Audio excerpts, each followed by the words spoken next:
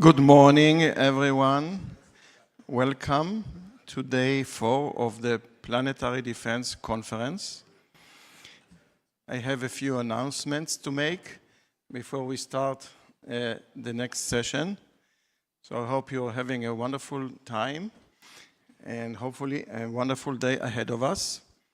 A quick reminder is that all sessions are broadcasted live and recorded. So watch what you're saying. But please have an impact. Coffee breaks are going to be at 10:40 and 15:05, time permitting. Lunch break will be at 12:45 for 1 hour. And there's going to be a transfer to the gala dinner tonight at 18:30. So after the end of the session, you have a little bit of time to organize, and there's going to be a transfer to the location of the gala dinner, which will start at 7:30 in the evening. And the gala dinner will include several events, including student prizes, some interesting announcements, and a few speeches. So make sure to go there.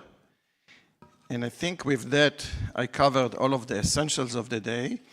I would like to start the next session, session 6, which is deflection and disruption, modeling and testing. And it will be led by Catherine Kamemoto and Angela Stickel. Please take it away.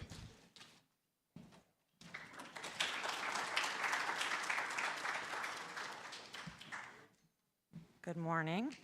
All right, that was loud, I'm sorry.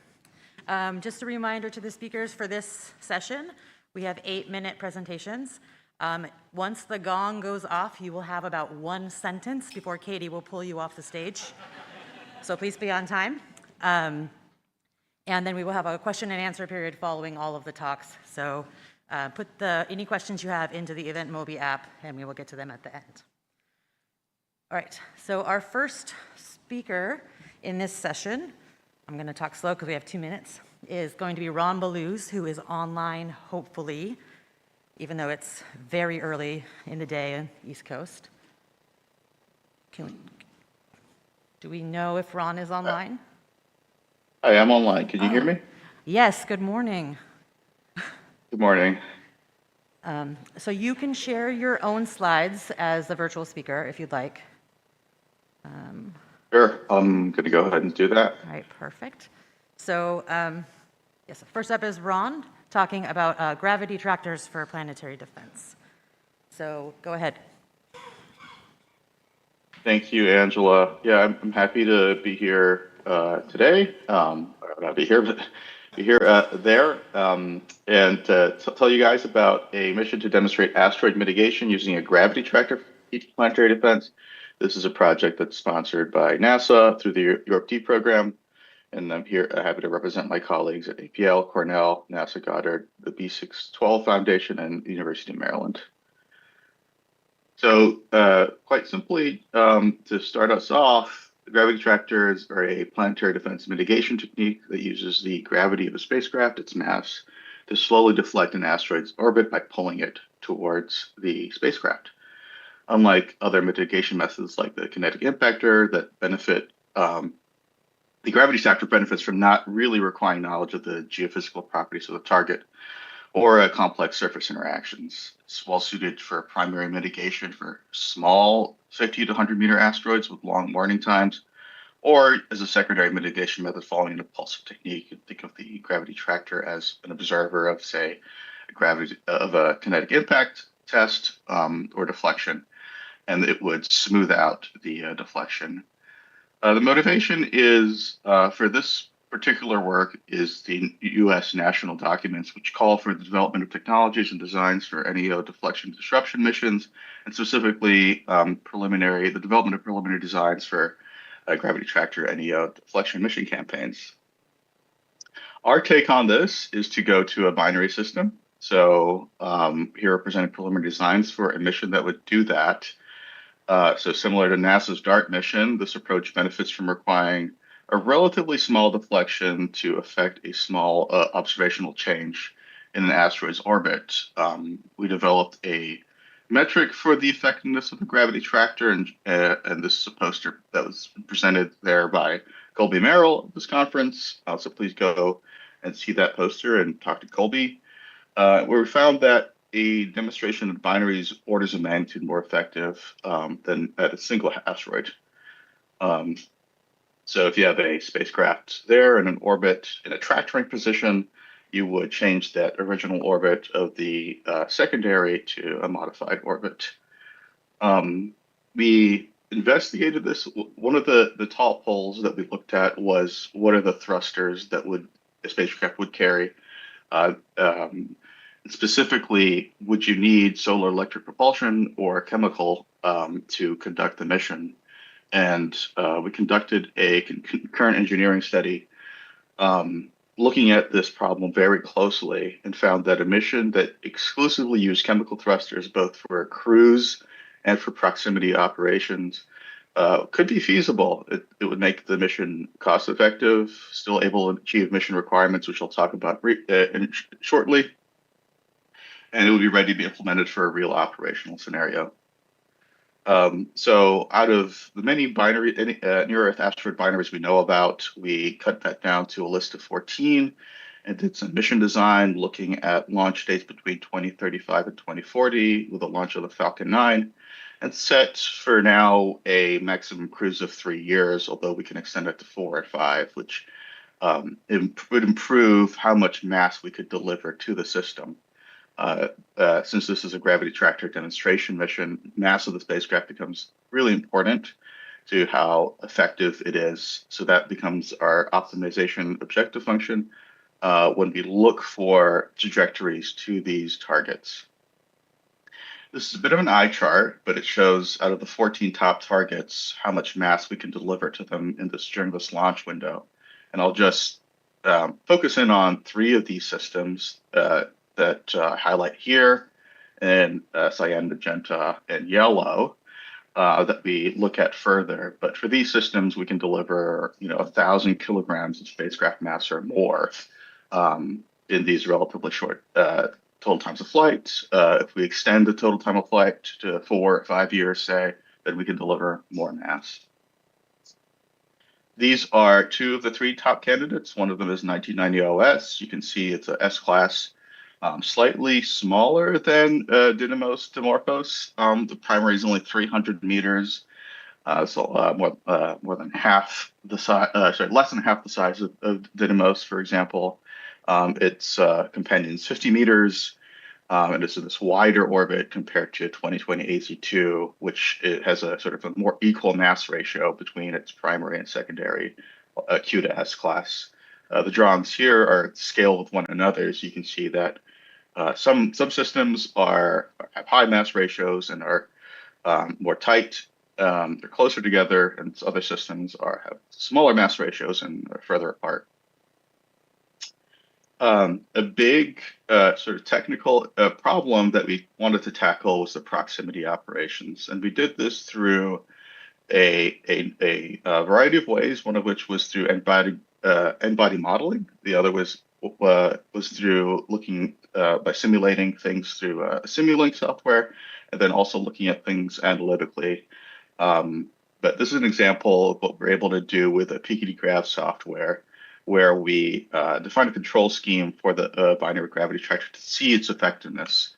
So this is an animation. In white, we have the secondary, in red, the binary gravity tractor, and in blue, the primary.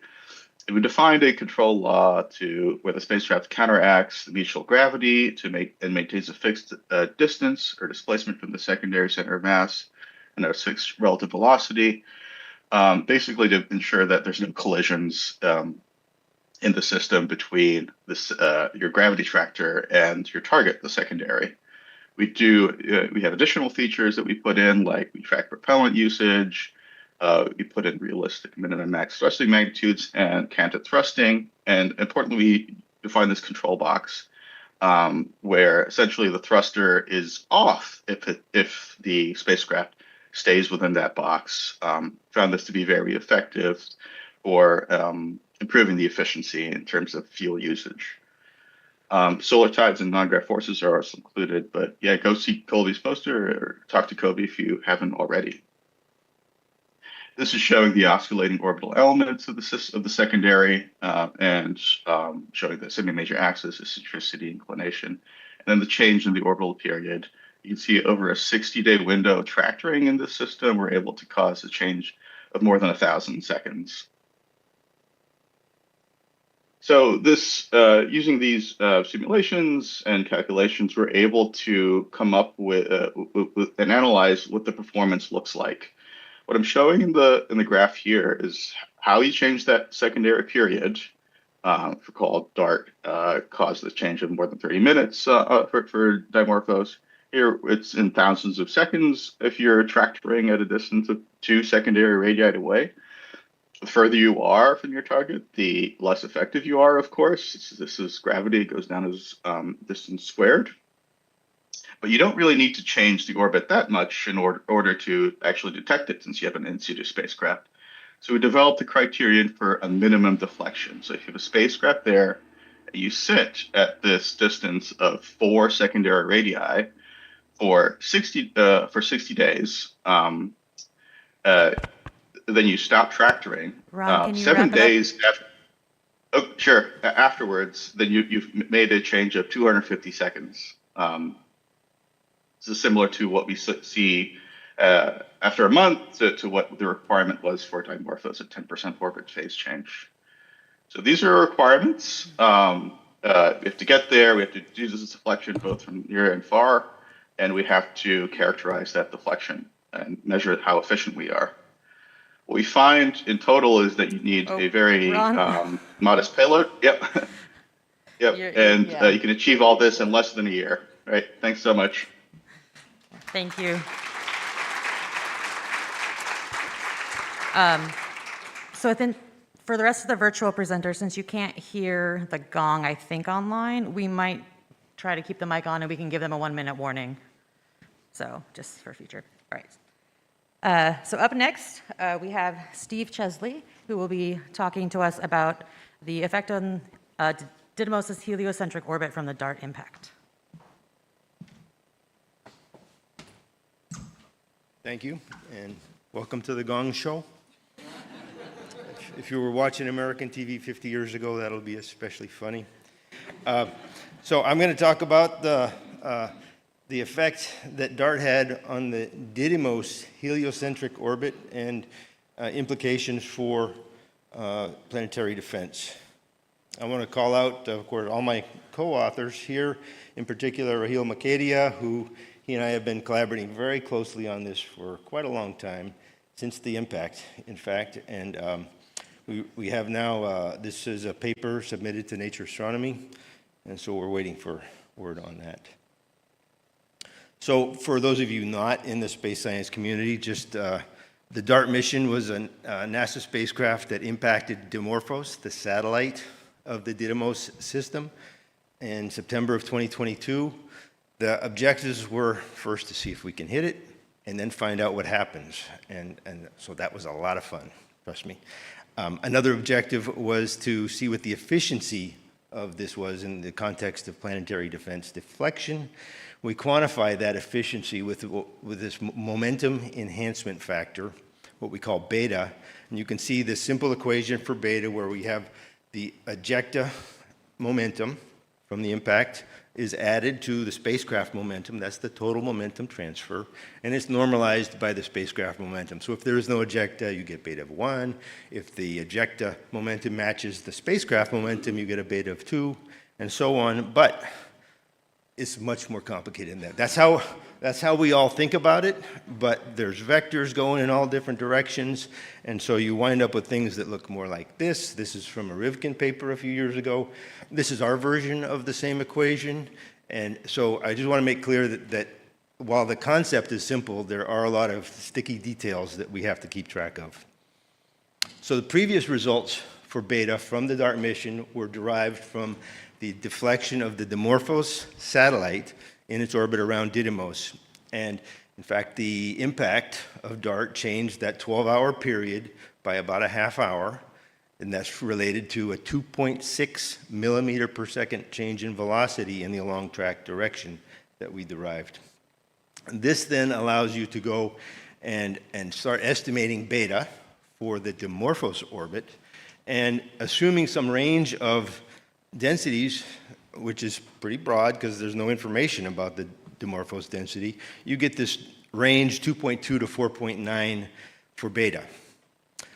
Now that was not particularly satisfying to me because that's not that different from what we knew about beta before the mission. But the paper, the Cheng et al. Paper, went on to say, if we assume that these two components have equal densities, you get a density of 2.4 grams per cubic centimeter, and with that assumption, then you get the beta of 3.6, which is true within its caveats. I think, unfortunately, a lot of folks in the community remember the 3.6, but not the caveats. So we're here to sort of test that.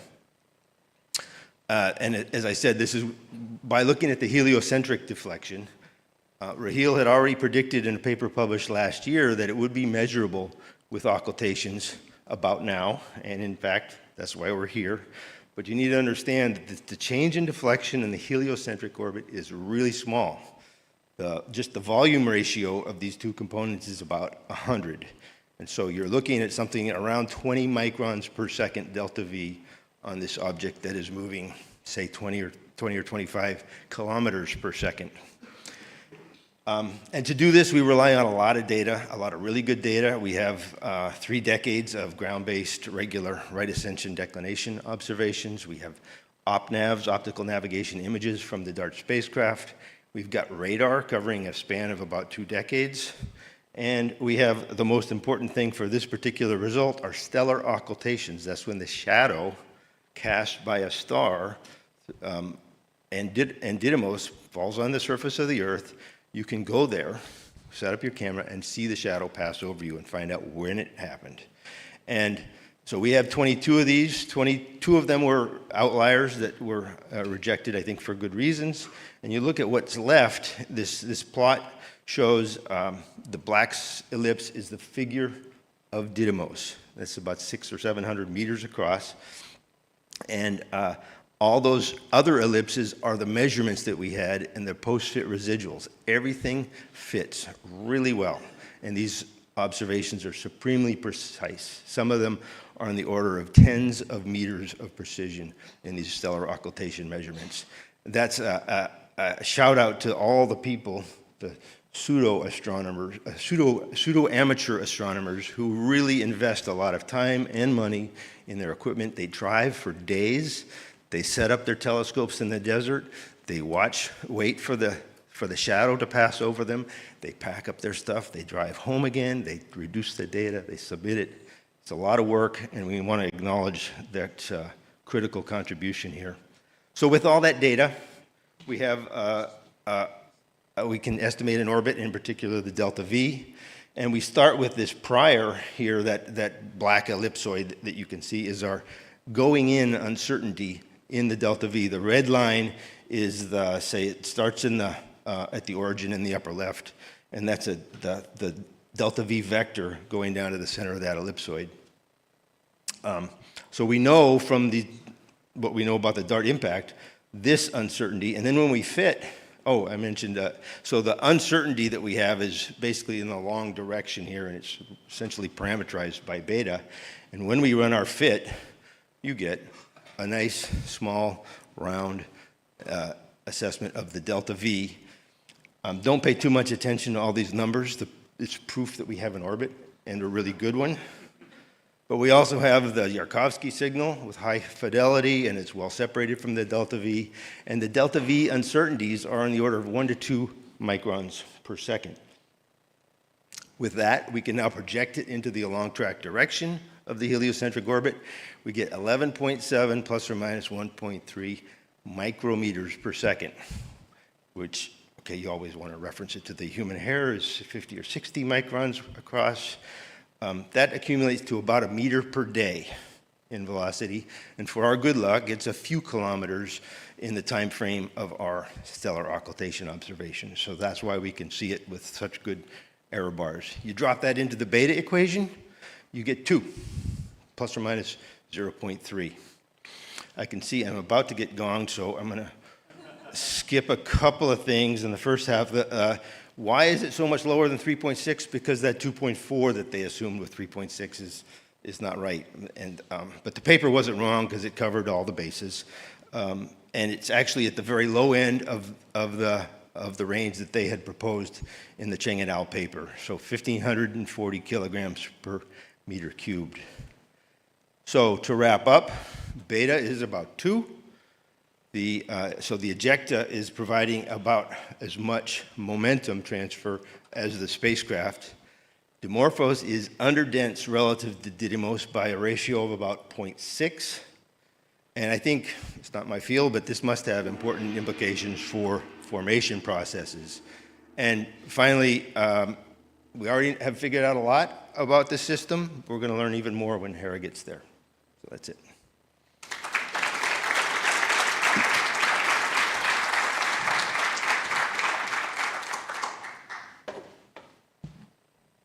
All right, up next we have Angela Stickle to talk about designer asteroids in kinetic impact experiments.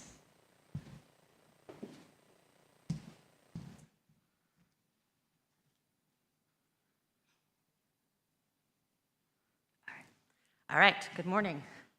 Thank you for that introduction. So we're still talking about kinetic impactors, and thank you, Steve, for that good introduction. The main process that we are going to be thinking about today, of course, is how much of a momentum enhancement you can get, and one of the main things that affects that is, of course, how much ejecta you get from your impact, right? So you send your spacecraft in, you hit it, you might get some small amount of ejecta, you might get a lot of ejecta, and depending on how much you get, that affects how much push you get.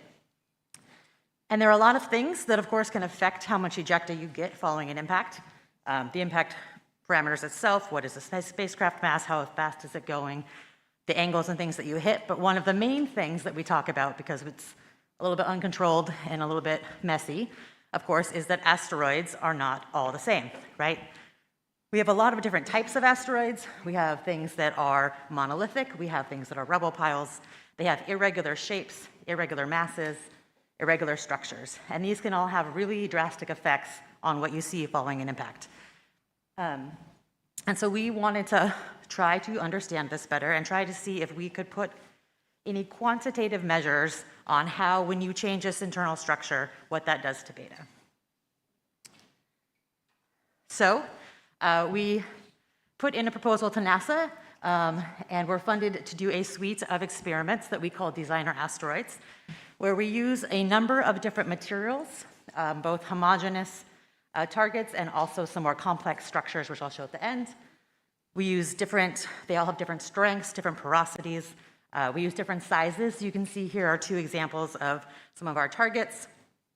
We have small, little 2.5-inch spheres and larger 4-inch spheres. And we use them as ballistic pendulums in the APL Impact Lab and also with experiments at the NASA Ames Vertical Gun Range.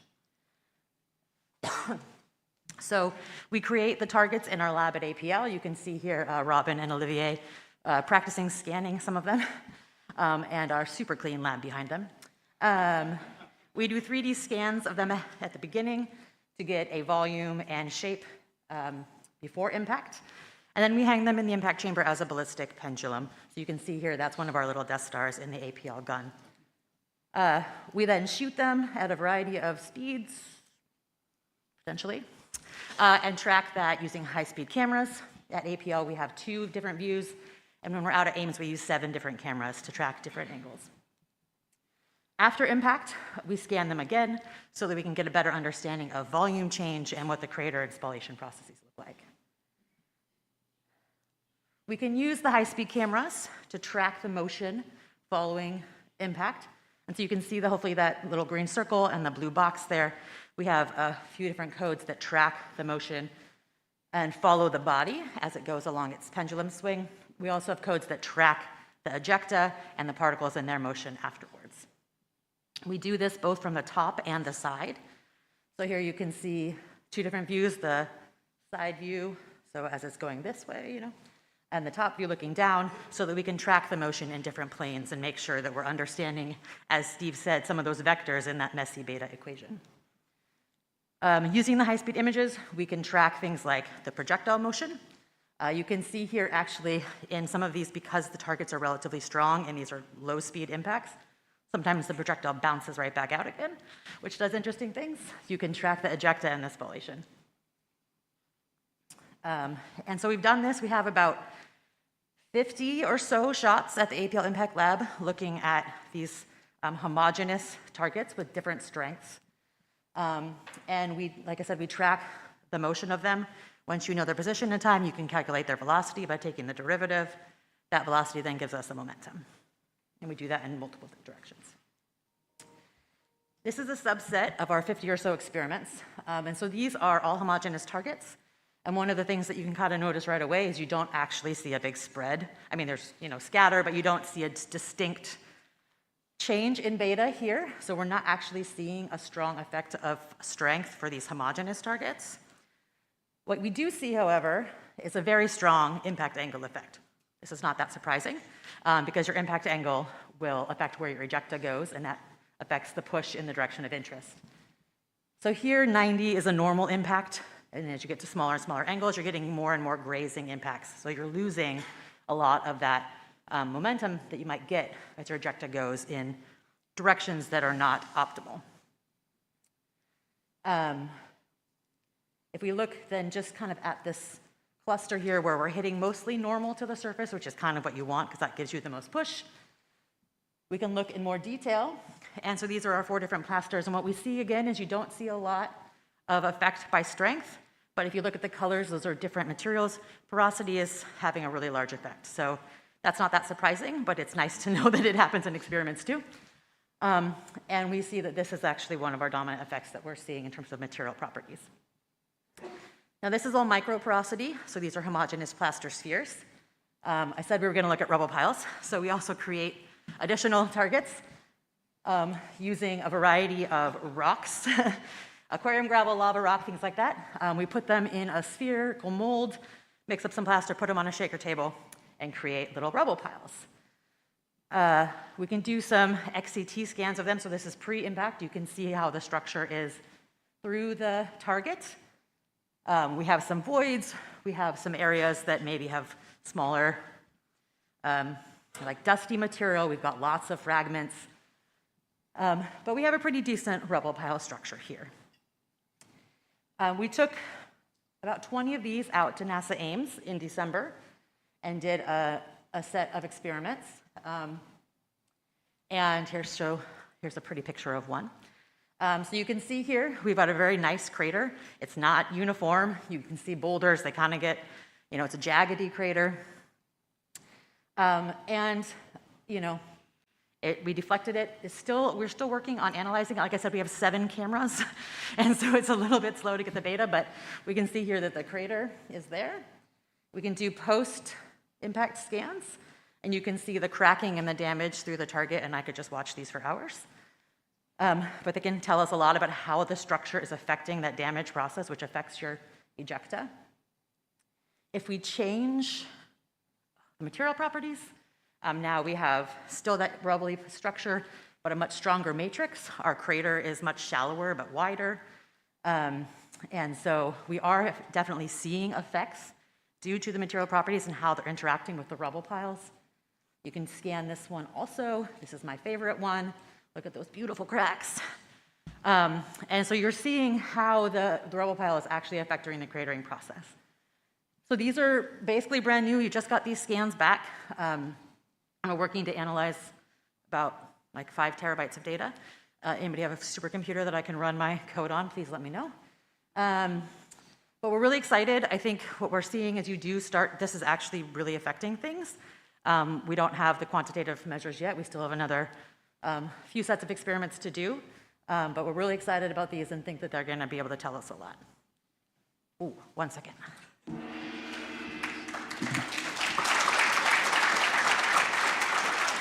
Oh.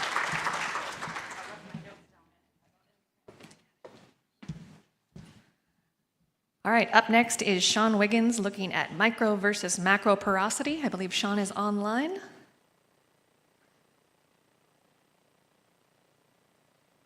Yes, I am. Can you hear me? Yes, and you are welcome to share your own slides. I will give you a warning at 1 minute. Okay. Can you see it okay? I think they're up now. Awesome. Okay, so I'm going to rush through this so I don't disappoint Katie and I don't hear that gong. So I'm going to be talking about the influence of micro-macro porosity, implicit, explicit porosity. That's how I really want to think about it when we go through these slides, and how that affects the deflection of rubble pile asteroids. So as we know, the majority of hazardous asteroids that we see in the sky around us are going to be a rubble pile structure.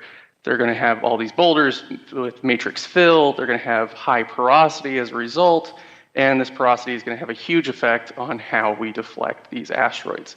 It's going to affect the production of ejecta and the amount of crush that we have. So normally we model these asteroids using a uniform, unresolved, implicit porosity on like a monolithic type body. But we want to know what happens if you include explicitly resolved pore spaces, and how does that change the transfer momentum in a deflection mission.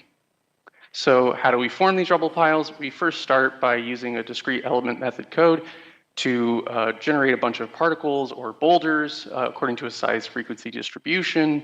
And then we bring these particles together to form our initial rubble pile-like structure. But we're not done there. We then have to go from DEM to SPH. And to do this, we use a weighted Voronoi tessellation where we expand these boulders to try to fill as much pore space as possible. We're still left with a little in between, but it's a very small fraction. And after we hit our maximum fill as much as we can, we then shrink each boulder and try to reduce it evenly. And we do this until we reach our desired overall void fraction, and we end up with something that looks like this here. Now, for the rest of this talk, I'm going to be talking about 3 different initial setup geometries. They're all going to be slightly different. They're going to have slightly different porosity methods. So like if we use implicit porosity or if we use explicit porosity. So on the left, we have a monolithic-like body, which is essentially just a giant rock, where we have implicit porosity throughout. Then in the center, we have our fractured monolith, which is basically just the non-eroded DEM to SPH transition. And we have very little inner boulder pore space, and every single pore space that we're going to have here is going to be implicit and therefore interboulder, inside the boulders. And then on the right, we'll have a macroporous body where we have explicit porosity only. There will be no implicit porosity in that simulation at all. None in the boulders, nowhere. So what does it look like when we actually try a kinetic deflection mission on these different types of bodies? Well, on the left, we have our monolithic structure with a 40% implicit porosity initialization, and it's going to be colored by damage. So purple is going to be 0% damaged, and yellow will be 100% damaged. And on the right, we have our macroporous body with 40% explicit porosity, and the colors you see right now will be overlaid by the same color scheme on the left. And as we see on the monolith, we have these really nice fracture patterns that develop as we would expect. We have a nice symmetric crater for the most part, and we have a relatively normal ejecta angle. But if we look at our macroporous body, we see that the damage does not propagate at all the same way. We have the inner contact areas between the different boulders where the damage really concentrates and propagates throughout the individual boulders through. And we have a very asymmetric crater, and we have a very vertical ejecta curtain comparatively to the monolithic case. And we can actually see that we have some individual boulders shoot off as well. So on the left again, I have the same monolithic run, but on the right this time, I now have the fractured monolith with 40% implicit porosity, same color scheme. And as you can see, the damage fracturing is pretty similar. It doesn't go nearly as deep, so there is some slight material decoupling that's happening between each boulder along these fracture surfaces. And we see that we still have a interstitial between completely symmetric crater and asymmetric crater forming, and our ejecta curtain is also relatively vertical compared to the monolithic case. So how does this affect our beta trends overall? Well, here I have a graph of our different beta trends for our different setup geometries. And on the y-axis is, of course, beta. On the x-axis is time in microseconds. And in green solid line here, I have the monolithic case with 0% initial porosity. The green dash case is with 40% implicit porosity. The solid maroon line here is for the fracture monolith case with a initial porosity of 0. And the dash maroon line is same run, but with the 40% implicit porosity within the boulders. And then in orange, we have the macroporous body case with an explicit porosity of 40%. And we note that there are several things to note, actually, that the beta trend between the monolithic case and the fractured monolith case are pretty different. We see that just the inclusion of these surfaces alone between the boulders is enough to drop beta quite a bit. And then when we add in explicit porosity, we notice that we see a precipitous drop in beta, as we would expect, but not as much as when we add in an implicit porosity, implying that there is some difference between how, thank you, those are registering within the code. So I'm going to conclude. The addition of porosity, no matter the implementation, reduces beta. We found that the inclusion of fracture surfaces reduces coupling between material, thus further reducing beta. The inclusion of explicit porosity does not reduce beta as much as we anticipated. And that these results are all relatively early in the cratering process, so none of the exact values I've given really should be taken as gospel, because on top of being early in the cratering process, they're also only in 2D. So we expect these 2D trends to hold in 3D, but the exact values will be very different. And with that, I thank you for your time. Thank you.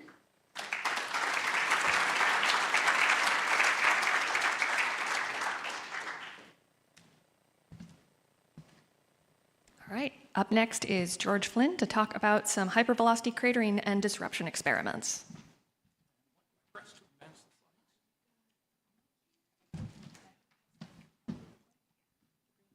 Okay, thank you. I want to talk a little bit about what we might be able to learn from hypervelocity impact experiments on actual pieces of asteroids, that is, the meteorites.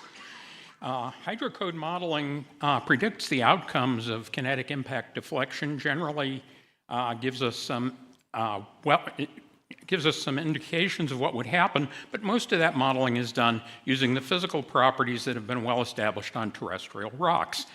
There are two things that you've already heard are of particular importance. One is this quantity beta, which is the amount of momentum you transfer compared to the impactor momentum. And the other is the specific energy that results in fragmentation of the target, because we don't want to fragment the target and leave a piece on a collision course with Earth. Asteroids have a wide range of porosity, ranging from near zero to more than 50%. We have some predictions from the hydrocode modeling that compaction of porous material can help absorb the impact energy and reduce the likelihood of fragmentation and increase the probability of survival of the body. It's generally assumed that increasing porosity lowers the disruption risk because of that. And similarly, it's generally assumed that targets of lower strength require more energy for disruption. We wanted to test that, and we also wanted to look at how beta varies because the modeling indicates that beta decreases with increasing target porosity, and the models indicate that beta is less than, many models indicate it's less than 1.4 for 5 kilometer per second impacts into highly porous materials.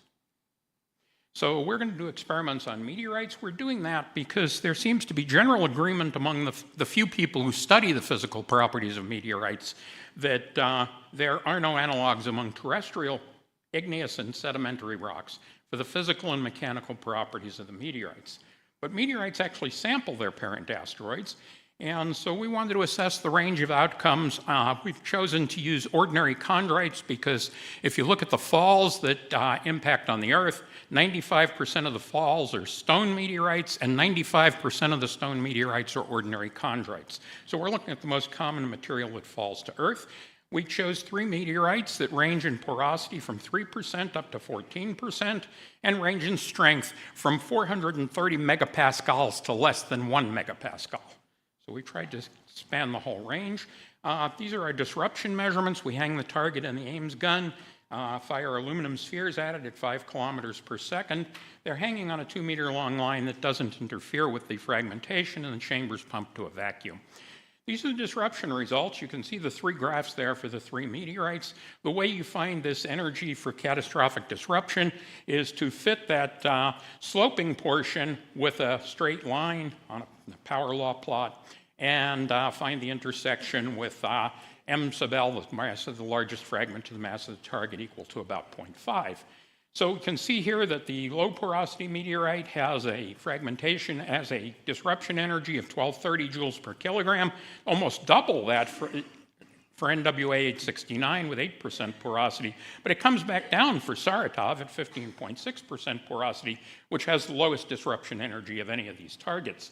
That was a surprise. Saratov has the lowest compressive strength and the highest porosity of any of these 3 L-type ordinary chondrites, so we would expect it to be the hardest to disrupt. It's the easiest of the 3 to disrupt. In order to try and understand that, we went back to some measurements that were done by Stan Love and Fred Hertz back in 1993, where they had a similar problem. They did impacts on sintered glass spheres, and they found that the sintered glass sphere targets, they had 2 of them of approximately the same strength but different porosity, same porosity but different strengths. They went back to work by Don Galt, who indicated that this catastrophic disruption energy was proportional to the strength to the 0.45 power. They divided their disruption energies by the strength to the 0.45 power, and you can see in that bottom graph everything plotted as a power law. So we tried the same thing, and much to my surprise at least, ours also plotted as a power law.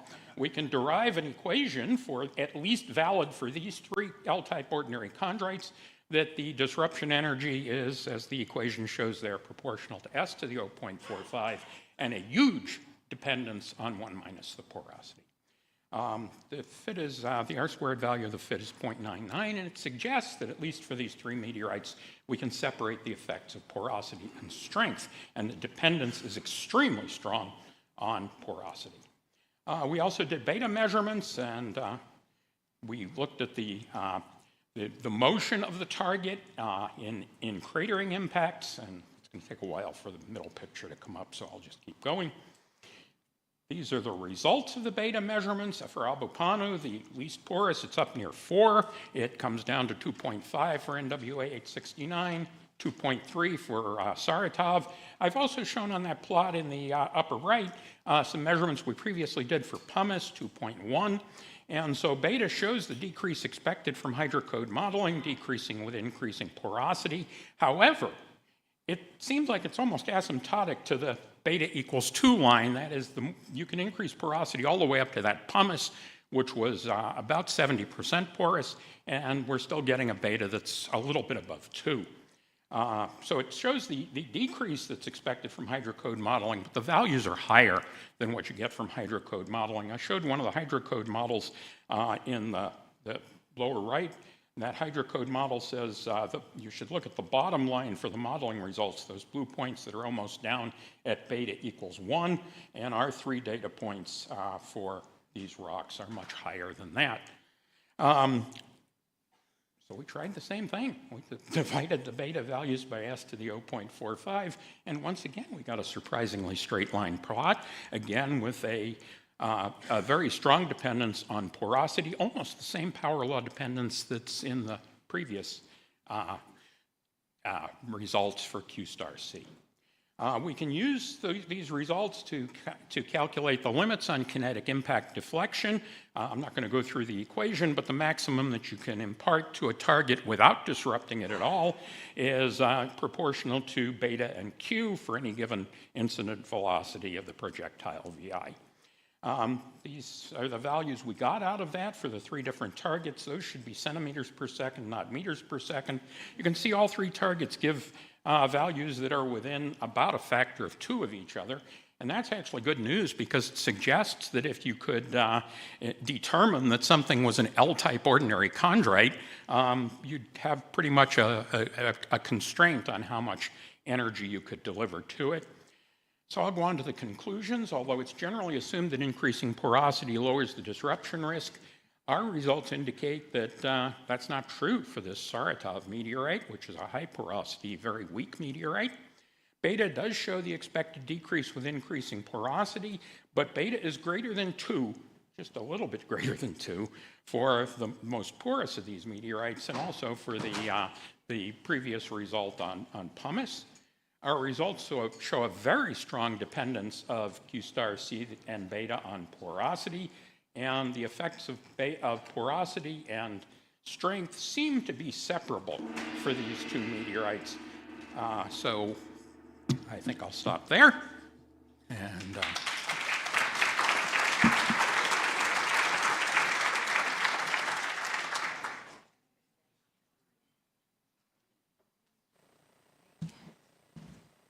Thank you, George. All right, so we're going to shift the theme a little bit. We're going to go back to an online presentation. We have Bryn Bailey, who's going to be talking about intentional robust disruption for planetary defense. So, Bryn, you can share your slides if you'd like, and we'll give you a 1-minute warning. Perfect. Can you see my slides? Yes, but we can see the whole PowerPoint window. Perfect. Right now? Yes, that's good. All right. Perfect. Thank you so much for the introduction. Hi, everyone. My name is Bryn Bailey, and I'm from the UC Santa Barbara Deep Space Group. Thank you so much for giving me the opportunity to talk to you today about Pulverize It, which is our multimodal planetary defense study currently in phase 2 of NASA's Innovative Advanced Concepts Program. We've proposed Pulverize It, or PI, as a supplementary planetary defense approach to bolster our response to potential threats. Rather than using momentum transfer as a deflection, PI works by imparting energy transfer to a threat. PI's approach, in essence, is to penetrate an incoming asteroid with high-density, hypervelocity kinetic impactors, which, in the case of intentional robust disruption, would enter the asteroid and break it apart into many small fragments. Our hypervelocity impact simulations are run using Lawrence Livermore National Labs AL3D code, using 2-phase tabular equations of state for our asteroid materials, and implementing a porous crush model. We model a complex boulder distribution set inside a weak binder material to simulate a rubble pile type asteroid, and we use a Weibull distribution of yield strengths to simulate realistic fracture dynamics within the asteroid material. Our baseline projectile is a 10-to-1 aspect ratio tungsten cylinder, 1 meter in length, which arrives in the asteroid reference frame generally around 20 kilometers per second. Here we have a simulation showing the time evolution of the intentional robust disruption of a 50-meter rubble pile asteroid into a distribution of fragments after the impact of a single 100-kilogram tungsten penetrator at 20 kilometers per second. Of note is that the high-speed vaporized ejecta exhausting through the entrance cavity at early times induces a transient thrust force comparable to that of a heavy lift vehicle for about 1/10 of a second. A brief analysis of the fragment statistics after impact shows that the average velocity of the fragments, shown by the red histogram, is far above the escape speed of the original parent asteroid, shown by the vertical dashed red line, which tells us that the fragments will not gravitationally recombine.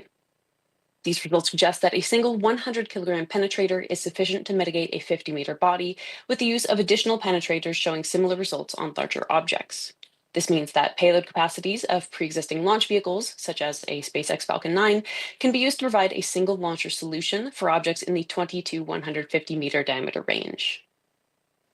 This final impact simulation showcases the extended multimodal nature of PI in that not only do we enable the complete disruption of objects, but the method is also capable of enhanced deflection of objects by ejecting large quantities of material off the surface for enhanced momentum transfer.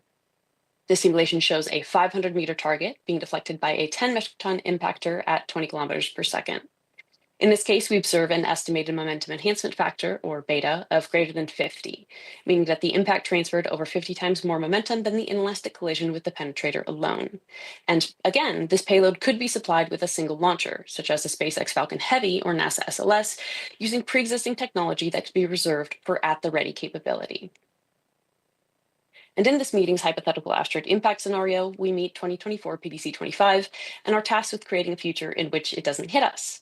With a discovery date 17 years ahead of Earth impact, there's ample time to consider our fate, though we'd like to act as quickly as possible. And with an estimated diameter between 140 to 160 meters and density ranging from 1.6 to 2.7 grams per cc, PI could be used in either of its extended warning modes, for intentional rust disruption or enhanced deflection, to mitigate the threat of otherwise potential regional devastation. This would be achievable with, again, a single pre-existing launcher, with the added benefit of requiring less mass off the launch pad and enabling faster response than traditional deflection. It would seem plausible that the 4 years between Epochs 1 and 2 could provide enough time for rapid development of PI, leading to operational status by the time the asteroid's characteristics are fully constrained. To play devil's advocate, though, what if a situation arose where we didn't have extended warning? What if we did stumble into a short warning discovery of an incoming object, similar to asteroid 2024 YR4's recent close approach, but a non-zero impact probability were to persist? It's not uncommon for small bodies to be discovered close to or after a close approach, particularly when coming from the direction of the sun. And you and I know that these threats can be dealt with, but much like not. And in the unlikely but not impossible event that we're faced with relatively short warning of an impact, what preventative measures could we develop other than stocking up on toilet paper for some reason? In practice, we've seen that is a tried and true method, as the DART mission showed us in a tremendous breakthrough for planetary defense. Though presently, deflection is the only method which has been reliably put into practice. And in a real mitigation scenario, a deflection mission hinges largely on time. An object's discovery must give us enough time to design and launch a mission to deflect it relatively far ahead of its impact, which is on the scale of years, if not decades. As such, current planetary defense strategies are not necessarily well equipped to combat a wide range of possible threats, particularly in the short warning regime where there's little to no time before impact. So, what would we need to remedy these issues? Well, we could append an existing strategy or introduce a new one with the capacity to mitigate short warning threats in the event that an object is detected with little time before impact, a fail-safe for sort of worst-case scenario. To achieve this, we'd need an operation with rapid at-the-ready capability, which ideally relies on pre-existing technologies such as launch vehicles and bases. Realistically then, in a scenario where every second counts, the less moving parts we have, the better. Decreased complexity translates to a decreased likelihood for error. Then, a single launcher solution, which requires only one vehicle for mitigation of smaller end objects, would be ideal. In summary, we desire a method that is simple in execution and highly effective in practice. The question becomes, can we append existing planetary defense technologies with a new approach that relies on a relatively simple, reusable infrastructure that can provide reasonable mitigation of a wide variety of threats, including those in the long and short warning regimes? Well, we think so. PI fills all these boxes and represents a versatile, multimodal approach that could be used in a wide variety of scenarios, spanning warning time and threat size. In longer warning scenarios, where an impact is months or years away, the fragments can miss Earth entirely, completely removing the threat. And depending on an asteroid's size and speed, a short warning mitigation scenario, or terminal scenario, could be feasible. The fragment cloud would then enter Earth's atmosphere, where it would disperse the energy of the original asteroid into optical flashes and decorrelated shockwaves of acceptably low magnitude. And although we do not recommend it, we find that even terminal mitigation of our hypothetical asteroid would yield optical and acoustic effects with acceptably low damage as experienced on the ground. These plots show the cumulative distribution functions of the optical energy and acoustic overpressure in an extreme scenario in which we intercept a 150-meter asteroid just 30 days before Earth impact. The various colors dictate different average densities spanning 2024 PDC 25's estimated density range. And again, this is an extremely conservative example. It's highly improbable that an object of this size would be discovered late enough to necessitate a terminal mitigation effort. and increasing the intercept time by just several months would be enough to spread the fragment cloud wider than Earth's diameter, leading to no ground effects at all. But we simulate these extreme cases here to show that it would be possible. To conclude, PI represents an effective multimodal method for planetary defense that could prove useful in a wide range of threat scenarios, spanning both asteroid size and warning time. It represents the first planetary defense strategy that's capable for use against short warning threats and allows for a logical roadmap toward a robust planetary defense system, creating a single launcher solution with at-the-ready capability. Here I've linked some of our recent papers. Thank you so much for your attention, and I'd be happy to take any questions during the break. Thanks very much, Bryn. Thank you. Okay. So up next, we have Patrick King, who I saw online earlier, who's going to be talking to us. No, wait. That's not the correct talk down here. Oh, but Patrick, are you there? Yes, I am. Can you hear me? Yes. Do you want to share your slides? Yes, I can. Okay. So Patrick King is going to be talking to us about some calibration of X-ray energy deposition experiments. And Patrick, I'll give you a 1-minute warning. Great. Thanks, Angela.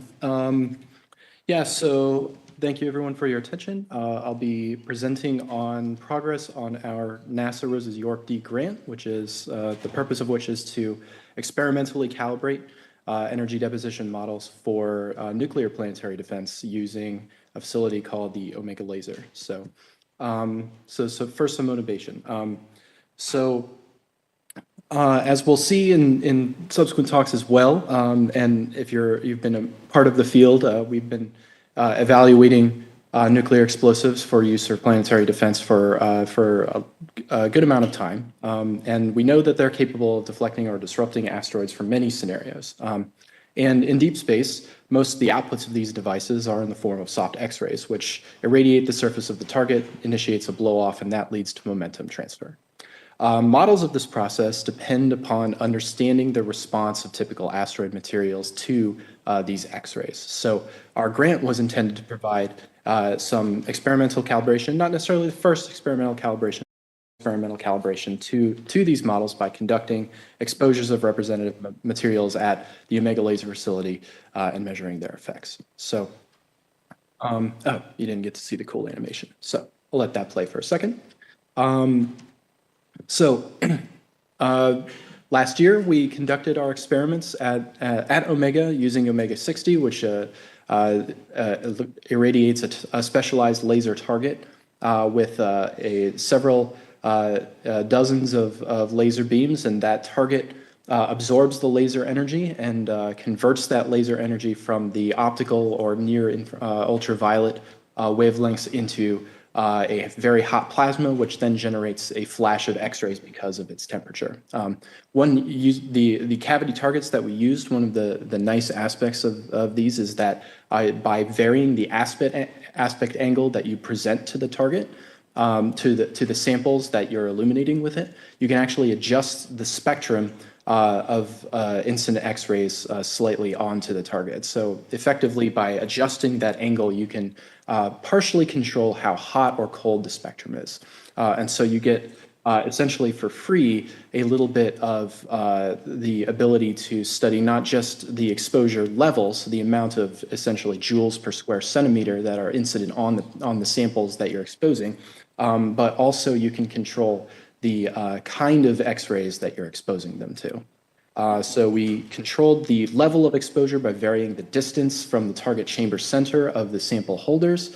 In this image, you can see a long exposure photograph of one of our experiments. At the very center is the small laser target that was disassembled by the laser. And then you can see a few of these kind of sample holders that hold 4 different samples at once, located at varying distances from target chamber center. We conducted 12 shots and exposed a combined total of 287 different samples.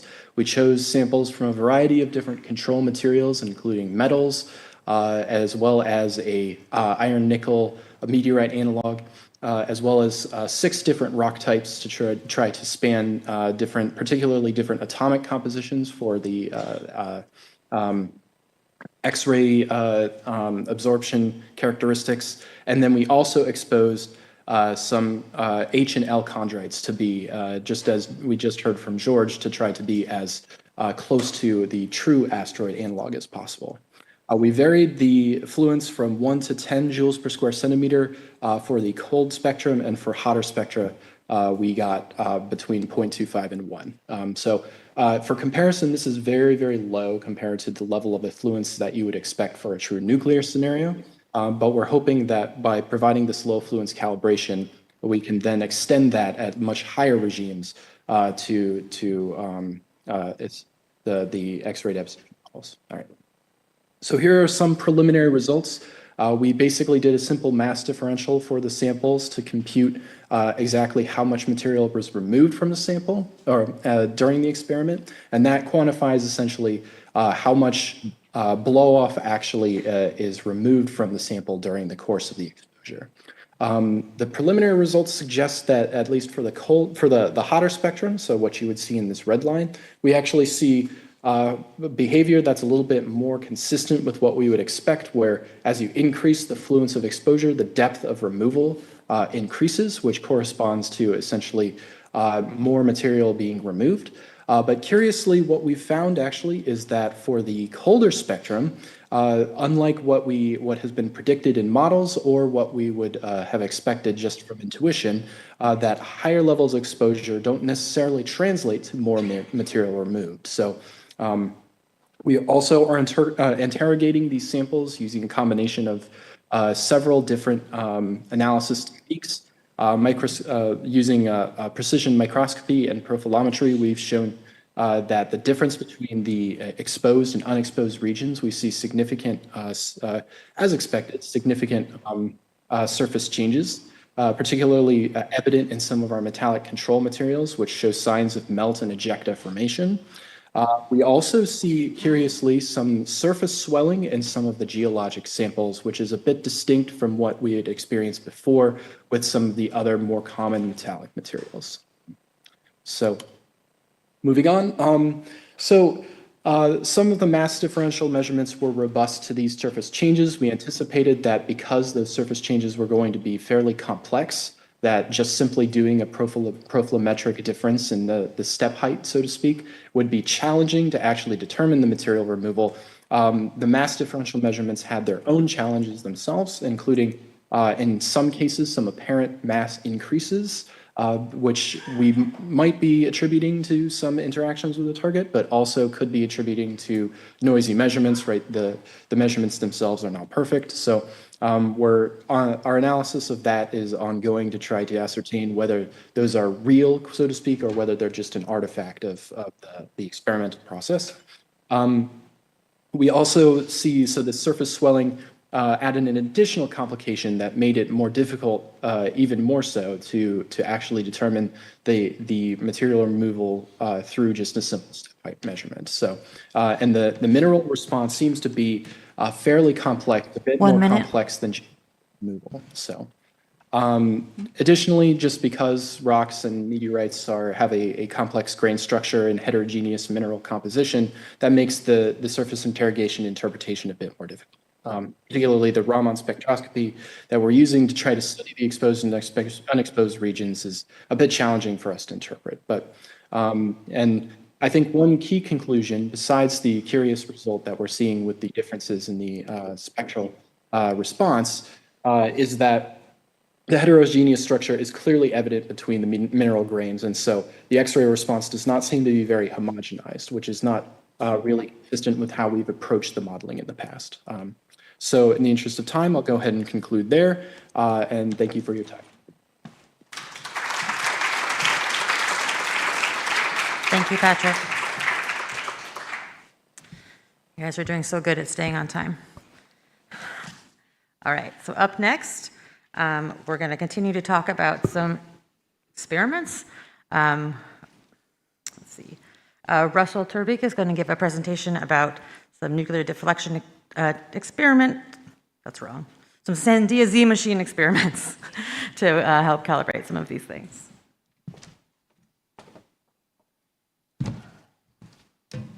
All right. Well, good morning. Contrary to what PowerPoint tells you, I am not Nathan Moore. That is my colleague. He could not make it today, so I'm filling in for him. Let's see. Perfect. Okay, so in case I get gonged, the one big takeaway I would all like you to come away with from this presentation is that we don't have to send up nuclear explosive devices into space in order to figure out if they work or not. We have extremely powerful X-ray sources right here on Earth from Albuquerque, New Mexico. The Z machine is the world's most powerful X-ray source. And so if we want to get the effects that we would expect from X-ray deflection, no spacecraft needed. All you need is $300,000 and a little bit of rock. So that's right. So to continue with the main body of the presentation, there are certain regimes for which a kinetic impactor would be most desirable, both from an engineering and a diplomatic point of view. But there are certain classes of objects for which only a nuclear explosive device will give you the sufficient momentum transfer to save you. So while we're kind of working at the kinks of what that would look like, how the UN Security Council would have to vote, we at Sandia are trying to analyze that mission now and figure out what that would even look like to give the decision makers the power that they need. So we have at the right, I guess, depending on your point of view, kind of maps of X-ray effluents for various classes. And the whole point of this experiment is, given a silica, can we accurately measure the sort of expanding vapor cloud, kind of turn a small rock into effectively a jet engine, kind of spalling out some ejecta? So what do we need to do? First off, we have a very, very powerful X-ray source. Well, check. 2, we want to put it in a free fall state. So this is the real novel thing of Nathan's experiment that hadn't been done before, is basically kind of giving what he calls X-ray scissors. You sort of cut those and let the quote-unquote asteroid free fall over the course of microseconds, and then determine not just its imparted momentum due to the shock wave, but also the, like when you let it freely fall and simulate spall out ejecta, how does it move in response to that? And then thirdly, you need accurate interferometric measurements to be able to determine, exactly how far it went. So, okay, so yeah, so here's a little video of how the Z machine works. That's 33 meters in diameter. So it's very, very big. We have a series of Marx generators, which get charged up to roughly tens of megavolts. So you don't want to be in there while this is happening, that's for certain. Yeah, and the reason why we call it the Z machine, it works through the Z pinch effect. When you have a magnetized plasma traveling parallel to a strong magnetic field, it tends to kind of bottle or pinch in the Z direction, hence the name. Not the most creative or clever thing, but it's easy to remember. Right, yeah, so we're releasing roughly 2 megajoules of energy over the course of, tens, maybe 100 nanoseconds. It's bright, it's reliable. We shoot maybe 200 times a year, so we quite literally have this down to a science. Right, so this is the X-ray scissors that Nathan figured out. That we have a very, very thin foil, less than 1% of the actual object mass that you're looking to deflect. The idea here is that the initial X-ray pulse reaches the scissors, ionizes them, and then you have the mock asteroid in a state of free fall. The scissors vaporize much more quickly than the asteroid itself actually begins to take that shock wave, because it's the shock physics that really drives the momentum transfer. So you waste very little of the experiment kind of waiting for the scissors to do their job and cut the aluminum foil. Sorry, not the thin foil. Right. Let's see. So this is a high-fidelity magnetohydrodynamic simulation using Allegra. That's a code that Sandia manages and operates, kind of showing you what that quasi-uniform vapor expansion is going to look like. So the big takeaway here is there's a lot kind of going on visually in this picture, but you see this kind of uniform with respect to the y-axis spallation at first, and so it can be pretty easily, well, kind of easily compared to the experiment itself, be modeled as sort of planar motion. Right. Keep going. So this is kind of the money plot here that was published in Nathan's science paper. So what we see with stage 1, that kind of very, very thin sliver, the initial experiment, that's when the X-ray scissors are cut, and the the momentum tracking on the device on the mock asteroid shows that there's very little movement at that time. Stage 2, the X-ray scissors have done their job. The asteroid is in free fall. It falls for, I think, over a course of like 20 microseconds. It's maybe like 2 nanometers of like downward movement due to Earth's gravity, so basically 0. So yeah, we see during the development of the shock wave, there's a distribution of momentum components within the asteroid. By the time you get to stage 3, with both the quartz and the fused silica, we had 2 mock asteroid types. You see more or less uniform velocity, and this is basically this Newtonian motion backwards. And the bottom right is kind of the integrated, like the displacement as a function of time. Right. Yeah, so one of the other kind of big takeaways from this paper is that there was significantly more momentum transferred to the asteroid, about 30 to 50% more than you would have predicted just based on shock physics alone and like the transfer that the X-rays give to the asteroid. The extra 30 to 50%, that's accounted for by the vaporization and the spallation away from the asteroid. So if we hadn't allowed it to do free fall, we would not have observed that. So it's a very important part of the experiment. Right, well, I'm actually finished with quite a bit of time. But so the big conclusions are that yes, we can do this sort of experiment right here on Earth. The entire purpose of the Z machine is that although expensive, it's much, much more cheaper than building nuclear physics packages and like bursting them every single time to determine what happens. This is the closest we're going to get to simulating the radiation environment of a real-life nuclear physics device.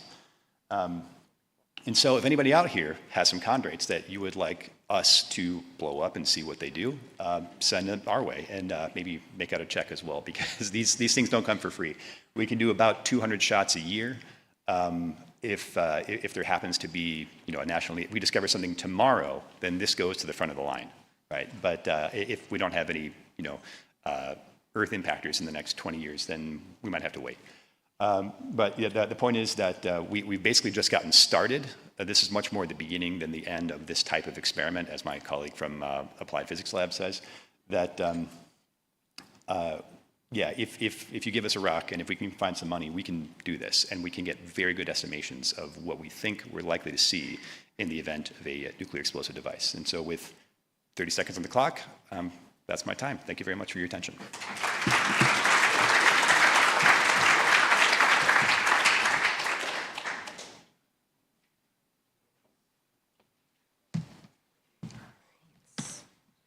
Thanks, Russell.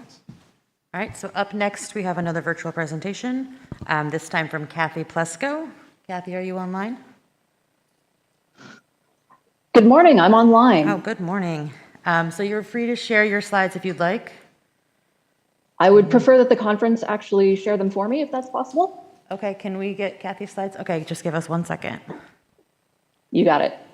And while we're waiting on that, the next talk is by Kathy Plesko, who is going to be talking to us about options and uncertainties for nuclear mitigation for our hypothetical asteroid.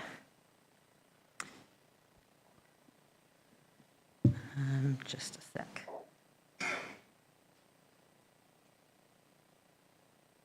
All right, well, if you want, I can, oh, there we go. All right.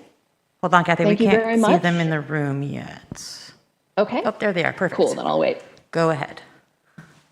Okay, thank you very much, everyone, and good morning. I'm Kathy Plesko from Los Alamos, and I'm going to talk to you today about a potential additional option for the hypothetical threat exercise. So next slide, please. On Monday, you heard some people talking about a heuristic related to the escape velocity of the object, such that if we do not change the velocity more than 10% of the escape velocity, the object is very unlikely to disrupt at all. And if we change the escape velocity by greater than 10 times the escape, or if we change the velocity of the object by greater than 10 times the object's escape velocity, we believe that it is very likely to strongly disrupt, such that we would not see fragments larger than order 10 meters coming towards Earth.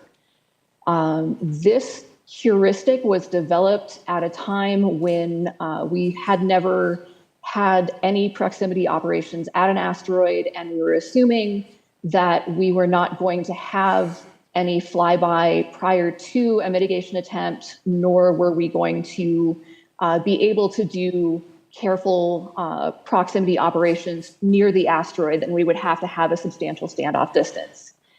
Unfortunately, as we come into modern times when those assumptions are no longer the case for this exercise, that is not reducing the technical challenges, it's actually just offloading them onto mission planning.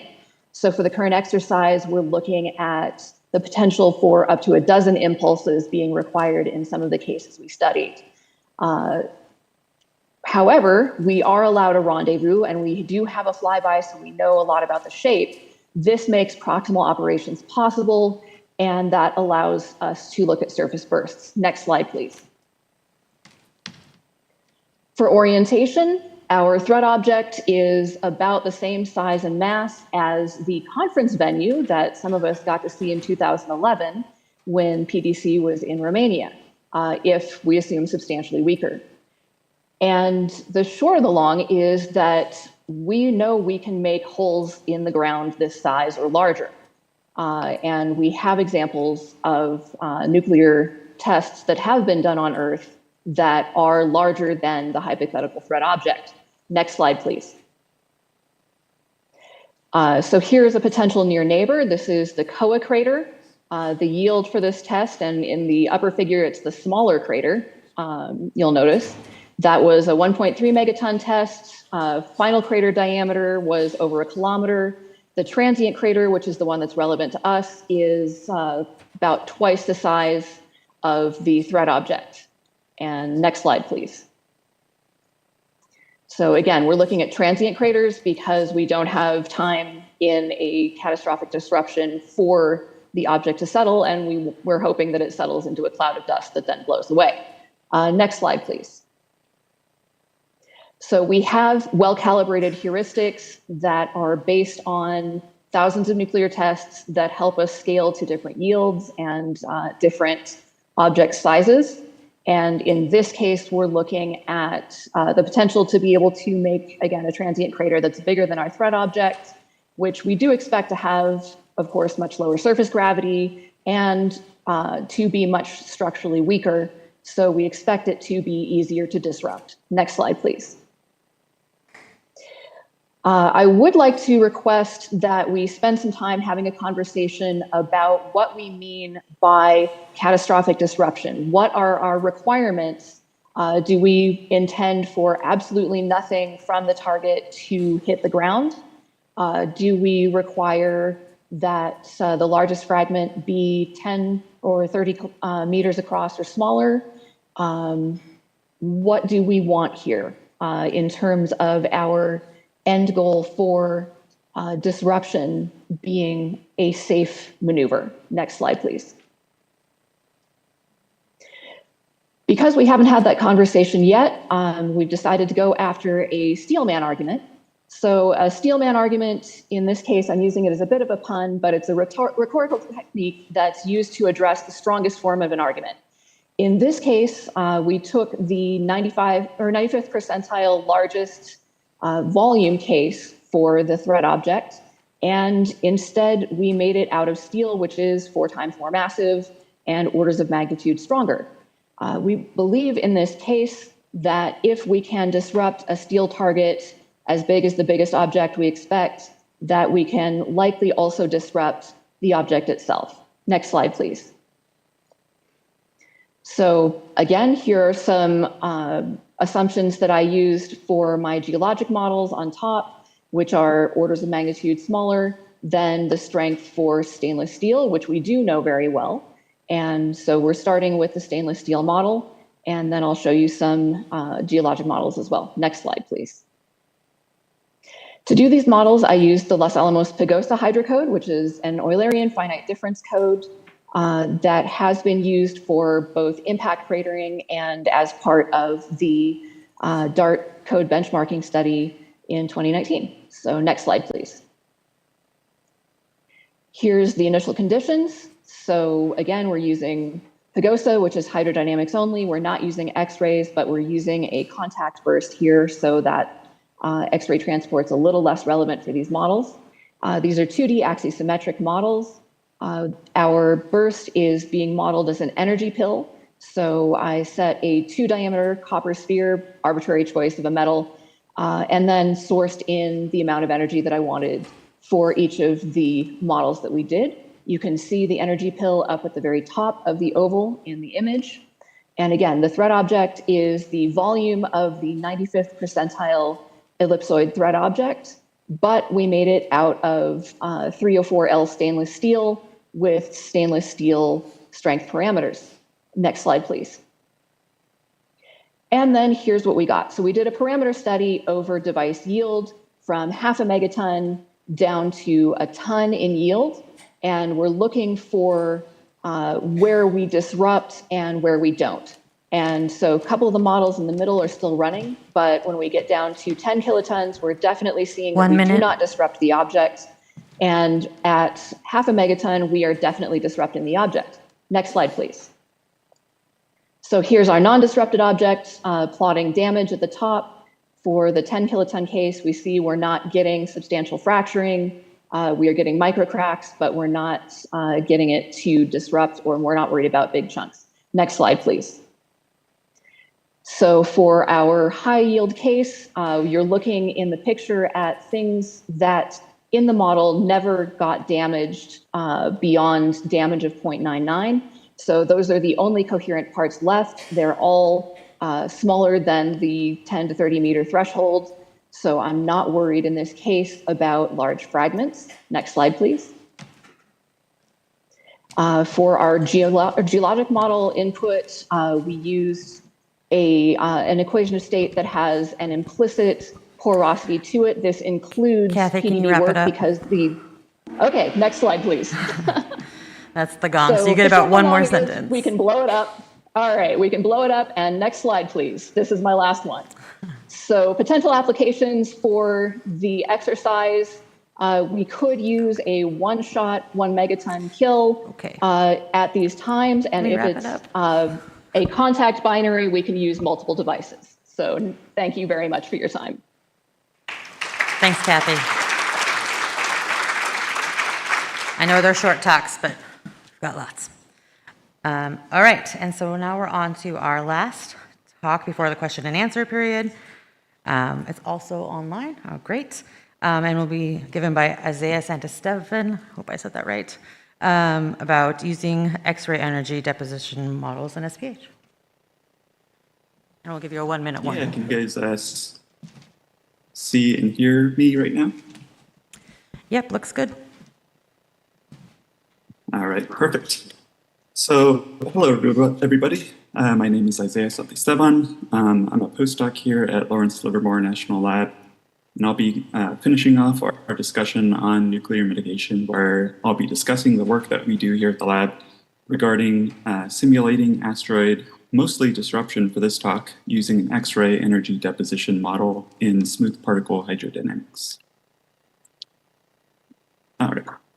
So, although kinetic impactors like the DART mission have been tested successfully, nuclear mitigation missions might be our only option to act when the asteroid sizes or masses are exceptionally large, or when we have really short warning times.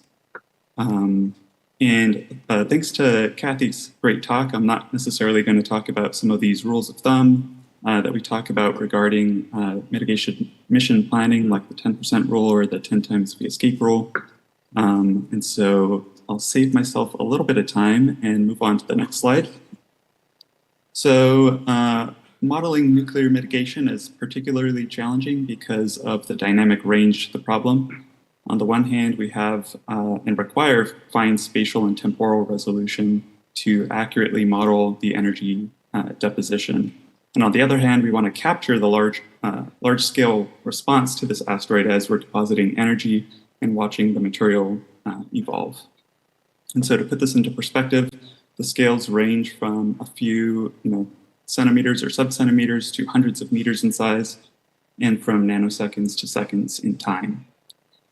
Fortunately, to kind of help with this, we use the Berkey et al. 2023 X-ray energy deposition model, where we're able to use this analytic model to initialize our hydrodynamic simulations without having to do the costly radiation transport part of the problem.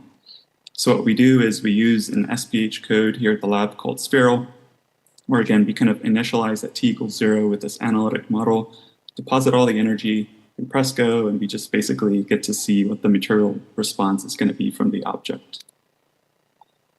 For the study here, we focused mostly on modeling the intentional disruption of the median mass asteroid from the EPIC-2 PDC scenario. So it has a diameter of about 150 meters. We decided to use the Bennu shape model. So we're not necessarily doing that 2-1-1 type geometry, but similar size, similar mass, porosity of about 31%, an escape speed of something like 8 centimeters per second. We used a forced rate equation of state, and we initialized all of our simulations with a 1,000 kiloton or 1 megaton NED yield. And for our study, we basically varied two main things, the first of which I'm going to call the material model, where what we did is we used viable damage parameters that were tuned to match experiments of Abapanu and Chelyabinsk meteorite material. We feed these viable damage parameters into the damage model inside of Spheral to kind of capture and model how damage is propagating throughout the body. And so the two that we tested were a model similar to Abapanu, which I'm going to say is kind of stronger or harder to damage, and the other one is for Chelyabinsk, which is easier to damage. The other thing that we varied was the height of burst, or basically the distance of the NED from the surface of the asteroid. We used a 25-meter height of burst for both Chelyabinsk and Abapanu, and then we did a smaller height of burst of 10 meters for just the Chelyabinsk model only, just to kind of probe out this parameter space. So one of the key takeaways from our analysis is that the material model doesn't necessarily affect the final deflection velocity, or at least the deflection velocities at the end of the simulations for instance, for the 25-meter height of burst, where we are testing these two different material models, we get the same deflection velocity. However, the 10-meter height of burst shows a slightly smaller value. And this is primarily because at 10 meters, you're illuminating less of the surface area, and we're only depositing 40% less energy compared to the 25-meter height of burst run. But we do see that it's still pretty comparable, and all three of these delta Vs at the end are well above the 10% rule for accidental disruption, but still not quite reaching the 10 times V escape for robust disruption. This plot here shows the two 25-meter height of burst runs, where we have the Abapanu on the left, Chelyabinsk on the right. Here I'm showing color coding everything by material damage. And in the Chelyabinsk model, we see that damage propagation has gone further into the asteroid. And you can kind of think of this as being, because Chelyabinsk is easier to damage, then the rate at which the material is getting damaged is faster than that in Abapanu. And so your choice of how material is getting damaged is an important thing to take into consideration for mitigation mission planning. This slide shows the two Chelyabinsk models, where we have the 10-meter height of burst on the left, 25 on the right, at a slightly later time. Again, we kind of see the 25-meter simulation has more overall damage, although we do see a pretty comparable amount in the 10-meter run. The big caveat is at 10 meters, we're seeing a larger crater being formed. So we're seeing a crater depth that's roughly 3 times larger than the 25-meter height of burst run. And so our height of burst, now kind of is important to how damage is getting propagated throughout the body and in crater formation. And finally, in my last results slide, I'll just mention that we ran the 10-meter height of burst case out to something like 145 milliseconds, which took a very long time. But we do see that the material motion in the body is moving very fast. And so on the left, I'm showing everything color-coded by the x component of the velocity, we see basically the two halves of the object are going to be moving in opposite directions at greater than 2 times the escape velocity. Whereas on the right-hand side, we're showing the total velocity magnitude. 1 minute. This object, thank you. This object is moving at greater than 5 centimeters per second, but a lot of this surface material that's close to where we illuminated or first deposited the energy is moving at much faster speeds. So this material motion, in conjunction with the fact that at this time the entire body is almost fully damaged, strongly suggests that this is going to undergo fragmentation, but we don't necessarily know how robust this is going to be because we'd like to run this out to much longer simulation times, which is very computationally expensive. So in summary, we tested the different material models, and we see that the rate of damage propagation throughout the body are different between the two, and so choosing how material damages is important for your mission planning. We saw that smaller height of bursts can produce smaller delta Vs, but induce larger craters and comparable amounts of damage. And there's lots of other cool stuff in the future that we could do with fun shape models. So I'll just leave it at that. Perfect. Thank you.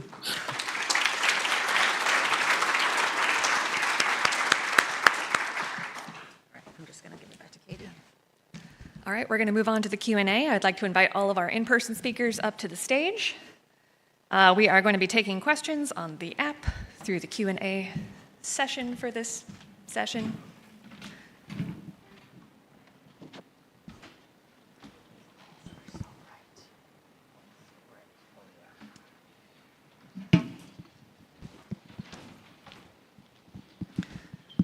All right, so the first question is going to be for Bryn. Can you provide more details on how pi differs from established kinetic impactor technology? Bryn, you're muted. I'm so sorry. Can you repeat the question, please? Yes. Can you provide more details on how pi differs from established kinetic impactor technology? Yeah, so pi is really a unique planetary defense approach in that, again, I really want to stress the multimodal nature of it, in that we do have this capacity to be used in short warning mitigation scenarios if necessary. It does allow for a decreased launch, decreased mass off the launch pad, and an increased response time in relation to other both kinetic impact and deflection techniques. And it really is this multimodal capability, this diversity in the method, that it can be applied to many different situations. Right. So I think the question was more aimed at like technologically. Is it different than a kinetic impactor? Yes. So in regard to, I'm assuming then the question is about the actual impact itself. So essentially how pi works is, I don't know if I can share slides again just to show anything, but I guess for simplicity I won't. So we have our penetrators that come in, and again, as I mentioned, they're usually, we model them as 1 meter in length. We use dense material, usually tungsten, in most of our simulations that do enter the asteroid at hypervelocity speeds. And so the real difference between most other kinetic impact methods and pi is that we are trying to penetrate the asteroid to intentionally, robustly disrupt it, to break it into many different fragments, whereas most kinetic impact techniques really kind of just want to hit it more bluntly, like particularly in deflection, where you're just trying to slightly nudge an asteroid, essentially.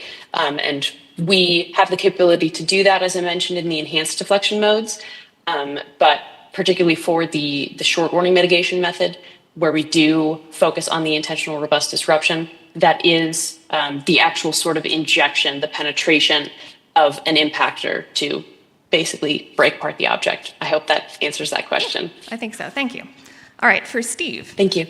Does the improved beta for DART give insight into how likely it would be to have this beta for other asteroids? Does the low density of Dimorphos mean that denser asteroids might have higher or lower beta? Well, now we are in a position, we have statistics of 1, right, which is sort of infinitely better than we were before.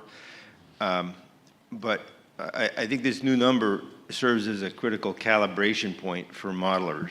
And we're not going to get large number statistics from space missions for this problem, but these calibration points like DART can inform the modelers. And as I understand things, for instance, there was a little bit of a disconnect between some of say the 3.6 that I mentioned with the very low strength that had been reported for Dimorphos. And I think things are sort of lining up better now, but as I understand things, the lower the strength, the lower the beta, and so that's sort of hanging together.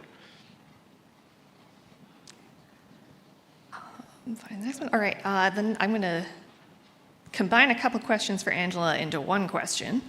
So this first one is kind of, I'm sorry, starting with a different one. So this is for both Angela and Sean. So Angela's CT scan looked like the targets preserved most of the porosity in the subsurface of the rubble pile, but Sean's model looked like it collapsed the near crater pore space. Could the authors comment on how to interpret the variations between numerical, experimental, and real-world results? I love this question. Whoever asked it, thank you. Yeah, so I think it's really important that we do all three of these things because we see these differences.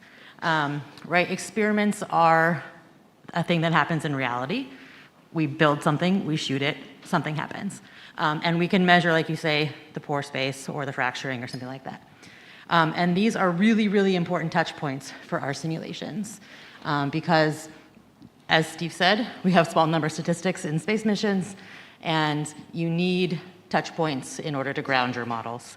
And so I think for us, we could potentially provide ours to somebody like Sean to, calibrate some of that and better understand how the models are simulating reality to do it more effectively in the future. Go ahead, Sean. Yeah, I think Angela put it really well.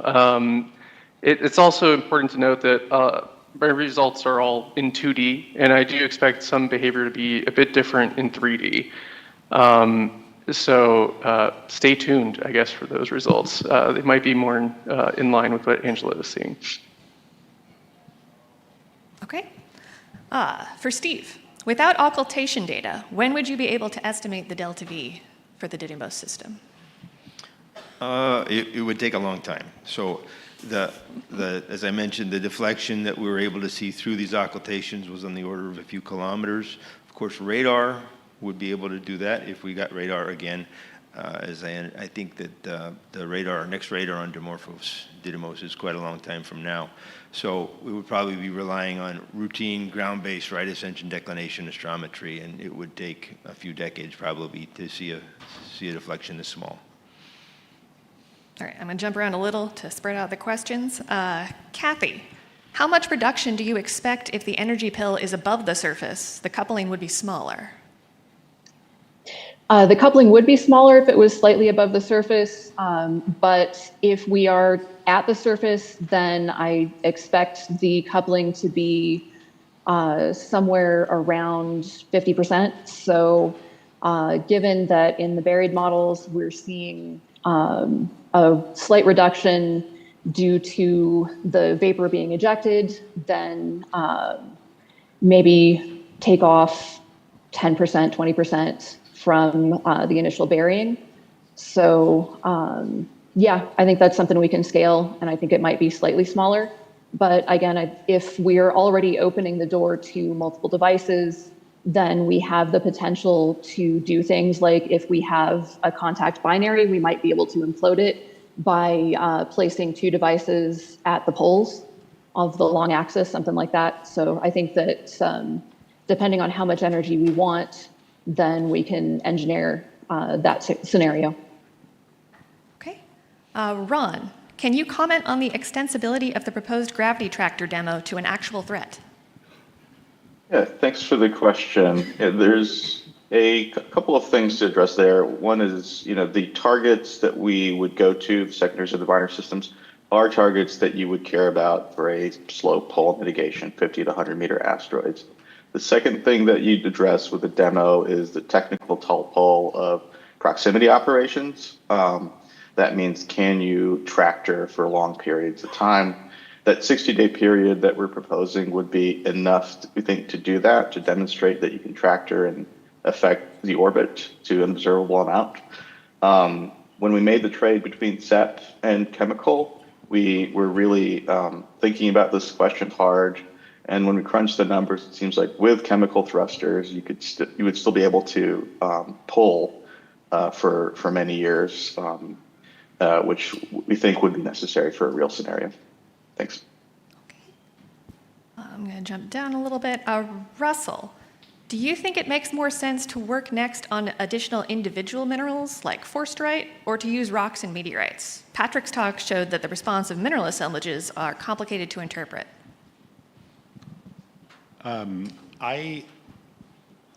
So I'm going to go ahead and put words in Nathan's mouth, imagine what he would say, but I think it would be best to work on the simplest thing possible that yields an unambiguous result, so that the data can be interpreted most readily. And we should build up a library of those kinds of results first, and then maybe move on to the more complicated, rocks, for lack of a better term. I guess minerals is a better term than rock, but start simple, be confident when you have, and then iterate from there. Okay. All right, for Steve. Do you expect the Yarkovsky effect on Didymos to be changed as a consequence of the impact on Dimorphos? If so, could that change be estimated in the future? No, I don't. I don't think there's going to be any material change to the Yarkovsky effect, which is dominated by the primary body, Didymos, which wasn't impacted or affected. There's possibility maybe of landslides that could affect thermal inertia, something like that, but we have no evidence for that. There's also the fact that Yarkovsky is affected by eclipses that are happening in this system, and so the period has changed a little bit, but again, not in a way that's going to change the overall drift from the Yarkovsky effect. All right, and let's sneak in one more question, which will be a generic one for Angela, which is how much do you have the ability to change the properties of your designer asteroids? You've got questions about matrix strength and mostly about matrix strength, to be fair. So the whole point of that is that we can change it quite a bit. We have 5 different plasters that we use for matrix material. They all have different strengths and different porosities. And then we can modify the internal structures with macro porosity or cracks. And so we're measuring that and trying to do a very careful step through on how those change so that we can see kind of magnitudes of effects in these different parameters. All right. Thank you very much, everyone. That's the end of the Q&A. We're going to head to the coffee break, and I think it's going to be short.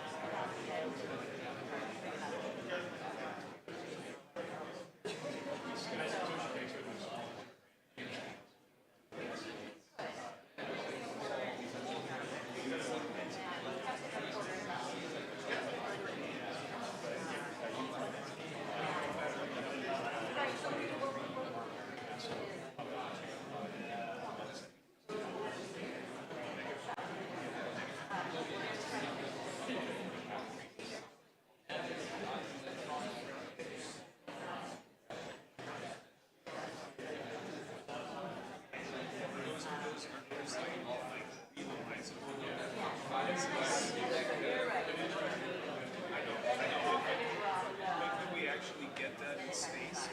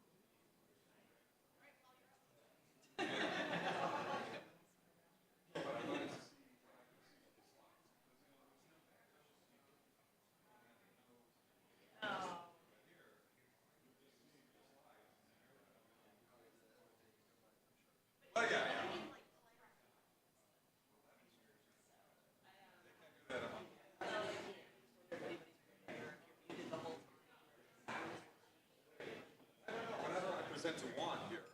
You know, I'm in the groove, I've got my notes, and those presentations went well. Because I don't need to look at my slides, I just say, Juan, next slide.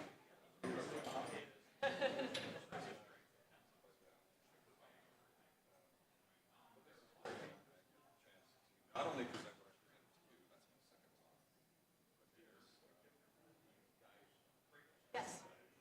I've already seen it. No, it's great. That's right. There's like the Kindle version and then there's the other version. As that plays. I'm going to update it by simplifying and deleting parts. It's all in this area where there's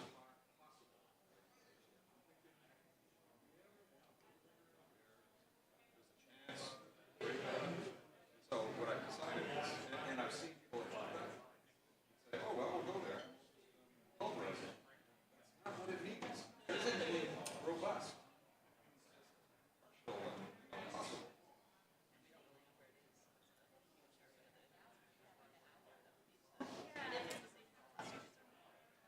It's like there's just like so much uncertainty. Yeah, so Yeah. that's why I'm so excited about it.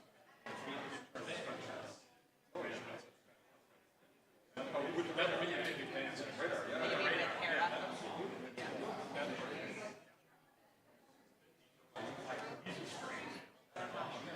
Obviously, we'll want a whole lot more than okay, you're the lead. Hopefully, we don't need it for this day.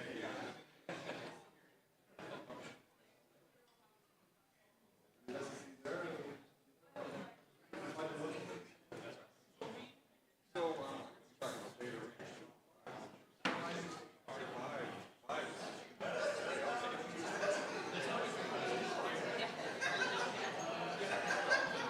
mean, he's absolutely right. I mean, when they did that originally, they made the assumption that it's legitimate, because what else are you going to do, right? You know, but it's like clearly stated, right? I had not realized they had documentation. That was Amazing. that is great. That's great. I don't have something to the plan. No, but it's a great result. And the guy at Stars. Does anybody know? I didn't ask where that application actually was. Where was it? Well, there were several. No, I mean it's relatively confined to Europe, it's US. I didn't know where it was. No, there were many of them. Many stars. Over, like, here. Yeah, Yes, there you are. Rick knows. And where were they? All of them. So there's 22 applications. At least the newest one.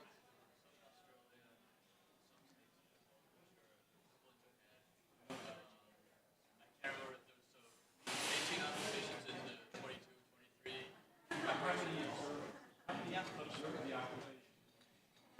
Oh, yeah, and that also varies. Some of them, yeah, some of them were a single board. There's, I think the most I've seen were 5 or 6 cores on a single event. So that really pinned down the, yeah. Some of the sub-milliards and the. I guess I'm remembering the ones where they were trying to shape it. Trying to get 10, 20. Yeah, oh, yeah, for the. 50 people out, you know, just because you didn't know where. And if it's a bigger asteroid, you can do it. Yeah, bigger. I agree. They're bigger. But they actually did get that. Yeah, and you have to know where you're at. Yeah, so the earlier ones. Smallest So object now it's ever. just, yeah. What's that? Super impressive. Well, I mean, it's just great that that's right, because like none of it's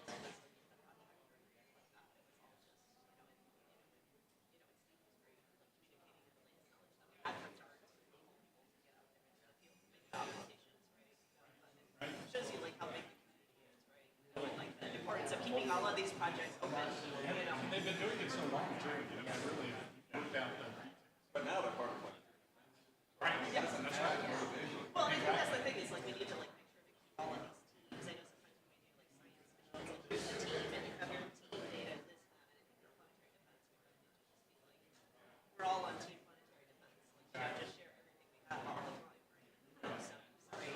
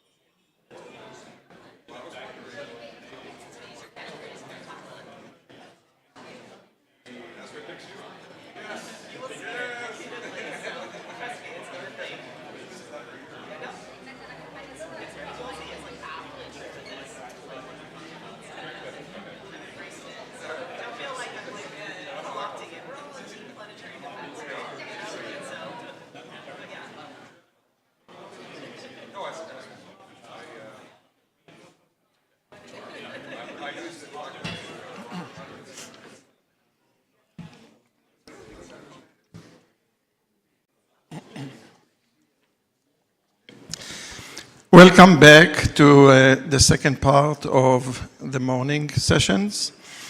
After we estimated beta and we found how to disrupt, we are going to go into missions now. There is a slight change in the program. We are going to do the gala dinner at 7 p.m. today. 7 p.m. is what, 19, right? So 19, 7 p.m., gala dinner, 6:30. There's going to be a transportation from here to the location. So 7 p.m., right? Be here at 6:30. And with that, I think we can go ahead and start the next session, which is Space Missions, Campaigns and Design. It's going to be run by George Vardaxis and Marco Tantardini remotely, and Andrea Pellicani is going to run it from here. So Andrea, are you here? Yeah. Okay, take it away. Thank you very much. Enjoy the show. So thank you and welcome to this Space Mission and Campaign Design session. As has been said, Marco and George will be online, so they will support for the Q&A session. We have 8 minutes, so I will not have the pleasure to do the gong. It will be done by over there, but you will see me approaching, so please stick to the timeline. For the one online, so we have for sure Davide. I will be here, so I will give you the 1 minute warning, Davide, as you will not be able to hear the song, the gong. Martin Hilkenbach, if he's in here, please go to the tech support. Okay.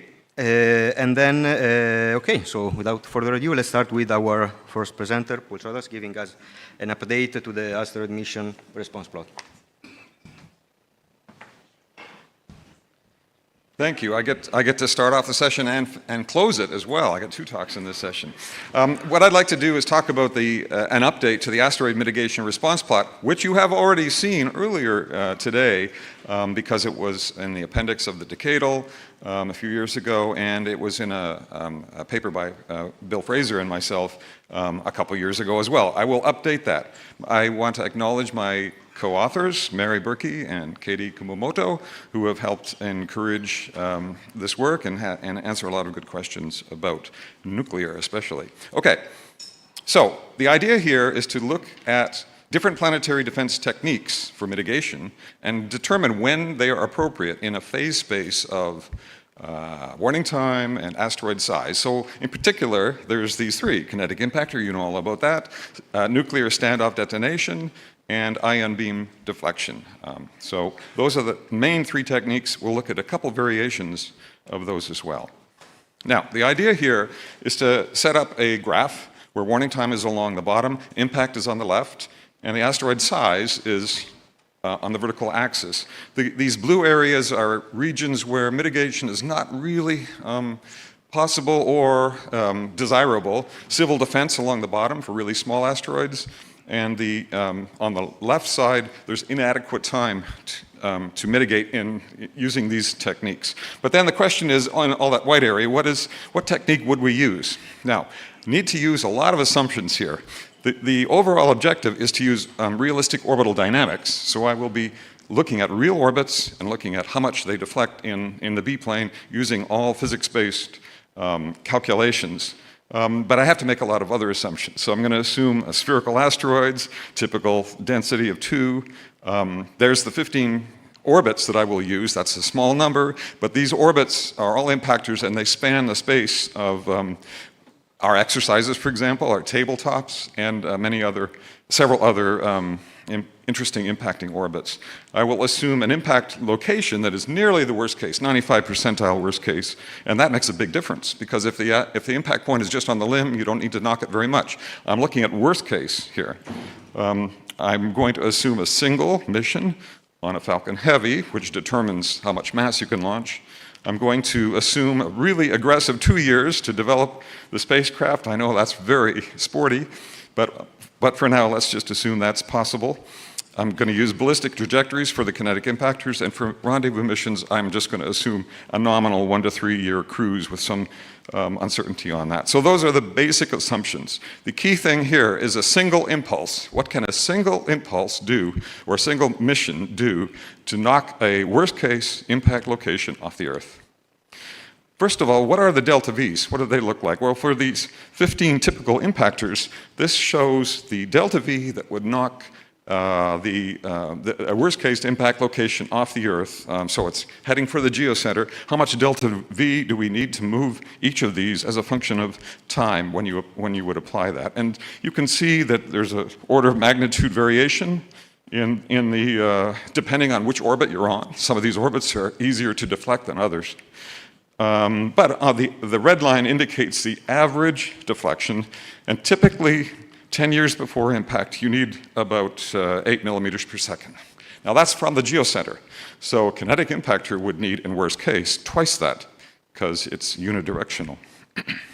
Okay, and a key topic here is something you've already heard a lot about, and that's the idea that there may be possibility of fragmentation. And please go see Katie's poster and Mary's poster discussing the rules of thumb that they come up with for the possible fragmentation. That's 10% of the escape velocity. You heard that earlier today. And the rule of thumb for robust disruption, which is 10 times the escape velocity. So that's 2 orders of magnitude, gray area here. And we'll see that's going to map into gray areas in the phase space of which deflection techniques one would use. Okay, what I'm going to do is set up a bunch of layers on this plot. This is for nuclear. And the density of the dots in these plots indicates the likelihood of it being effective. So first of all, I want to show along the bottom, nuclear robust, and this is kind of a notional area. We've kind of set the limit at around 150 meters, just to indicate there is a region in which you could robustly disrupt an asteroid of this size. The pink dots indicate where we could do nuclear deflection. And it's not, and some of these orbits are very hard to deflect without disrupting. And that's why there's, some spottiness here. It's not 100% sure, even at 500 meters in 35 years, that you could, for sure, deflect all 15 of these orbits. The assumptions in this one are rendezvous mission, a single impulse, and I want to show, by the way, that there's this red box region, which is kind of scary because that indicates that a single impulse could not deflect, even for nuclear, in that region. You would need multiple nuclear devices to take care of that region. It's a tough problem, and of course, it's a complex problem because you would have to handle multiple daughter spacecraft, perhaps, each with a separate device. So I'm assuming a single impulse here, and that's the reason that is not colored. Okay, on top of that, kinetic impactors. Now, here I'm assuming a Falcon Heavy launch, beta equals 2, and you can see that, wow, if we don't have to worry about fragmentation, there's a great area of possibility here that kinetic impactors could effectively mitigate in a single mission. Now, and I'm assuming, and all of this is based on realistic intercept trajectories and the delta V transferred from the maximum mass that could be launched on a Falcon Heavy and transferred using geometry onto the asteroid. But if you include fragmentation, suddenly the kinetic area, the region where kinetic impactor is effective, becomes very spotty because some orbits cannot be deflected at all on this graph using kinetic impactors in a single impulse. And so the yellow region is moved way over to the side. Anything below that, it would require multiple kinetic impactors. Now, that's certainly something we considered in our scenario. So that is quite possible, but as you increase the number of kinetic impactors, you're going to have a lot of difficulty in filling in that region. Ion beam, you have green is very solid here. It's effective through a large region.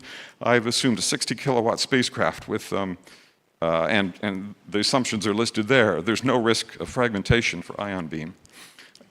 Putting these all together and using this cross-hatching so you can see what's underneath some of these, we can see that, that unintended fragmentation is a major limiting factor across this diagram.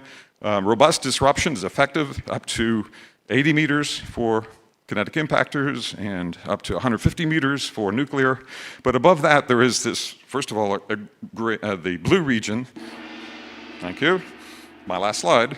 There's the blue region where a single impulse simply cannot do the job. And you'll hear more about ion beam deflection in my last talk. Thanks.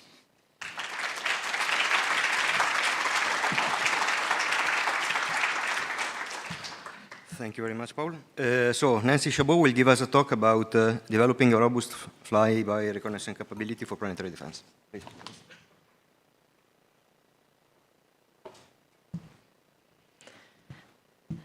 Thanks.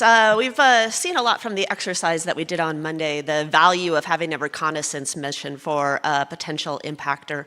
And just to also elaborate, because of this value that's been demonstrated over and over, in 2021, the United States in the impact threat emergency protocols actually recommended that a spacecraft reconnaissance mission should be considered for any scenario that meets the same page requirements. That is being impact within 50 years, being more than 50 meters in size, and having an impact probability greater than 1% if you also had time in order to do this reconnaissance. The rationale being that such a mission, such a reconnaissance mission, can provide this information that's really is critical to determining whether prevention is necessary, and if so, to enabling its success. So what does it really mean to have a capability that's ready for planetary defense reconnaissance? Well, it has to be ready for the most likely impact threat. Now, 50 meters are the smallest to warrant a mission by these same page criteria in these US protocols. And 50-meter objects hit roughly every 1,000 years, much more often than larger objects. So this is the object that's most likely to trigger a space-based response. Out of these, we found less than 10% currently, and even after NEO-Surveyor and Ribbon Observatory are fully successful, there'll be about half this population that remains undiscovered. So we still might be in a case where we have short warning times for this size object. Following up on this, in 2023, there was a number of US documents that went in and said that really developing this reconnaissance capability for planetary defense is a US priority. The Decadal Survey came out and it said the flyby reconnaissance mission targeting one of these 50 to 100 meter NEOs should be the next planetary defense demonstration mission.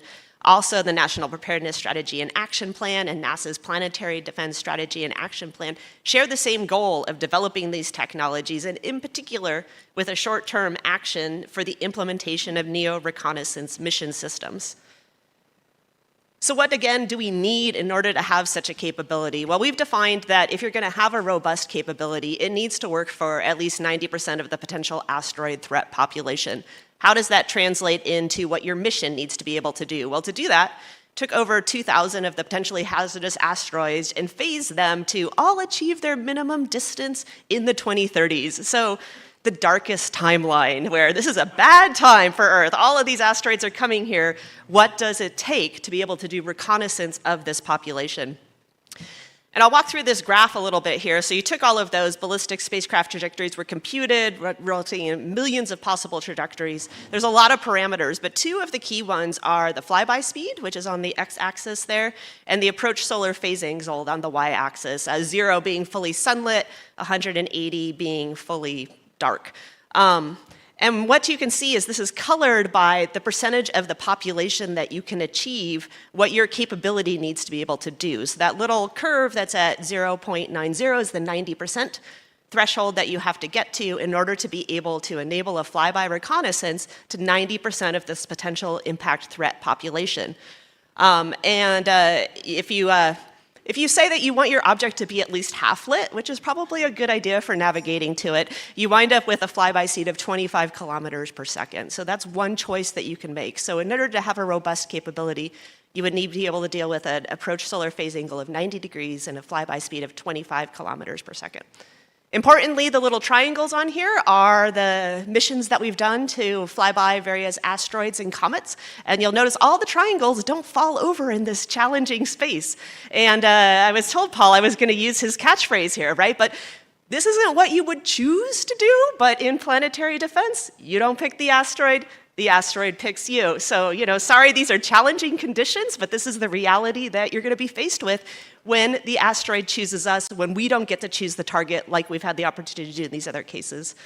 And just to elaborate on this a little bit, doing this also assumes that you have a direct launch for these trajectories. So this is from the ground, having the launch vehicle to do this flyby. If you take the launch vehicle out of that, such as store in space, you cannot get to the same population with this. It's even more challenging. Like Lindley was saying the other day, you're not in the right place for a lot of the scenarios. And obviously, you would want to rendezvous and orbit with the object if you could. That is even more challenging than these flyby conditions, right? So this is sort of what it makes sense to be ready for these short reconnaissance missions. So what do you need to do? We need to demonstrate this in a stressing flyby case. So most of the encounters won't be to a 50-meter object at 25 kilometers per second. But if you can do it for that, then it'll work for 90% of the population. Going through quickly, what does this mission need to be able to do? People in this room knew that one of the most important things is, of course, to constrain if and where it would hit the Earth. Exercises like Monday and in 2019 demonstrate that if you do such a flyby, you can really narrow down that impact location and get the additional information. You also want to make these key properties, measurements of the asteroid to inform the decision makers. We put this into 4 different bins of determining the asteroid size, determining if it's rocky or metallic, single or multiple objects, and the asteroid's surface characteristics. From the exercise dating back over a decade now, you can see that there's large uncertainties every time we do these things. And yeah, they kind of grow differently for different years. With a flyby, you can easily know what you're dealing with. Like this can happen from the imaging like we saw on Monday very clearly. You would really want to know the mass. Now, we do not have a technology currently that can get the mass of a 50-meter object while you're doing a fast flyby. So the next best thing is to know whether it's a hunk of metal or whether it's rock. So iron meteorites are about 5% of things that hit the Earth. If you can rule that out or in, that greatly assesses your threat assessment, how bad the damage might be. And so this is the important measurement to be metallic, not metallic. You can do this through a number of ways during a flyby. The thermal IR spectra is shown here, where up at the top you've got Bennu and a bunch of rocky meteorites. They all kind of fall up there, very well separated from the metallic iron materials. So this is one way. There would be other ways to do it as well. This was demonstrated by Lucy actually on the Dinkinesh flyby successfully. You want to determine if you have one object or multiple objects. So again, this is easily accomplished with imaging, as demonstrated by Lucy here nicely at the Dinkinesh flyby, where the moon Salem was also discovered. And you want to be able to characterize the surface. The nested images from DART, as you got closer and closer to the asteroid, are a good example to here to kind of constrain what do you really need to characterize the surface for a 50-meter object. So we've taken those images and we've cropped them to a half circle of 50 meters in diameter. And you can see 2 meters and 1 meter, not really sufficient, but once you get to 50 centimeters per pixel, you can start to make out surface characteristics. So just to summarize, what you want this capability to be able to do is that you want to enable a flyby for more than 90% of the potential asteroid threat population. You want to demonstrate it on this stressing case of a small, potentially about 50-meter NEO. This is going to give you the information to know if and where it would hit the Earth. You would determine these key properties of the asteroids. This is not to say that we should not take the opportunities to characterize the asteroids that we choose. So this is not an or here. Like, we should characterize Apophis. Hayabusa 2 Sharp, going to its targets. These are great targets that we choose, but we will not always have that choice. So we need to be developing this capability that can work for the larger population. And this is really where a technology demonstration mission is necessary in order to develop this capability and advance our preparedness. So thank you very much.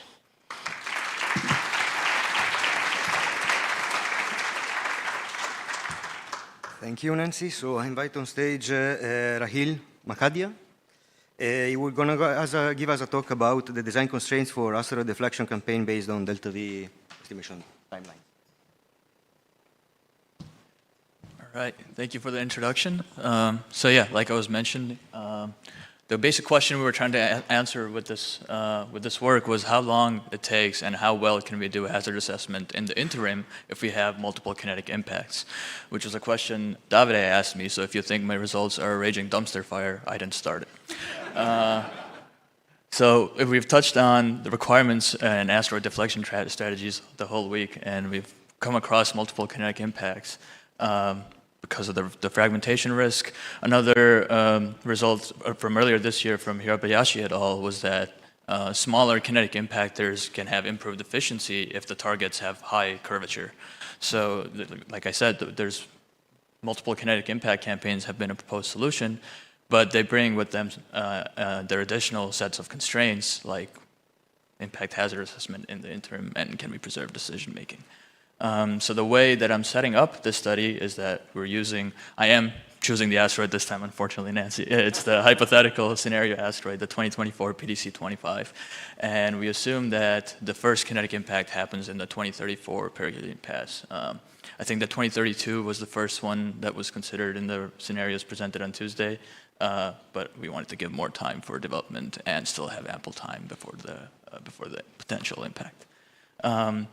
We also assume that there's a rendezvous spacecraft around the asteroid before and after each deflection. This is because we're trying to assess the sort of best case scenario. We have the potential of getting all the information we can, so how quickly can we get it? And with it comes a set of parameters. We assume that there's 3 kinetic impact spacecraft just so we can assess whether or not there are inter-deflection trends from deflection 1 and 2 versus 2 and 3. We also assume that there's a recon spacecraft 30 days before the first deflection and 30 days after the last one to do sort of pre-processing and cleanup after the entire campaign, make sure we get the uncertainties reduced as well as we can. We also assume that the recon spacecraft goes away a day before each kinetic impactor comes in to remain safe, and that it comes back a week after to allow for some time for the ejector to clear and get out of the way. The deflection interval is something we vary, which is something I'll show results for at the end. And the pseudo measurement span, which is an important parameter, is the amount of time that we need to get each of these critical measurements that are necessary to reduce the uncertainties after each deflection. And I assume a week for getting pseudo range and pseudo optical delta Dor measurements. If you're not familiar with them, don't worry, I have a quick slide. So we start with there's 2 pieces of the puzzle here. So you want to get the uncertainties between the ground and the spacecraft down and the uncertainties between the spacecraft and the asteroid. So we start with the ground spacecraft segment. Using tracking data or navigation data for the spacecraft, you can get range points. If you have a single antenna, you figure out what the distance is between the antenna and the spacecraft. And if you have multiple, you can get something called delta Dor, which for the purposes of an 8-minute talk is magical, but it gives you optical constraints, the angular constraints on the position of the spacecraft. So using these 2 measurement types, you can get the distance and the angular position of the spacecraft, which helps reduce your uncertainties in all 3 dimensions. The second piece, like I said, is we have the spacecraft flying around an asteroid we assumed rendezvous, so it's taking pictures, and we can connect the 2 together to get ground asteroid pseudo measurements, which can provide very tight constraints. So the pseudo range points can give around 2-meter constraints. This was done for the OSIRIS-REx spacecraft at Bennu. The pseudo optical delta Dor measurements can, for the spacecraft at least, provide constraints up to 1 nanoradian, which is sub-milli-arc second, sort of astrometry equivalent. And what these measurements help do is reduce the uncertainties in the orbit at the potential impact. So we consider this, and the metric of evaluation we used is the uncertainty of the asteroid at the 2041 encounter. So I have a plot here. On the y-axis is the uncertainty, and On the x-axis is just the time. So this left plot is just showing epoch 1 and 2, which is sort of the information we walk into these conferences with. Each vertical dotted line is a time of measurement. So initially we see that as the object is discovered, it's measured very rapidly and very densely. So the vertical density of the dotted line is high. I'm also showing 1 Earth radius on the horizontal axis to sort of give a metric of what the uncertainties look like. And we can see at the tail end of this plot on the left, we have this dashed blue line, which is the flyby, which quite rapidly reduces the uncertainties to around 100 kilometers, which is the number we've been working with for the uncertainties and the impact locations of the scenario. Like I said, we assume a 15-day deflection interval, and things get interesting on the right here, where we center things around the first deflection time. So each of these red dashed lines is a time of deflection. So we walk into 2034 around November-ish. Like I said, we get the recon spacecraft. We assume that it's there for 30 days before the first one. So the uncertainties drop down significantly to about, I think, 10 kilometers with the first set of pseudo-range points coming in. And after each deflection, we can see this rapid increase in uncertainty, because as soon as you deflect it, you basically have no idea what you've done until you get the first measurements in. And based on the constraints I showed on the previous slide, we have this sort of 2-week minimum time to get the first set of measurements in. And you can see that this, the uncertainty snaps, you sort of stop it, and then a second set of measurements drops it down to below this 1 Earth threshold that we've been considering.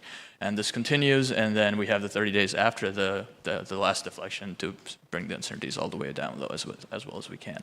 Now, like I said, we considered a sweep over the delta V interval. So to assess how well we can do with different deflection intervals, I picked 4 points along this evolution of the asteroid's uncertainty. So it's before each delta V, so before delta V's 1, 2, and 3, and at the end of the campaign. So how well do we know after everything's said and done? I'm going to show a few plots on this slide. I'm going to give an introduction for the first one. So right now we have the uncertainty in the position before the first delta V as a function of changing delta V intervals. So because this is before the first delta V, the delta V interval doesn't make any difference. We have these nice flat lines. But what we're also going to consider here is the effect of these delta Dor measurements, these optical measurements, and how well they change things, whether or not we have them. So I'll show a solid line that assumes with these pseudo-optical measurements, and a dashed line that assumes that we don't have these delta Dor measurements, see how much worse things get if we don't get them. So things get real interesting when we consider before delta V2 and delta V3.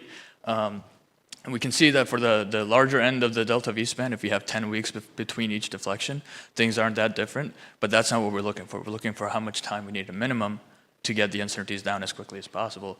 And without these delta Dor measurements, things are significantly worse, at least an order of magnitude worse, and it gets much worse as the time between each delta V shortens. So, and the reason for this, like I mentioned earlier, is because we have these orthogonality from the optical and the radar measurements that really shrinks the uncertainties down. So without either of these components, you can't really get this done. And then at the end of the campaign, things are relatively flat.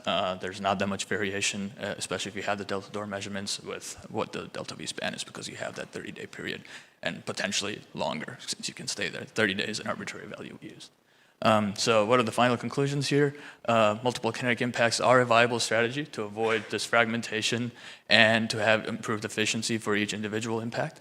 But a minimum time span for around 2 weeks is necessary to preserve some kind of decision-making capability. Now, you can decide to forego this if the design constraints allow for that, and you can just do the whole thing at the end of the campaign. But these are the results we got. And now, since the gong is a star of the show. Oh, I just got the times up. There we go.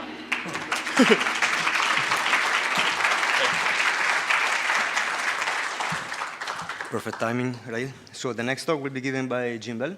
Give us a little bit of an idea about what will be the potential approaches for a rapid reconnaissance mission for NEOs. All right, thank you. Thanks. I'm here representing the organizers of a workshop that was conducted at the Keck Institute for Space Studies back in October of 2023, all about the ideas behind rapid response to NEOs, as well as long-period comets and interstellar objects. And this talk really is an advertisement to ask you to go and find and read and reference and use the final report from that workshop. Obviously, we've heard a lot of presentations already this week on the driving need for rapid response, We need, of course, the new observations are going to discover many more objects, and as we heard as most recently as Nancy's talk, remote observations are not always sufficient to address issues like exact impact location, the mass of the object, and therefore mitigation strategies and mitigation approaches. So rapid response is obviously something that the community is thinking about. We got 25 participants together from 13 different institutions in 3 countries. Benji Donis from JPL was the main study lead. Myself and Mike Brown were co-conveners and co-organizers and co-conspirators on the final report. A number of participants, including some people in this room, that brought together observers, modelers, dynamicists, astronomers, engineers, planetary scientists, et cetera. It was actually just a great group, and 3-4 days of amazing brainstorming on this question. One of the things we tried to do was put together sort of a science traceability matrix concept. What are the things that we need to do to reduce the predicted uncertainty of the B-plane, reduce the uncertainty of mass, to determine, is it a binary object, et cetera. Each of those kinds of objectives, goals, feeds into specific measurements of the orbit, of the mass, of the diameter, of the composition, the topography, et cetera. Each of those kinds of measurements then feeds into the kinds of instruments and parameters for those instruments, mass, power, volume, et cetera. And we looked to try to put together reasonable, plausible kinds of payload, sets of payloads that relied on high heritage instruments, components, and subsystems. The development timeline that is typically discussed and that we brought into the beginning of the workshop, discovery phase, confirmation phase, prep and launch, and then operations, of course. There's kind of a flow to this, and one of our goals was to try to improve that flow by injecting different kinds of ideas, models, and studies. And so, for example, what are the clear thresholds needed to define rapid response mission, impact likelihood of the ground, providing sufficient information, et cetera. There's been a number of talks already this week that have talked about those kinds of things. So tabulating and refining those kinds of thresholds, what would trigger that rapid response, for example. And then in the prep and launch phase, thinking about responsive and adaptable and also pragmatic mission architectures that can be deployed within some number of months, that is a reasonable number, of confirmation, and that TBD sort of depends in some detail on the architecture. I'll talk about that in a minute. And then operations, sort of trying to give it a physics-driven approach, optimizing launch periods to minimize time between launch and flybys. Obviously, spacecraft, when they're out in the space environment or sitting in storage, are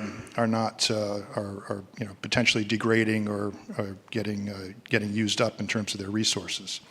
So we looked at 2 main kinds of architectures: space storage and ground storage. And space storage we've already heard somewhat about at this meeting and other places as well. Certainly the commercial small sat industry is making it cheaper and more feasible to operate large constellations, so there's some lessons to be learned from that community. There are unique mission designs. For example, this Earth resonant orbit. We saw this earlier in the week. Yoshikawa-san from JAXA talked about the work that Dr. Ozaki and colleagues are doing of parking spacecraft in Earth resonant orbits where they could be relatively easily moved to encounter specific target objects. That's an exciting area to study. It'd be great to be able to do some kind of a demo with that. The assets are already in orbit, so the response time is potentially decreased. Of course, the assets being in orbit means they're aging, they're going through whatever resource usage that they go through, so there's a risk associated with that. There's also supplementary science opportunities. If you get to a point where the risks are increasing, the resources are decreasing, we haven't found an object to do a rapid response to, go fly by some other near-Earth object that's among the 30,000 plus population. They can be on target very shortly after detection, and the use of a rideshare minimizes cost for deploying that large constellation.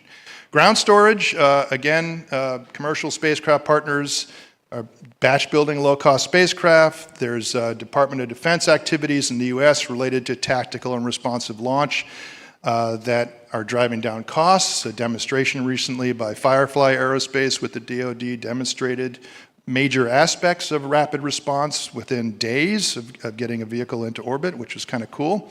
And then establishing some agreements, some regulatory bodies, et cetera. You got to be part of this, right? This chart on the right shows, licensing, at least in the US, many different agencies involved, can be cumbersome and time-consuming, so that process, regulatory, has to be worked out as well. The ground-stored spacecraft can be tailored to the target. They can be modular, payload swaps in and out. We talked about that. And we talked about keeping the cost low by putting the delta V requirement mostly on the launch vehicle rather than on the spacecraft. So that was kind of cool. Lots of feed-forward applications beyond just the planetary defense and near-Earth objects. Of course, comets, rapidly discovered.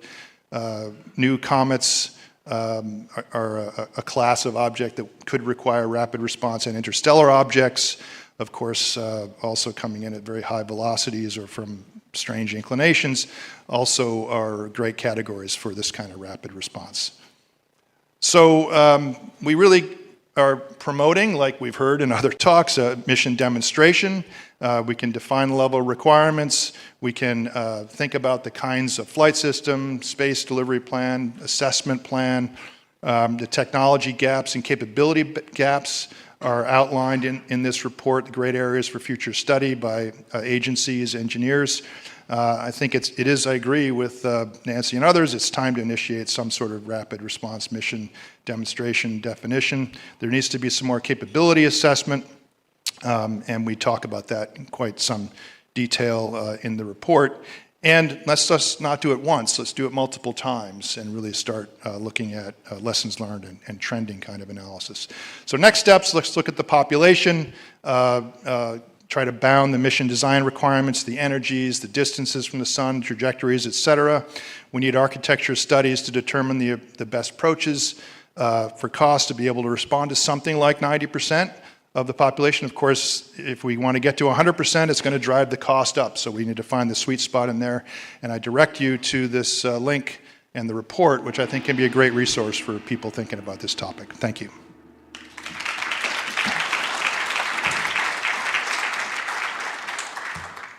Thank you, Jim. So the next speaker will be Adrienne Rudolph. She's going to give us a talk about the T-Rex concept mission. I see similar title between this presentation and the other one.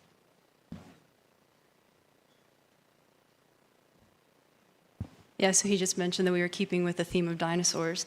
So I wanted to mention really quick that my co-PI was supposed to be up here next to me, but he unfortunately could not be here this week. So I'll be presenting to you today on T-Rex. So real quick, this presentation is brought to you by the Cornell SmallSat Mission Design School. For those of you that are PhD students and still will be PhD students next year, even through next summer, if you're interested, this is a great way to learn how to do some basic mission design and do a presentation to some faculty and even some industry experts. So I encourage you to check this out. Okay, so we're going to talk about TCOs today. A TCO is a temporarily captured orbiter. It's a small-ish asteroid from 1 meter up to 100. They get captured into the Earth-Moon system for at least one geocentric orbit, sometimes more.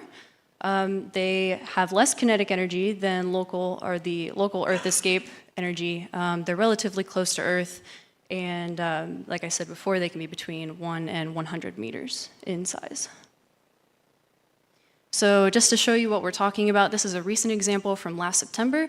This is 2024 PT5. It kind of has this weird loop-de-loop shape around Earth and then it exits, but this is just to give you a more interesting view of exactly what we're talking about in the type of mission that we're planning.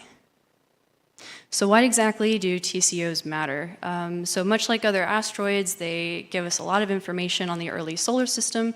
They may contain organic or volatile compounds, and because they come to us, it is much easier to get to them. They stay in our system a lot longer than, say, like going to Itokawa or Bennu and taking a sample and then trying to come home quickly.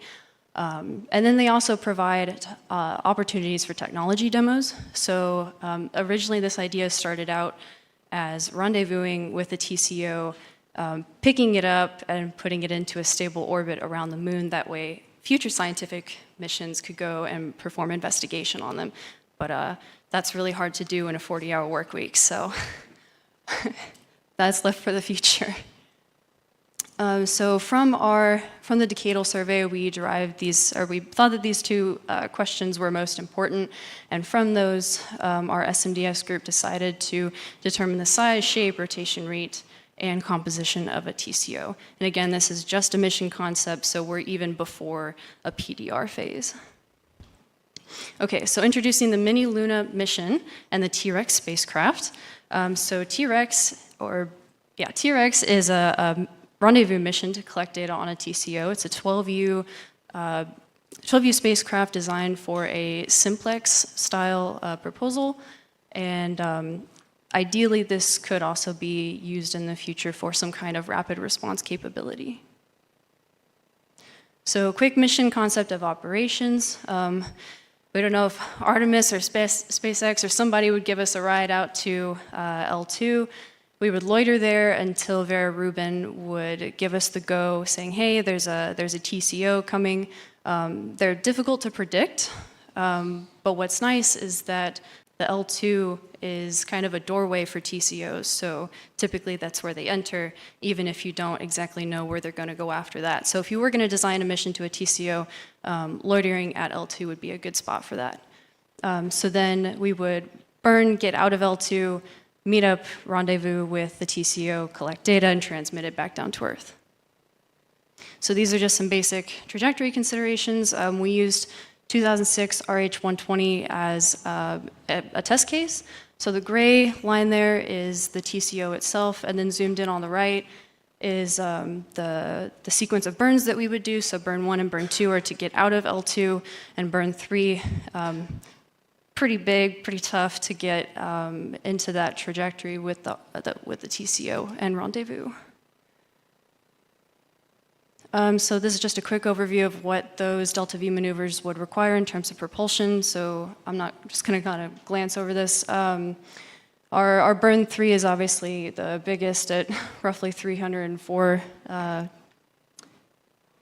meters per second for our delta V. I'm just going to skip over that. So inside the spacecraft, we house one main instrument with 4 sensors, a visible, 2 near infrared, and 1 shortwave infrared, and then we rely primarily on chemical propulsion because using electric propulsion to rendezvous with the TCO is not possible. Mission logistics, so for the simplex proposal that we designed this for, our constraint would be roughly 55 million, and as we've calculated so far, our total mission cost is just under 10. And then our total mass is roughly 15 kilograms, and again, 12U in size. So this is not a particular timeline. Like I said earlier, we're still in phase A mission concept, even before PDR. The specific years and dates that we selected were just for the sake of our design week. But hopefully, again, like I said, this would be adapted to some kind of rapid response capability to any TCO that maybe we find in the future.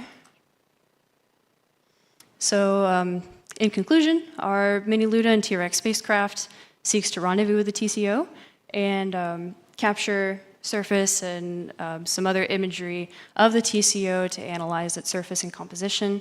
And then hopefully this will pave the way for other scientific missions and potentially be repurposed for some other interesting asteroid missions coming up in the future. So I want to thank all of our mentors from Cornell who helped us and the graduate TAs that gave us all of their advice. And then I want to thank the entire group, whether you're listening live right now or on YouTube 3 months from now. You guys worked so hard, so thank you for all that and for sticking it out since last summer. And thank you all for your attention and your time.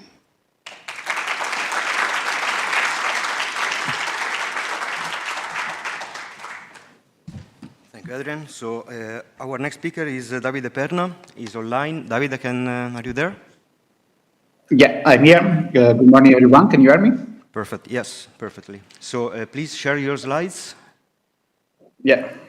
Okay, so he's going to give us a talk about the anime mission concept. Davide, I will give you a warning 1 minute before the time is up, okay? Thank you very much. Okay, so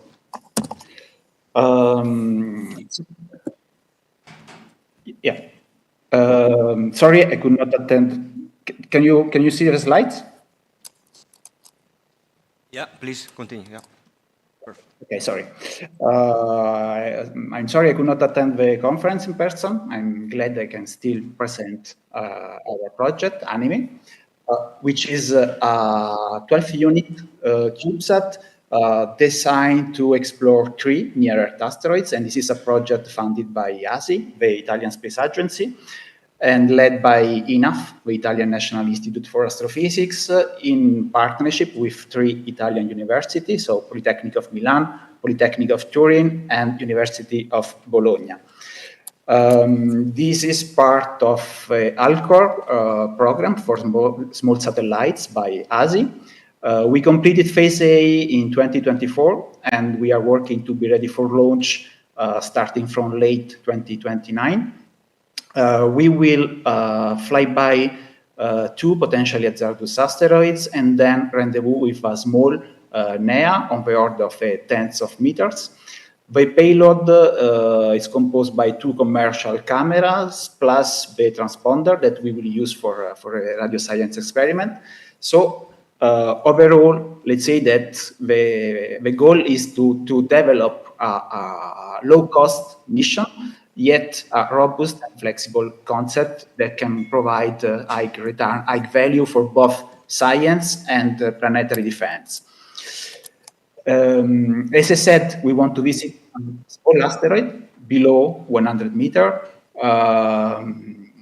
that have never been visited by a spacecraft, but these bodies are very important to constrain the accretion mechanism that took place in the early solar system.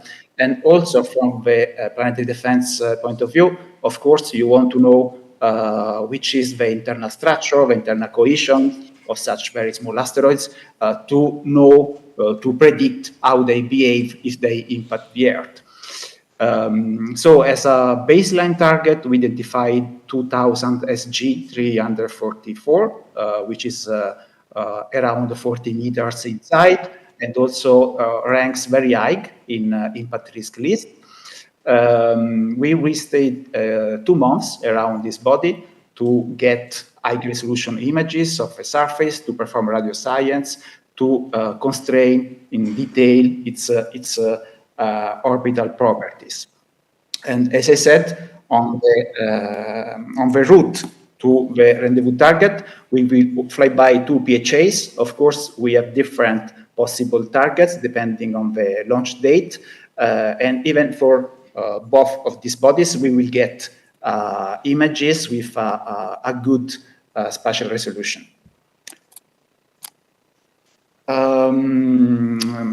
As for the platform, this is a quite standard 12-unit CubeSat, so I won't give too many details on this. Just want to say that we have a primary propulsion unit, electric one, for the cruise, and a chemical propulsion for the fast maneuvers. During phase A, we considered launch windows between 2029 and 2033. So, of course, we identified different possible targets for the flybys. And in each case, of course, we analyzed, we studied which are the approach geometry and took into account the performance of the reaction wheels to verify that at the minimum distance that is technically feasible, we still get a good enough resolution of a surface for the images that we want to know. And of course, we define these values, visual one and goal one, in the scientific requirements of a mission. To conclude with a flyby analysis, just to say that we will have two trajectory correction maneuvers using the, as I said, the chemical propulsion. Once we get to 2000 SG 344, we begin with a far-range operation phase using arcs at different distances, so 50 kilometers, then 25 kilometers, and then 10.5 kilometers. So this way we can get images of a whole body at different latitudes, also looking at the poles, and different phase angles, etc. And then we move to an holding distance at 5 kilometers. And from there, we begin the close range operations, where when we go down to 500 meters from the surface, so again, we will take high resolution images and perform the radioscience experiment.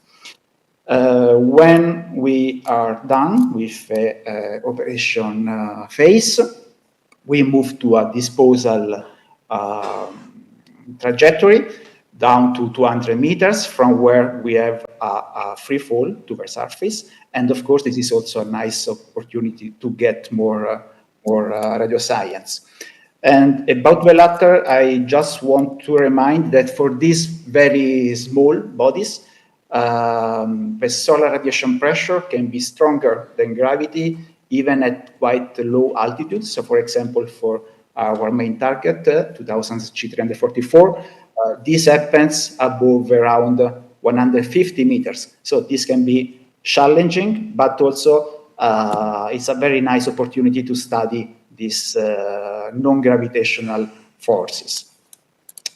And that's it. So here you have our Daruma, the mascot of our mission, and my email address if you want more information. And I thank you for your attention.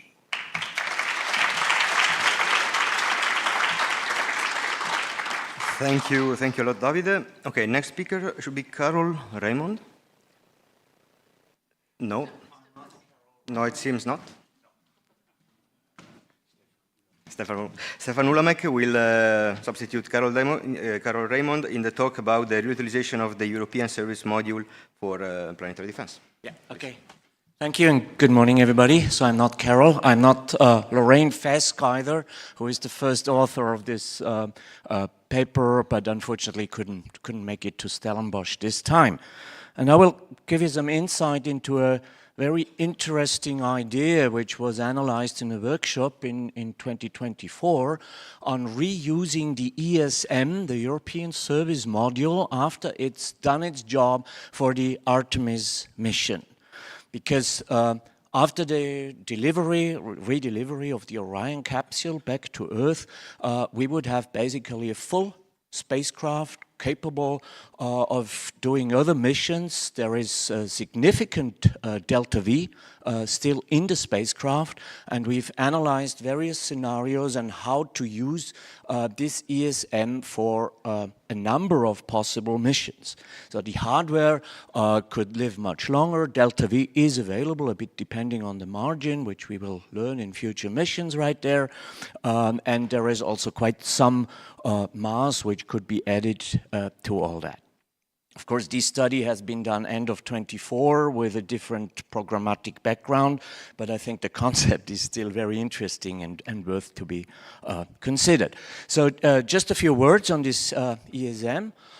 It's the service module to bring the Orion capsule to the moon, support the astronauts. It has its own attitude control. It has its own power generation, a lot more than we would need for a robotic mission, I assume. Thermal control, could support up to 300, 400 kilogram of additional payload, so it's very comfortable compared to what we're used to for interplanetary missions usually, and has, as I said, significant delta V after finishing the primary mission. So the workshop was performed very open-minded, what could be done after this mission. And what you see here in white is the primary mission. It goes to the moon, returns to Earth, delivers the Orion capsule, end of mission.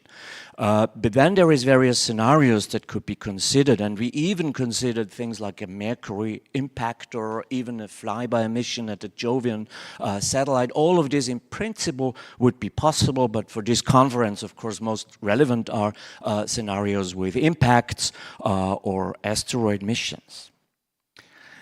So the first thing that came into our mind, and that's probably the cheapest in terms of delta cost, delta effort you would need, is to retarget the ESM back to the moon, let it impact there and do a little bit what has been done with L-Cross, but with a spacecraft with significantly higher mass. It's about 2 times the mass. And one could also choose, of course, different areas where this impact takes place. One of the ideas was to have the impact close to an area where later on astronauts could investigate the newly formed crater, which is quite a fascinating idea. And what you see to the right here is 2 bars, one on science value and one on estimated costs. It's very qualitatively. We didn't, of course, look into the details, but scientifically this is an interesting concept. If it comes to the cost, it would be fairly cheap, not much more additional operational time, no additional instrumentation. You could use the ESM more or less as it is for this additional mission.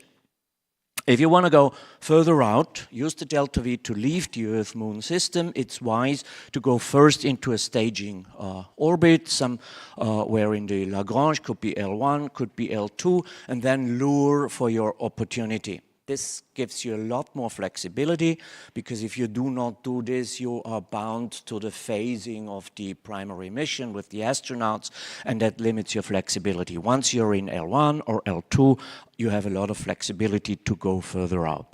The delta V required, and you see the numbers right here, is very low. It's in the range of a few tens of meters per second only to be there and wait for the mission to come or what you want to do. And one we had in mind, and it's relevant for this conference, of course, is having an asteroid tour. You see again the 2 bars with cost and science value. This could be scientifically, of course, very relevant, in particular if you consider investigating asteroid types that haven't been visited so far, D types, Q types, whatever. There is 2 examples here, Themis or Cleopatra. I could list many more, and we've done an analysis, and we in this case means Airbus has done an analysis. There is a high number of asteroids. In principle, one could fly by, and there is even scenarios where we could do a rendezvous mission with this spacecraft.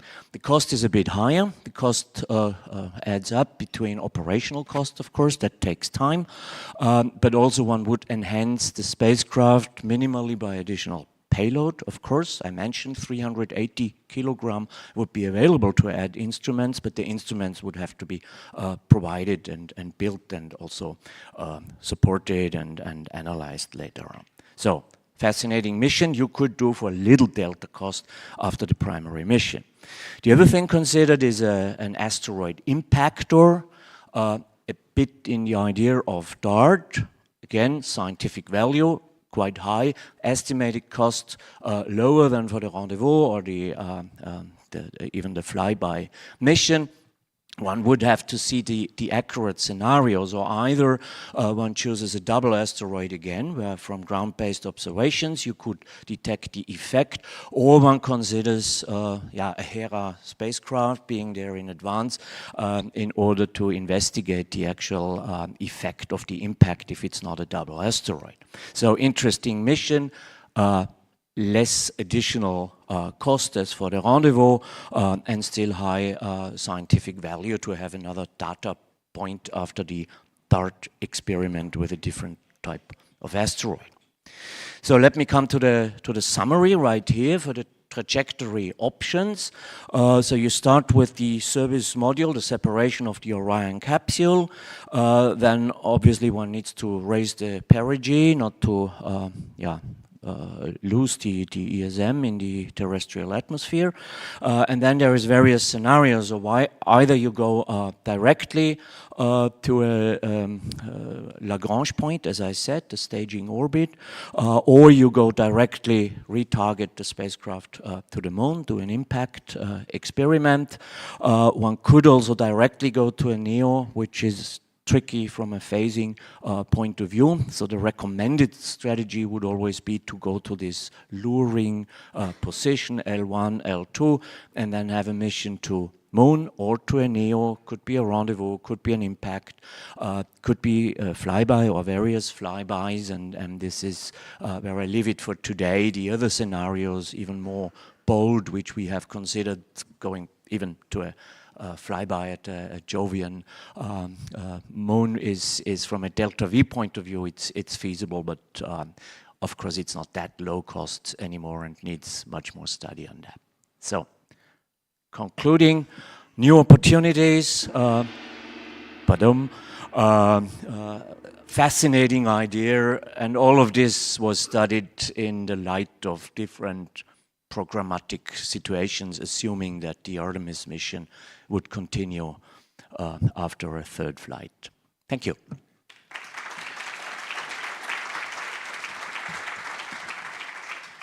Thank you, Stefan. So we have Martin Ilkenbach here. Welcome, Martin. So he's going to talk about a sample return mission. Please. How do you have next slide? This one, I guess. The green one? Yeah. Yep, the green one. Thank you, that's perfect. Thank you very much. Let's see if it works. Oh. No.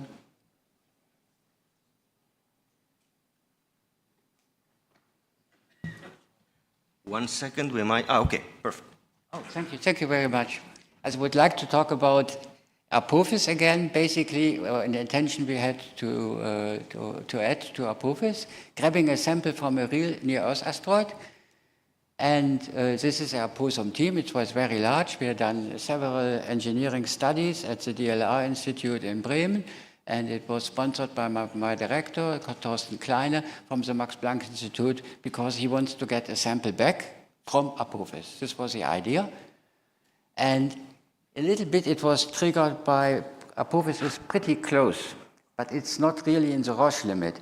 But some 100 million years ago, 466 to be exact, it seems that there's a nice paper half a year ago.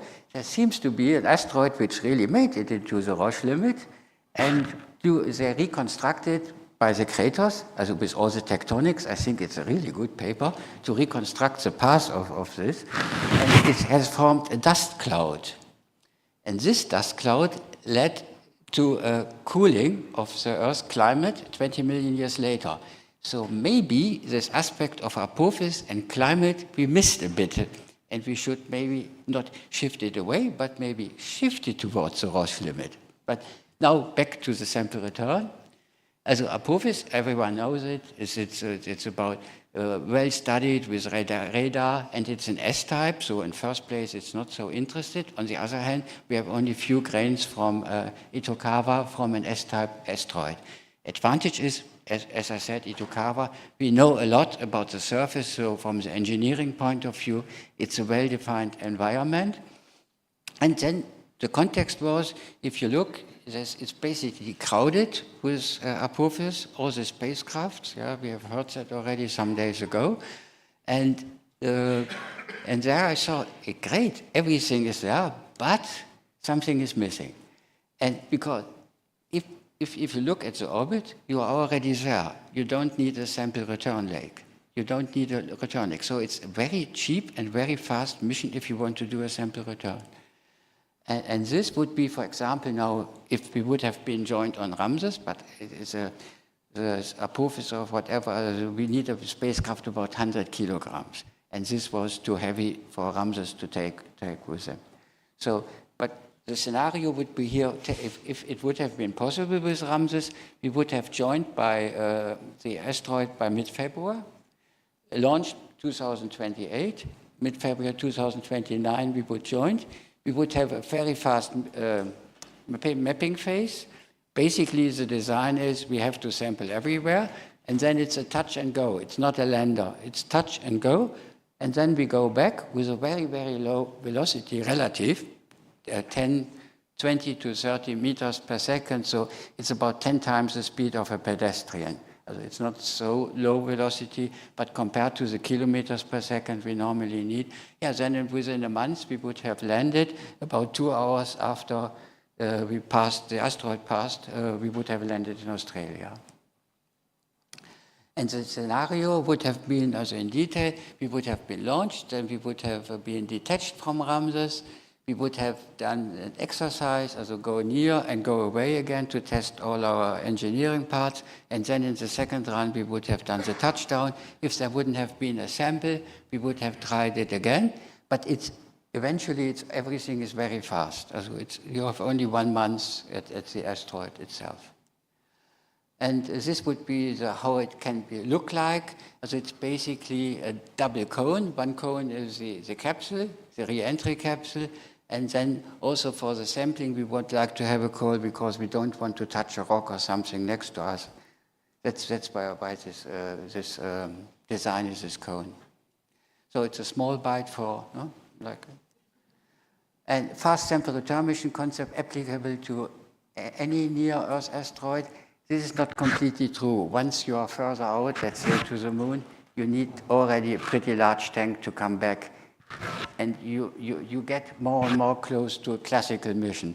But still, you can do it within 2 years instead of 1 year. But you don't need necessarily 6 years.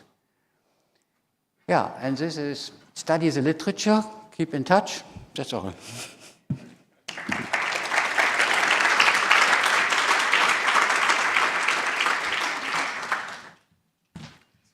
Thank you, Martin.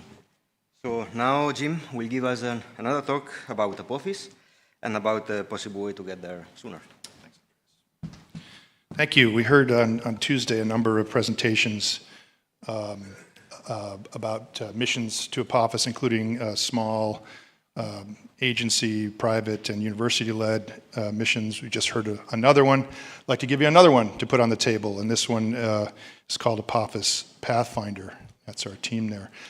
It's run by an organization called the Milo Space Science Institute. If you don't know what that is, it's a nonprofit that's led by Arizona State University in collaboration with Lockheed. We were established in 2018 to really help make space science and exploration accessible to countries and organizations around the world that want to increase their knowledge and experience. So we're going after the large fraction of the nearly 80 space agencies around the world that don't have significant experience in deep space but want to get that experience. Our goals are to broaden opportunities, to provide hands-on training, foster inspiration and a sense of scientific pride in participating nations.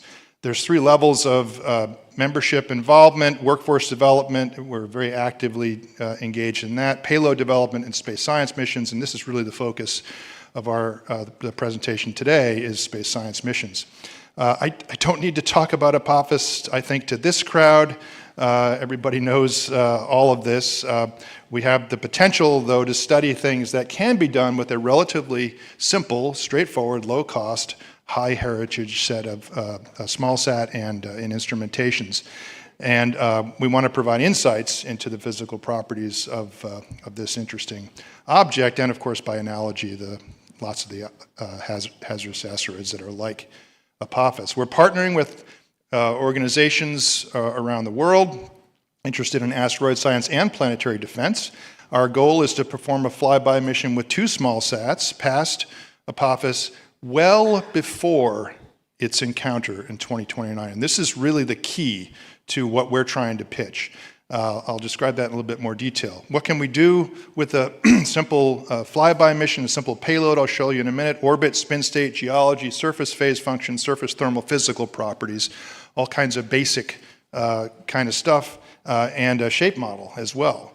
We can inform and simulate rapid response that talked about previously. It would essentially be a rapid response kind of mission. And importantly, by going there early, something like 6 to 11 months, almost a year early, before the 29 flyby, we can inform and influence, perhaps, the planning of the big missions that will be there later, missions like Apex, hopefully Ramses, Destiny Plus, and others, working through organizations like the United Nations Apophis Flight Mission Working Group, which has just been stood up to help coordinate those kinds of efforts. We're a service organization. We enable members to get involved in any aspect of the mission that they would like or need to for their own ecosystem: testing, calibration, planning, operations, planetary defense simulation, data processing, science, interpretation, workforce development. All that is within our bailiwick. Here's Apophis versus time and its distance from Earth. That's the one we're all here to, and at the T-4 meeting, we're there to talk about. Our goal is to launch in early to mid 27 and do a flyby. The primary flyby would be in May of 28, so about a year before. We also have a backup launch option that would get us there in October 2028, so still well before, and hopefully plenty of time to feed forward information like shape model, like basic geology and spin state to missions like Apex and Ramses. Currently, we're working closely with Lockheed with their Venture class spacecraft, small to medium, and a small to medium dedicated launcher, and a launch in 2027. We have a couple of preferred launch providers, and we're negotiating prices and things like that. Our goal, our proposed option, is to use NASA's 2 Janus spacecraft that are sitting in storage at Langley, awaiting a mission. Here's a perfect precursor mission for them to do. It'd be a relatively slow primary flyby, 3.5 kilometers per second at a range TBD, but less than 100 kilometers to get sort of meter scale imaging on the surface. Separate the 2 spacecraft by half an asteroid rotation, about 15 hours, so we get a map of the entire surface. The Janus payload has a visible wavelength camera and an infrared camera, very simple, very high heritage systems built by Malin Space Sciences. And importantly, we include significant participation from Dan Shears and his team. They built the spacecraft, they know the spacecraft, they're heavily involved. Dan's here in the audience, and he's a critical, important part of this proposed mission. So we're a nonprofit or university-based membership organization led by Arizona State in collaboration with Lockheed. Our business model is to use the Janus spacecraft at little to no cost to NASA. And that's really key here. We're using a business model kind of like the European Space Agency in miniature, divide all the money by 100 to 1,000. Members of our organization contribute at different tier levels. They get different kinds of services, and then the central organization, Milo, needs to solve the scientific, engineering, resource, operational / political problem, same as ESA, of who gets to do what kind of work and how do we build the mission together and all of its capabilities. In this case, we have an advantage in that the spacecraft are built.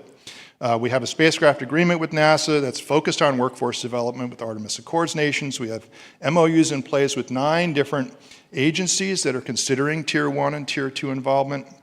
We're working with 15 more organizations, including our newest partner, Abu Dhabi University in the UAE, to get involved with this. We're discussing with lots of organizations at all major meetings, including here, and we've had defined funding milestones and gates because, of course, the clock is ticking. And the only way we can get away with this and have the potential to get there that early is because the spacecraft are essentially built. They're sitting in storage. We don't have to go through that development cycle that spacecraft had to go through. So, high heritage instruments, what do team members receive for getting involved? Experience with payloads and data sets, these cameras, unique early access to the data. We're using a Hubble-like model, although our intention is to feed the data in real time to whatever mission teams need it for the 29 flybys. We'll make agreements with those teams and have very transparent and open access to the data. The members get experience with small spacecraft missions, with the bus, with the instruments, working with the engineers, working with scientists, data processing, and the ability to be part of that feed-forward process with the follow-on missions. Also, it's a simple mission that happens soon. For emerging space agencies, emerging universities who want more involvement, it's a great opportunity to do that because we get there early. It's very much also about planetary defense, not just the science. I don't have to get into this in so much detail because Nancy covered it greatly, right? It's essentially a demonstration of a rapid response mission with spacecraft in storage, what I just talked about from that KISS study a few minutes ago, right? So it's an example, not the perfect example, but it's an example of the kind of thing that Decadal and other documents have recommended. So we get the critical before images and other data, spin state, surface properties, shape, fuse that data set, and advance scientific understanding of these small bodies. We're partnering with member organizations who are interested in getting involved. Please come talk to me, and I'll tell you lots more about it. Thank you.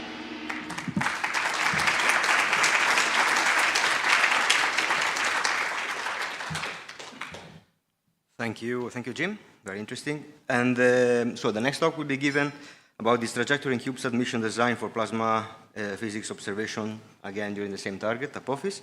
So Lucas Barbero Sanchez, adelante. Okay, so hello everyone. My name is Lucas Barbero, and I'm a second-year master student in aerospace engineering from KTH, Royal Institute of Technology in Stockholm, Sweden. And over the last few months, I've been working with Interstellar as a mission analysis engineer, and today I'll be presenting a trajectory and mission concept that I consider to be interesting and that I hope you find interesting too.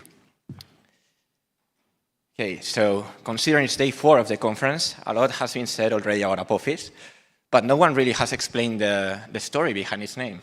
So where does the word Apophis come from? So in the Egyptian mythology, Apophis was a huge, powerful, and immortal serpent whose only purpose was to sink the boat steered by Ra, the sun god, with the goal of sinking it and submerging the world into eternal darkness.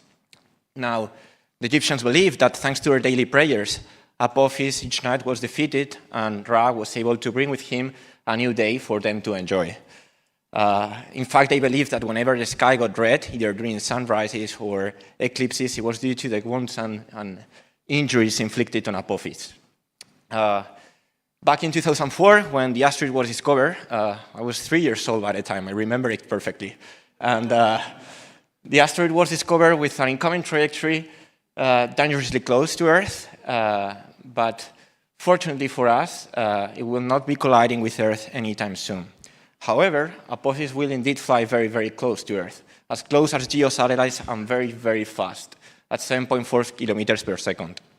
Now, from a plasma physics point of view, or perspective, this is a very unique event, since Apophis will be flying through the magnetosphere, flying through the outer radiation belts and ring currents. And so, therefore, a small spacecraft could intercept Apophis during close approach and provide valuable measurements during this event. For the purpose of this mission, I've considered the circular restricted three-body problem, which was already very well explained back on Tuesday, which is basically a rotating coordinate system where Sun and Earth are in fixed positions, and the third body, in this case the spacecraft, which I decided to call Onuris, moves under the gravitational influence of these two. And in the Sun-Earth circular restricted three-body problem, there are 5 equilibrium points called Lagrange points, which are basically points where the gravitational and centrifugal forces are balanced. And these are very interesting because periodic orbits exist around them. Now, for the purpose of this mission, I'll be focusing on L1, L2, that is those 2 points closest to Earth, and all very different sorts of families of periodic orbits exist around these points, from Lyapunov planet orbits to halo orbits and more exotic families of orbits. And so, if one were to introduce a small perturbation in the unstable direction of one of these orbits and propagate the motion in time, one will be able to reconstruct what are called the unstable invariant manifolds associated to these orbits.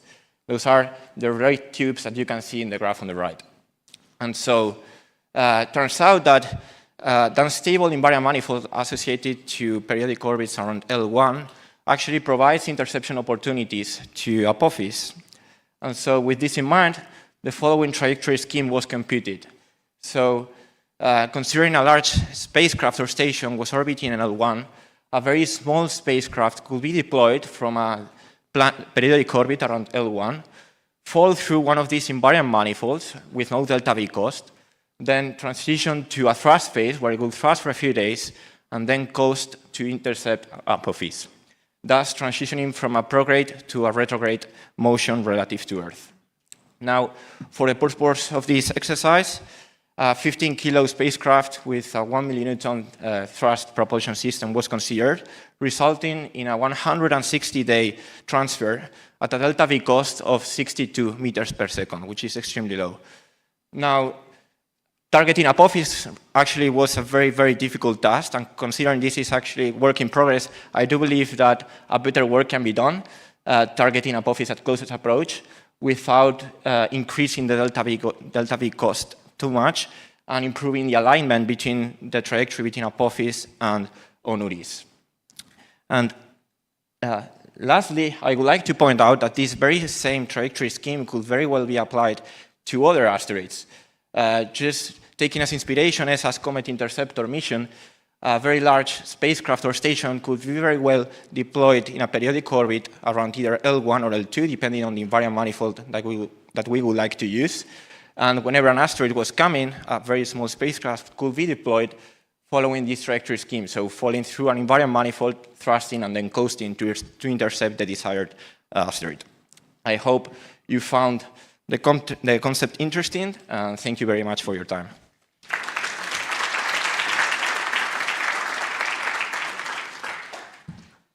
Thank you, Lucas. So we end with Paul Chodas. So we start and we end with you, with a little bit more of details about the ion beam deflection concept. Back to our scenario. I'd like to talk a little bit about what ion beam could do in our scenario. I'd like to acknowledge my co-authors, John Brophy at JPL, Matt Vavrina, who did a lot of the mission designs, and Brent Barbie. And in fact, a lot of this material that I'll be talking about is in the Brent Barbie et al. Paper for the conference. Okay, ion beam deflection. Just what it is basically directing the ion beam exhaust from a spacecraft at the asteroid, and such that almost all of that beam intersects the asteroid, and you would have to have a matching thruster in the other direction so that you can stay on station at about 4 asteroid diameters away from the asteroid. And you would just be continuously firing for months and maybe even years. But over time, all of the propellant, all of that xenon is coming out at very high velocity, basically 10 times the dart intercept velocity. So you're taking a lot of mass and throwing it at the asteroid, and over time you can deliver a lot of momentum. The advantages are many on ion beam. I won't go through them all. But the principal one is there's no danger of disrupting the asteroid because this is a slow push method. And you can deflect the asteroid in either direction, so it's not limited to a single direction. And in my simulations, I've optimized that direction. I won't go through the rest of them at this time. The campaign strategy that we developed for this scenario originally at Epic 1 was a modest spacecraft with 22 kilowatts. That proved to be underpowered. So at Epic 2, we bumped that up to 46 kilowatt spacecraft, which is kind of modeled after the ARM spacecraft, which was of similar power level. We also looked at a 60 kilowatt spacecraft, but go to the paper for that. I don't have time to talk about that particular one. The key thing with ion beam is you need a lot of propellant, 2,000 kilograms up all the way up to 5,000 kilograms. So these are large spacecraft, and in addition to being high-powered spacecraft. We looked at launches about 5 years from the authority to proceed in this scenario. Each line of this lists the different missions that we looked at. We had a couple early launch missions, a primary, and a backup. The key thing here is that over time, you can move the asteroid in the B-plane. And this is a diagram that shows kind of how much you can move the asteroid in the B-plane off the Earth on each day. Now, the total movement in the B-plane is the integral under this curve. The advantages are clear at perihelion. You get not only more power to the spacecraft, but more leverage in moving the asteroid off of the B-plane. The shaded region is an example of one of the missions that moved the asteroid all the way from the Epic 2 impact location all the way off. The For the three different deflection goals we had were northward, southward, and a partial deflection. And I will also talk about the three realizations of the asteroid: low mass, which is basically 99 or 3 sigma low, essentially a median and a high mass asteroid mass. The directions of deflection are shown graphically, this in the unrolled Earth image in the B-plane. The northward deflection is about half of the southward deflection, but there is that option for a partial deflection to a kind of safe zone south of Cape Town. And that's one I will be talking about, the partial southward deflection. These are the distances in the B-plane, and the deflection difficulty is essentially proportional to the distance you have to move in the B-plane.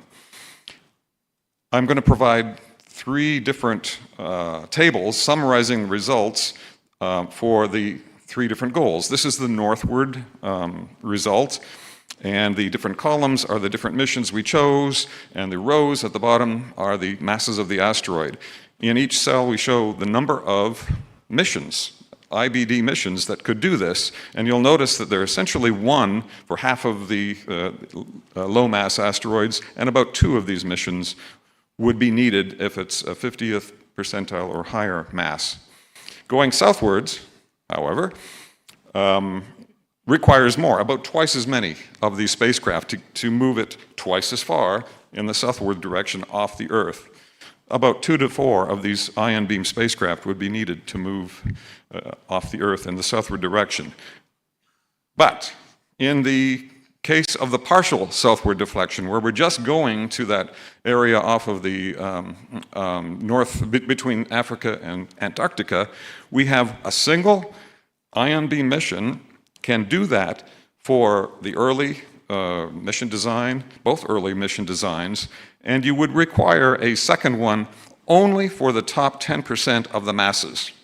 So in other words, a single ion beam mission, this 46 kilowatt spacecraft, can essentially move that asteroid to the safe zone in 90% of the cases. There is only that top 10% where the asteroid is massive would you require a second spacecraft to do the job.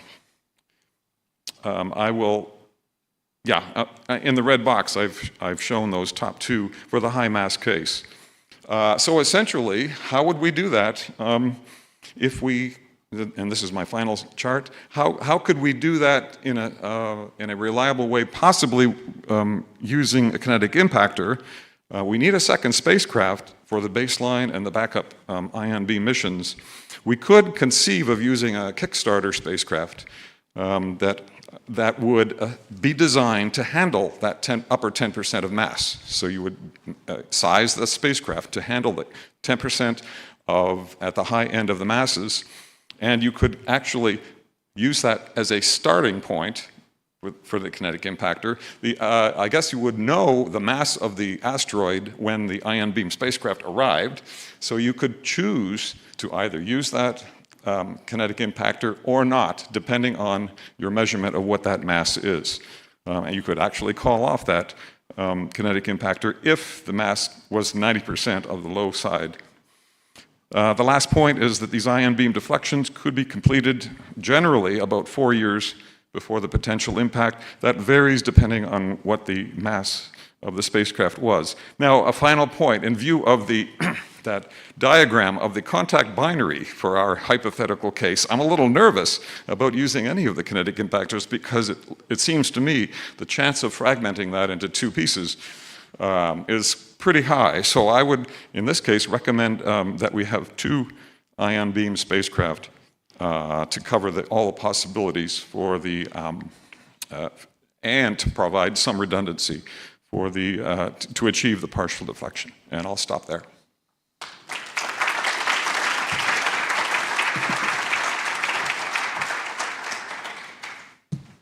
Thank you, Paul. So I will invite all the speakers on stage for the Q&A session. We will handle it a little bit differently. So there is George connected online. He will go through all the online questions. There are several. But if somebody of you here didn't manage to get to the app, just raise your hand and we will give also voice to everybody else in here. George, are you connected?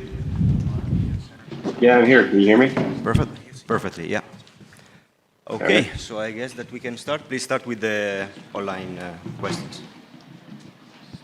So we've got a lot of questions on here, but we'll start with a question for Nancy and Jim, essentially asking, given the current state of technology and mission readiness, what do you envision that we would need to be able to react quickly to a short warning scenario? So I think everything that I presented, we have the capability to do. We've looked at this, it's challenging, 25 kilometers per second and a half-lift 50-meter object. This is within our capabilities, but we really should demonstrate it and build it before we need it, right? I mean, this is what readiness and preparedness means, is being able to do that. So I think that there's no magic needed, there's not necessarily there, but demonstrating it, putting it together, and then in that scenario, you want to have it stored here on the ground to be able to launch it quickly. And so I think the idea would be, how I would envision it, is that you would do a technology demonstration, say you have that capability, and then hopefully pass that off to some sort of commercial contract, which would maintain a fleet on the ground and launch every once in a while. I think this could be done very affordably at a very reasonable price and would increase our readiness. Right now, we do not have that capability and we are not ready. Everything she said, but I would only add that we do have the opportunity. There are 2 spacecraft in storage that could do a rapid response mission demonstration. NASA last year called for responses to a request for information and ways to innovatively use the Janus spacecraft for a planetary defense-focused mission to Apophis. I know they got a number of responses. We haven't heard back from NASA on that, but those spacecraft are there. We can do a mission with them and start that actual demonstration process.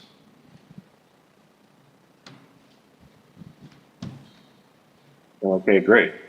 For Paul, does the near future availability of ultra heavy lift capabilities, example, Starship, Super Heavy, and all that, launch vehicles of those kinds, change the potential mitigation mission significantly?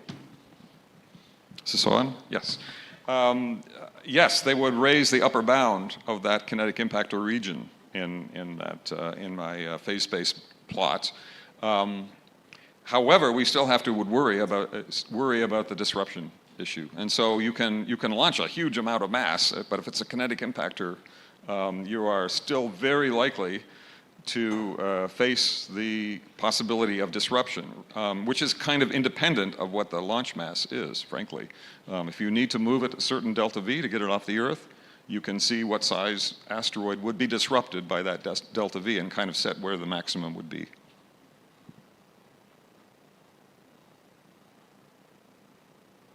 All right. For Adrian, do you have an estimate of the number of TCOs each year that are discoverable by LSST, or that would be candidates for missions like this, or like the one you described? Yeah, so before LSST, I think TCOs were being discovered like once or twice a year. They were pretty incidental though, so there weren't any dedicated observations. And then I think with LSST, they're gonna hope for maybe once or twice a month. Again, incidental, but then with dedicated observations, maybe they'll find more, but that's all I know for now.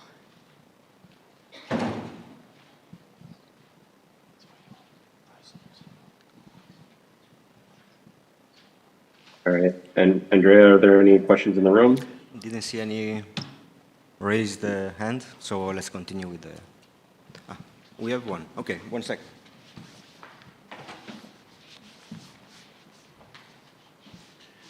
So this is, I guess, probably for Paul. My memory during DART, and I could be way off, but is that even if you fragment an asteroid, the center of mass moves. So even if you hit, my expectation would be, even if you hit a bilobate asteroid and you destroy one of the lobes, you're still putting momentum in. And so is that incorrect? Or would you still move the asteroid because you're still bringing momentum in and it's got to go somewhere? I agree, you would certainly move the asteroid regardless of where you hit, but the issue here is whether you're fragmenting it into largish pieces, and that's my question, and especially if it was a contact binary.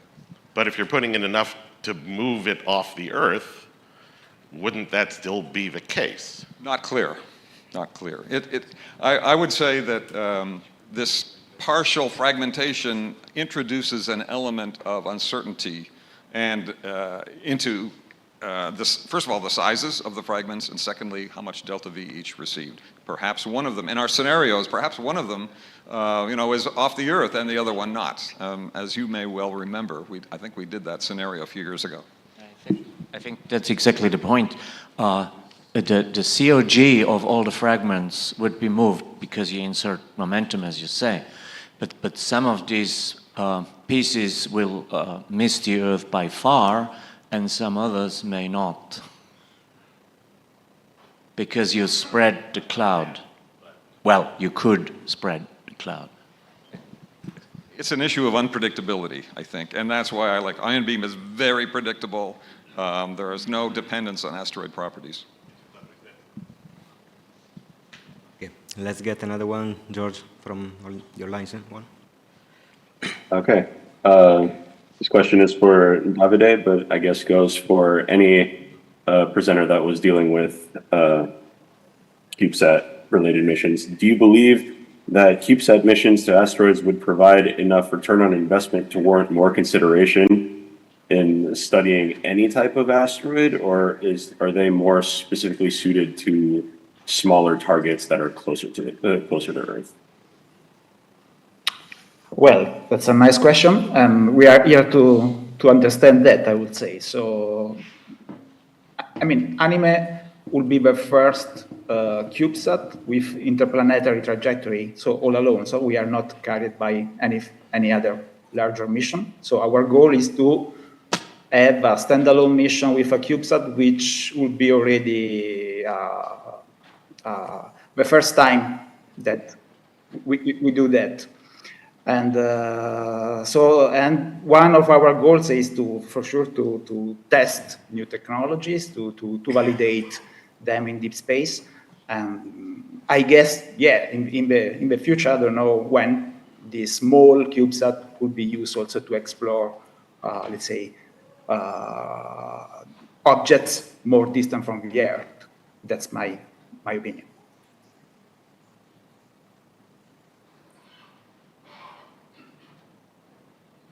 Next one, George. I see no presents. Yeah. For Raheel, there are a couple questions on here. One relating to wanting to elaborate on the concept of Delta Door and its benefits, but that may be more explained in your paper that you can't really discuss in an 8-minute presentation. And there's also a question in regards to what size radar corner or cube would you have to put on an asteroid to be able to track the distance and Doppler throughout the mission? Okay, I can address the first one. Second one, I might need you to repeat. So Delta Door, I can give a little quick mini lecture, I guess. So the basic idea there is that if you have one ground station talking to a spacecraft, you can do these ranging points using radio signals that give you the distance between the ground station and the spacecraft. Now, if you simultaneously get two stations, the distance between station 1 and spacecraft and the distance between station 2 and spacecraft will be different. And this difference in range lets you measure the angular position of the spacecraft. That's why D-Door is delta difference one-way ranging. So it's the difference in this one-way range. And I should be clear, this is not a new technology. Delta Door is routinely used to track spacecraft around asteroids, around the solar system. I think it was developed initially for the Voyager mission, so it has decades of heritage behind it. And I think, if I understood correctly, the second question implied that we were placing radio transponders on the asteroid, which is not the case because we have this rendezvous spacecraft. The ground station talks to the spacecraft tracks features on the asteroid, takes pictures, and transmits them back. We use those two pieces of the puzzle to put the picture together. Hopefully that answered. Yeah, I think that got the the crux of it. How are we doing on time? Yeah, let's go for the next one online. Okay. So this is for Jim in regards to the Milo Institute.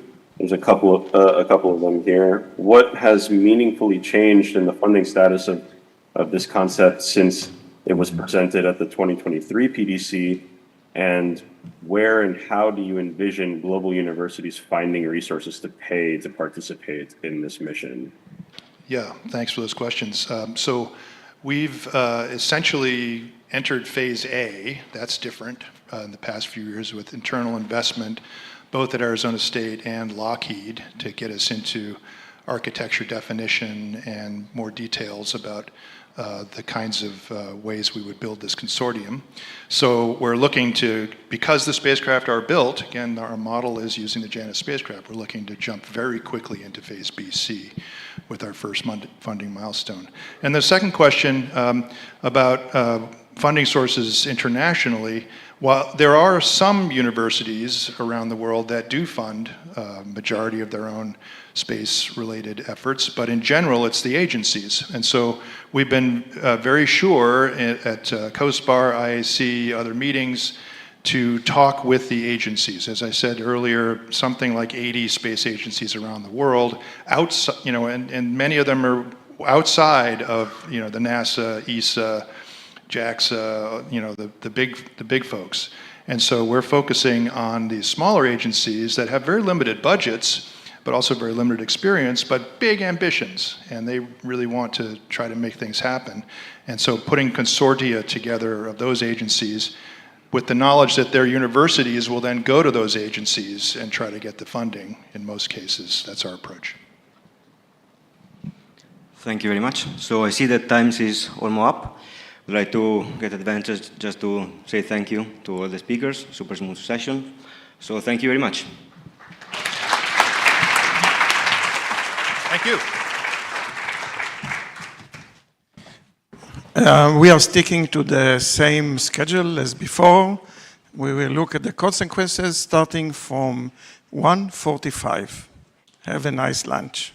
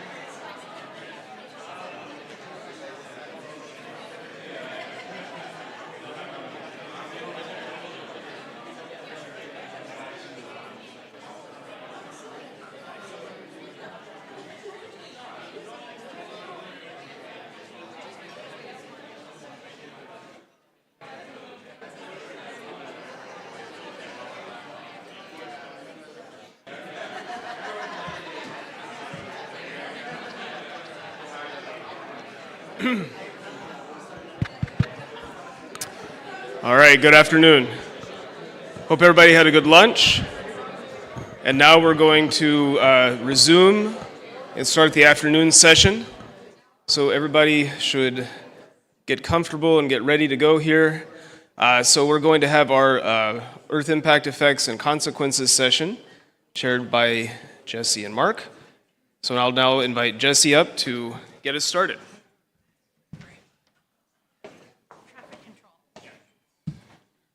All right.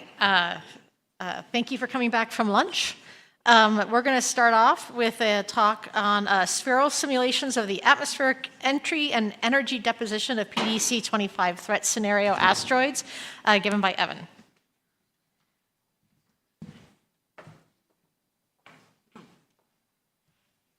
All right, hello everybody. My name is Evan Bionis. I am a postdoc at Lawrence Livermore National Lab, and I am excited to show you some initial results that I have running spheral simulations looking at the PDC 25 hypothetical asteroid threat scenarios.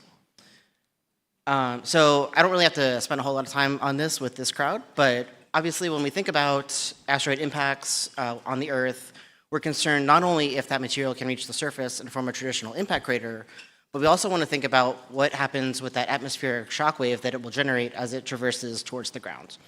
So this is a GIF of the Chelyabinsk airburst event in 2013. As you can see, it's a very bright shockwave that is generated. There was only a little bit of asteroid material that made it to the surface relative to the effects of this airburst that affected a few people on the ground and blew out windows and affected some walls. So when we think about the effects of these airburst events, we want to consider things like the incoming angle of the asteroid through the atmosphere and the asteroid properties. Not only its size, but also its porosity, density, the degree of metal content, which will affect how much incoming kinetic energy it has, and also is it coherent rock versus a rubble pile composition. So to do this, I took the 2025 hypothetical asteroid impact scenario EPIC-1 parameters, and I just thought we would start with the 5th, 50th, 95th, and 100th percentile parameters. So I'm testing incoming asteroids between approximately 80 and 280 meters in diameter, which correspond to densities between 1.8 and 2.8 grams per cc. And then the corresponding porosities are shown in this table as well. In addition to using these 4 size and mass designations, I'm also testing 3 different incoming angles. So 45 degrees for a generic case, then a shallow case of 20 degrees, and then a vertical case of 90 degree straight down asteroid incoming bit. I am also, in addition to the 4 sizes and the 3 angles, I'm also testing, do we give that incoming asteroid a material strength parameter, or do we treat it as a fully hydrodynamic body? So if it's fully hydrodynamic, you can consider it as like loosely consolidated material that's kind of just near each other. But when we give it that material strength model, then we're going to let it fracture and kind of break apart in a more natural way. And the material strength model that I use corresponds to the Abupanu parameters, which is probably an overestimation of the strength that we would expect. So I'm trying to bracket a too strong asteroid versus a fully hydrodynamic, probably too weak asteroid. The way that we set up our simulations is we are using Spheral++, which is a Lagrangian smooth particle hydrodynamic code maintained at Lawrence Livermore. The version of Spheral that I am using we call FSI SPH, and the FSI stands for Fluid Solid Interface. And that is just a way that we are able to kind of stabilize the model advection when you have particles next to each other that have really different material parameters. So this is important when you're considering an asteroid, or not asteroid, an atmospheric model, because you have the air modules, or air nodes, I'm sorry, next to the rock nodes, and you want to make sure that those two materials are being accurately modeled. So then we take our material parameters for the bolide shown in the orange circle here, and then the way that the model works is we have the air nodes that march from left to right, and the air nodes are designated as they come in corresponding to the incoming angle of the asteroid, and that tells us what the pressure and temperature need to be of the new nodes. So I'm just going to walk through a couple screenshots showing how the model looks. The big Middle panel is the density of the material. So in this case, the red is the air nodes, and then the purpley blue is the asteroid. You can see the density scale on the left-hand side. Then as we progress the model, I'm overlaying the damage. So this is one of my cases with strength. Then the two panels on the right-hand side, the top one is the energy deposition as a function of altitude, and the bottom one is the normalized remaining kinetic energy as a function of altitude. So if we jump down in altitude to about 20 kilometers height, you can hopefully see that we got some tension in the back of the asteroid. So we got some fracturing, and it's starting to break apart into two different hemispheres. But you may note on the two plots on the right-hand side that we're not really depositing any energy in the atmosphere yet. Then if we look a little bit further, we get these two halves that have now separated and are starting to flow next to each other. And we've got some energy deposition going on in the air. Then this is just a peek trying to show the extent of the energy deposition. So the little bits that you might see trailing behind the bigger hemispheres are little pieces that we have said are trailing away. And then once this asteroid meets the surface, we've got the two hemispheres pretty solidly next to each other as they hit, presumably, the ground. So I ran this kind of analysis and generated these plots for the 4 asteroid sizes and masses with the 3 different incoming angles and the 2 different kinds of strength, hydro and non-hydro. This is one of the ways that I've tried to think about showing this data. So here I'm showing on the left-hand side a bolide with strength, and on the right-hand side one of the hydrodynamic cases. And the lines are color-coded according to initial asteroid size. And in both cases, we note that the smaller the asteroid is, the sooner it begins to deposit energy in the atmosphere. And if you have a bolide with strength, then it's able to maintain its coherence longer as it traverses through the atmosphere before it begins to break up. There are lots of ways that you can kind of think about this. Given the relatively short time in these talks, I really wanted to focus on the idea that the strength that we use for these models and how we conceptualize strength for these asteroids has a really large effect on how we kind of think that the asteroid will evolve.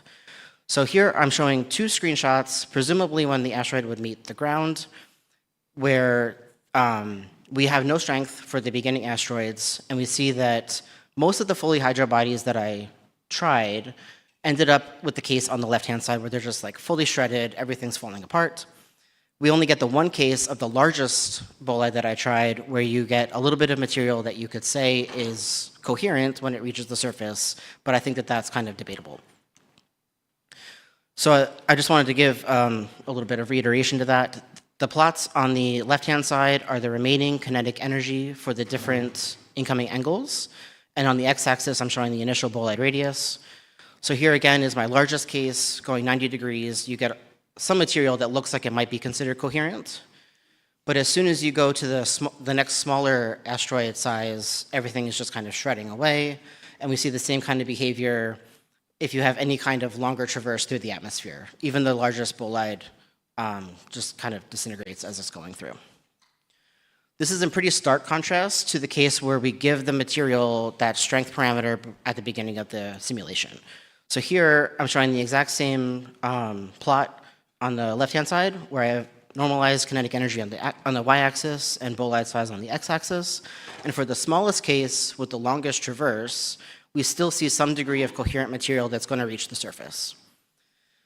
Then to flesh out kind of the range of morphologies that we would expect, if I go to my 90-degree case and I have a little bit of a larger bolide coming through, then I can see that fracturing has happened in the back and those pieces are starting to move apart, but they don't fully separate before we would assume that they hit the surface. And then in many cases, we see that those 2 hemispheres have fully separated. And in those cases, we observe between 250 and 850 meters of separation between the 2 pieces. So we kind of get this range of possible morphologies that we would expect for material that would hit the surface. This is just another way to represent it, where now I separated the data points into 90-degree entry, 45-degree entry, and 20-degree entry.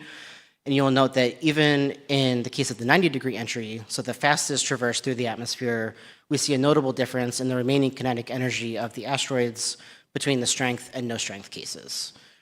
And again, I just want to reiterate that for the fully hydrodynamic case, even in the 90-degree entry, I think the behavior of the material that's going to reach the surface is going to be very different, even when it looks like the total remaining kinetic energy is pretty similar, because you have that strength component that we're not really capturing in this kind of plot. So initial impressions that I would like to leave you with, again, the material strength is really going to play a huge role in how we consider this. And in this case, I've really only considered how that material fractures, but the porosity, density are all going to have effects on that as well. And then if you have an asteroid on a shallower incoming angle, it's going to have a longer trajectory through the atmosphere, and you're going to have more time to observe these effects. So the ongoing work that I am doing is verifying these results with 3D simulations. And then also, Veronica is going to give a talk in a little bit about the work that we're using to take these energy deposition curves in the atmosphere, plug them into our code called Miranda, and then simulate how that blast wave is going to propagate along the ground. Thank you.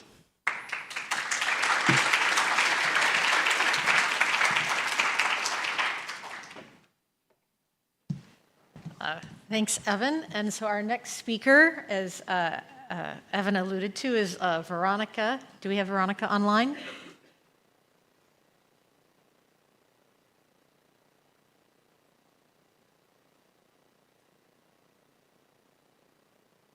There we go. Can you hear me all right now? Oh, yes. Oh, sorry. Yes, we can hear you. I did not mean to shout. That's fantastic. So since you don't have the fancy timer, and I'm not sure you can hear the gong, I'm going to give you a 1-minute warning. Okay, Veronica? No worries. All right. I recorded the presentation. It's solidly 8 minutes. Awesome. Okay. So Veronica's going to talk to us about a new hydrocode pipeline for assessing ground effects of Chelyabinsk to Tunguska-sized asteroid airbursts. Thank you so much, and thank you, Evan, for the brief introduction. Just as a warning, it is 5 o'clock in the morning here in California, so if I'm a little bit delirious, I apologize in advance. But let's get this started. So good afternoon, everyone else. My name is Veronica Korneeva. I'm a postdoc fellow at Lawrence Livermore National Laboratory, and I'll be presenting work on behalf of our Planetary Defense team, as Jesse said, specifically on our recently developed hydrocode pipeline for assessing ground effects of Chelyabinsk to Tunguska-sized asteroid airbursts. We've been using the Chelyabinsk event as our main benchmark, mainly because of the significant quantity of available footage, ground observations, global sensor data. As a brief recap, the event occurred in 2013 near Chelyabinsk. Asteroid was estimated to be about 20 meters in diameter, traveling at around 20 kilometers a second at a pretty shallow entry, and deposited about 500 kilotons of energy into the atmosphere during its breakup. The resultant pressure wave caused moderate damage across approximately 10,000 square kilometers, some of which is actually shown here. And estimates of the overpressure from the observed damages placed them at a maximum of 7 kilopascals for structural collapse and 3 to 5 kilopascal for the widespread glass and window damage. In order to model that pressure wave and subsequent ground damage, we must be able to characterize the energy deposition itself. Imagining an energy source analogous to the Chelyabinsk airburst, it's possible to output an energy deposition across altitude, similar to the ones generated by Brown and Popova in 2013, which were based on sensor and light curve data. Then we can propagate the pressure wave to generate a ground-based overpressure contour. Now, what we're looking at for is a simulated overpressure response similar to what's already been modeled. Popova's team in 2013 modeled several contours of 500 pascals to 1 kilopascal based on variable total energy deposits. Likewise, Avramenko in 2014 modeled overpressures at locations of interest, and in 2017, Shuvalov refined that 2013 contour map to incorporate higher overpressures.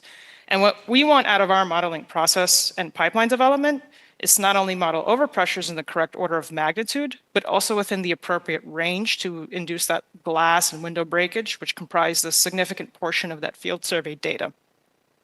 Now that I've described what we're trying to do in this pipeline process, we can get into the details of how we model the airbursts and propagate out that pressure wave, similar to what Evan introduced just before my presentation.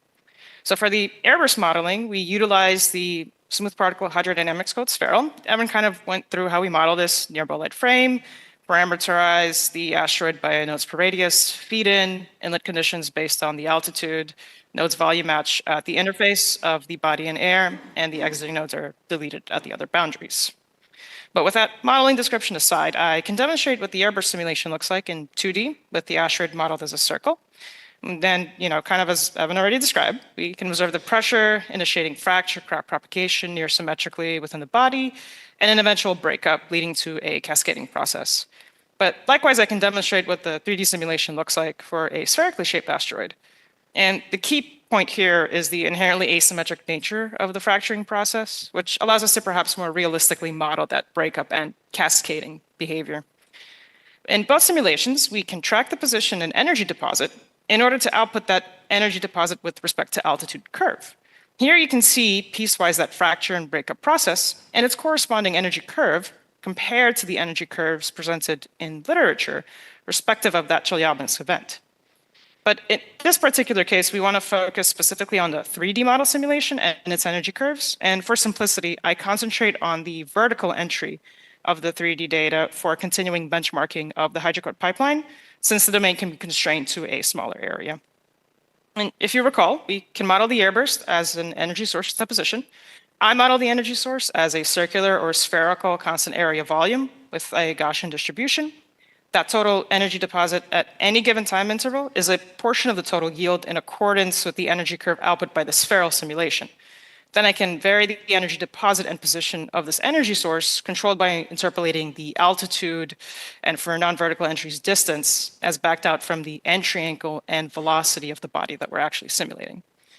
Basically, I perform a handoff by modeling the energy deposition in this way within the laboratory-produced code Miranda, by modeling a hydrostatic graded atmosphere and essentially overlaying that energy curve within a domain. So if you imagine an energy source moving in time and space along a trajectory, it generates pressure waves that interact and propagate. And in this particular video, I have a time-matched example of the airburst simulation in Svel on the right, and the correlating pressure change from the energy deposit in Miranda on the left.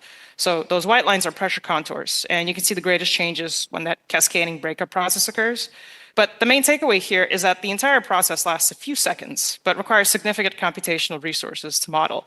And I need to propagate this out over multiple minutes by the time the pressure wave reaches the ground. So I need to model out the event to larger length and timescales, which is the reasoning behind the handoff. So the first step I took was to simulate the vertical entry in a 2D symmetrical environment in order to get a few things in order. Here you can see the temperature profile on the left and the overpressure on the right. One point of interest was attaining the correct peak temperature, so to speak. Shivalov estimated in 2017 that the temperature in the luminous area reaches about 20,000 Kelvin, and material with temperature above 10,000 Kelvin occupies the central part of that luminous volume. So that gave us a constrained range to attain for the peak burst during the deposit. Then I took a one-dimensional trace of the overpressure vertically along the symmetrical axis, shown on the top plot, and horizontally along the ground, shown on the bottom plot. And we can observe the propagation of that pressure wavefront and its eventual incidence and reflection off of a flat ground. The peak overpressure that is exhibited in this process is due to the incident wave and reflected wave interacting with each other. So I also prepared a pseudo 3D plot on the right to better represent that process. Here, the XY positional axes are the altitude and distance, and the Z-axis is the overpressure. As the energy is deposited, pressure waves form, propagate towards the ground, reflect, and generate that peak overpressure in a trace along the ground, which is much easier to view and visualize in this particular plot, which is why I included it. Many of the reasons why I've been focusing on the 2D symmetric case is because we need to find avenues to reduce the computational cost of running a full 3D simulation. In the vertical entry scenario, I do have a domain that is 40 kilometers by 40 by 50 in size. And that already limits me to observing the wave propagation along the ground out to less than 20 kilometers. So as shown here, I have been implementing active mesh refinement as well as some additional shortcut that I won't get into the weeds of right now. And we can generate the fully 3D energy deposition and wave propagation case. But first I need to verify that the methods I'm using can generate viable results through 2D simulation cases. So here I ran 4 global 2D symmetrical cases at gradually increasing resolutions and took that one-dimensional trace along the ground. And from this, we know that the coarsest refinement along an area of interest, such as the ground, is about 12 meters to avoid that non-physical underpressure that seems to exist for the coarser cases. And likewise, since I'm relying on AMR for the 3D modeling, I want to ensure that I'm avoiding similar pitfalls and that the pressure begins to converge onto what I expect from a global resolution study. In this particular case, one level of AMR, the regions of interest are refined to about 48 meters, and 2 levels refines those regions to around 60 meters. I also incorporated a video, kind of like these time slices of the plots, to kind of show you for a conclusive imagery what that looks like. I actually rolled that back a little bit so you get to see it again. Any minute now. There we go. So you can actually see what that overpressure contour on the ground looks like for all these different cases together. And thank you so much for your time, and I'm looking forward to any questions that you may have.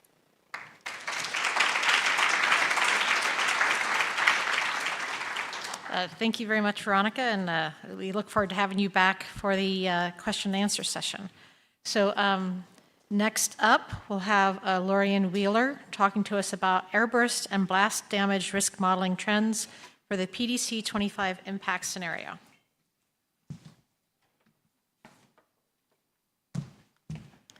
Thank you. Good afternoon, everyone.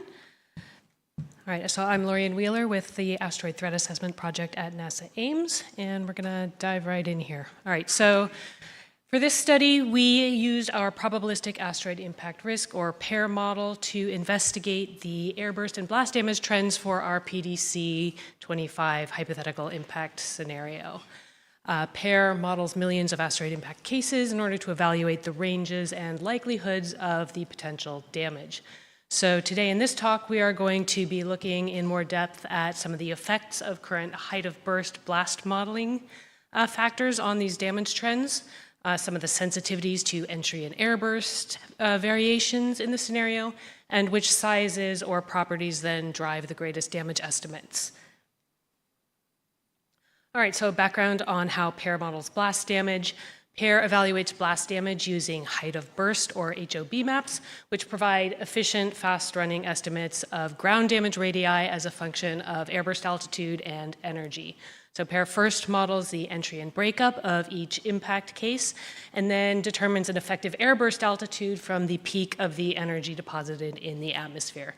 Now, this altitude depends on the asteroid properties, the entry trajectory, and also some additional breakup modeling parameters that give us a little more uncertainty variation in there.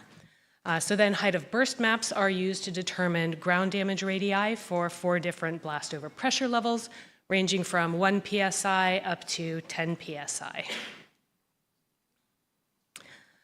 All right, so for our height of burst maps, PAIR uses a simulation-enhanced height of burst model, which interpolates between nuclear HOB maps for the smaller energies and high-fidelity simulation-based HOB maps for some of the larger energies where the nuclear curves don't scale up as well. So these maps show our PAIR HOB maps for each of our 4 overpressure levels, with the color contours scaled up to different energies. So one important aspect of airburst blast propagation that you can see in these HOB maps is that for a given energy, there is an optimal airburst altitude that causes the largest ground damage sizes. And below that altitude, the ground damage radii sort of decrease. All right, so this plot here shows those optimal heights of burst as a function of energy. The main point here is that those optimal altitudes increase with energy, so larger cases must burst higher in order to do their maximal damage. All right, in order to compare the damage among all of our impact cases, we're going to be looking at this total severity scaled damage. This combines the blast areas from all of our different overpressure levels, scaled by their relative severity, from our 10 psi unsurvivable level at 100%, down to our serious 1 psi level at 10%. So the black line in the middle shows the optimal burst altitude for that combined damage, and you can see where high bursts cause less damage for the smaller energies, and also overpenetration below the optimal causes less damage for the larger cases. All right, so how do these trends play out for our PDC 25 scenario? So in the scenario's initial early JWST data has constrained our asteroid size and type.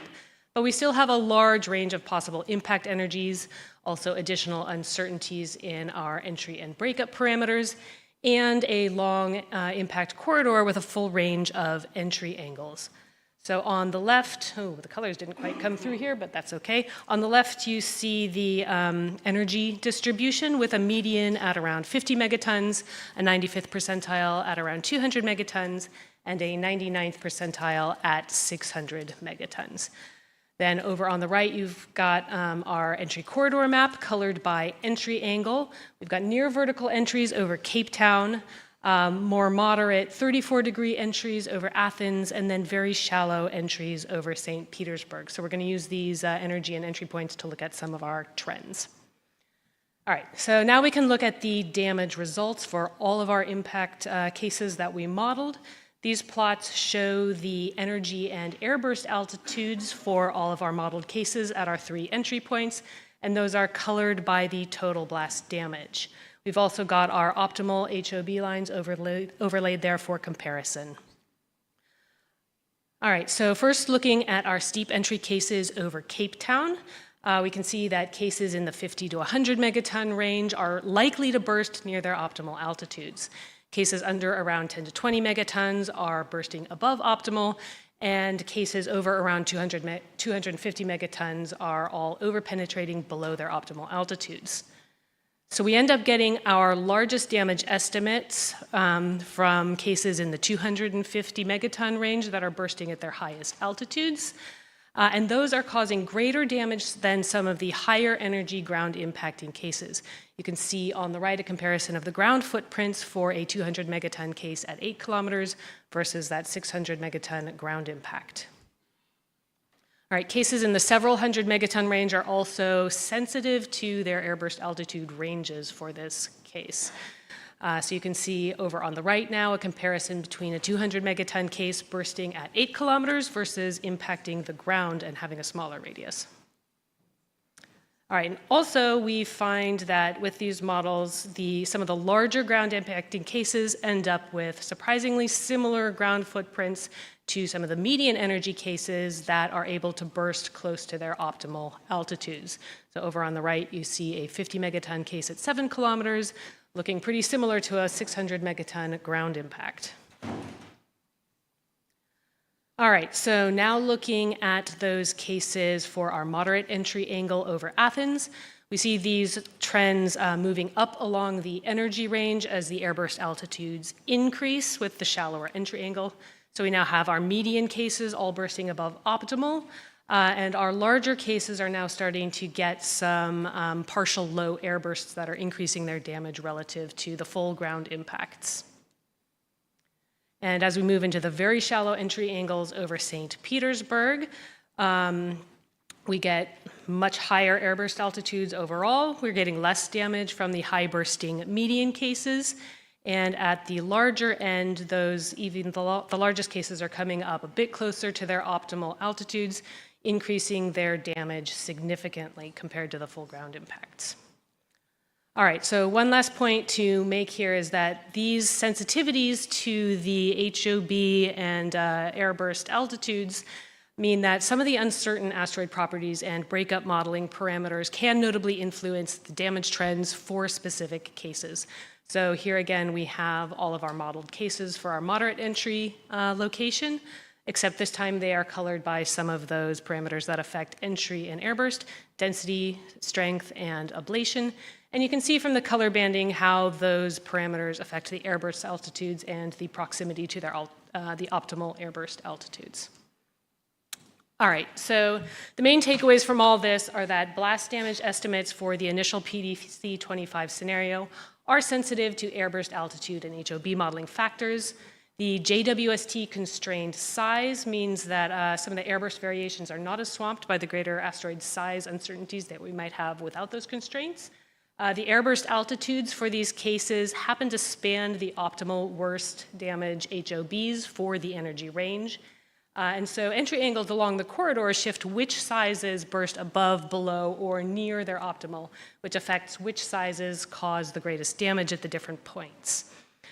So more generally, this sort of highlights how HOB models are best suited to evaluating potential damage ranges spanning airburst uncertainties like we do in our risk model, rather than trying to specifically predict the damage of specific cases. We know that point source HOB approximations don't fully capture all of the effects of high energy entry columns and large ground impacting cases. They're an estimate with effective airburst altitudes. But to improve upon that, our group's hazard simulation group is working on new large-scale high-fidelity simulations that are being used to develop improved blast models that'll better capture some of these effects. And you'll be able to see more about that in the upcoming talks by Michael Aftersmith and Daryl Robertson.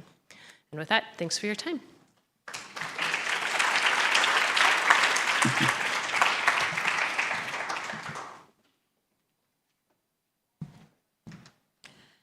Wow, it's almost like we put these talks in a particular order.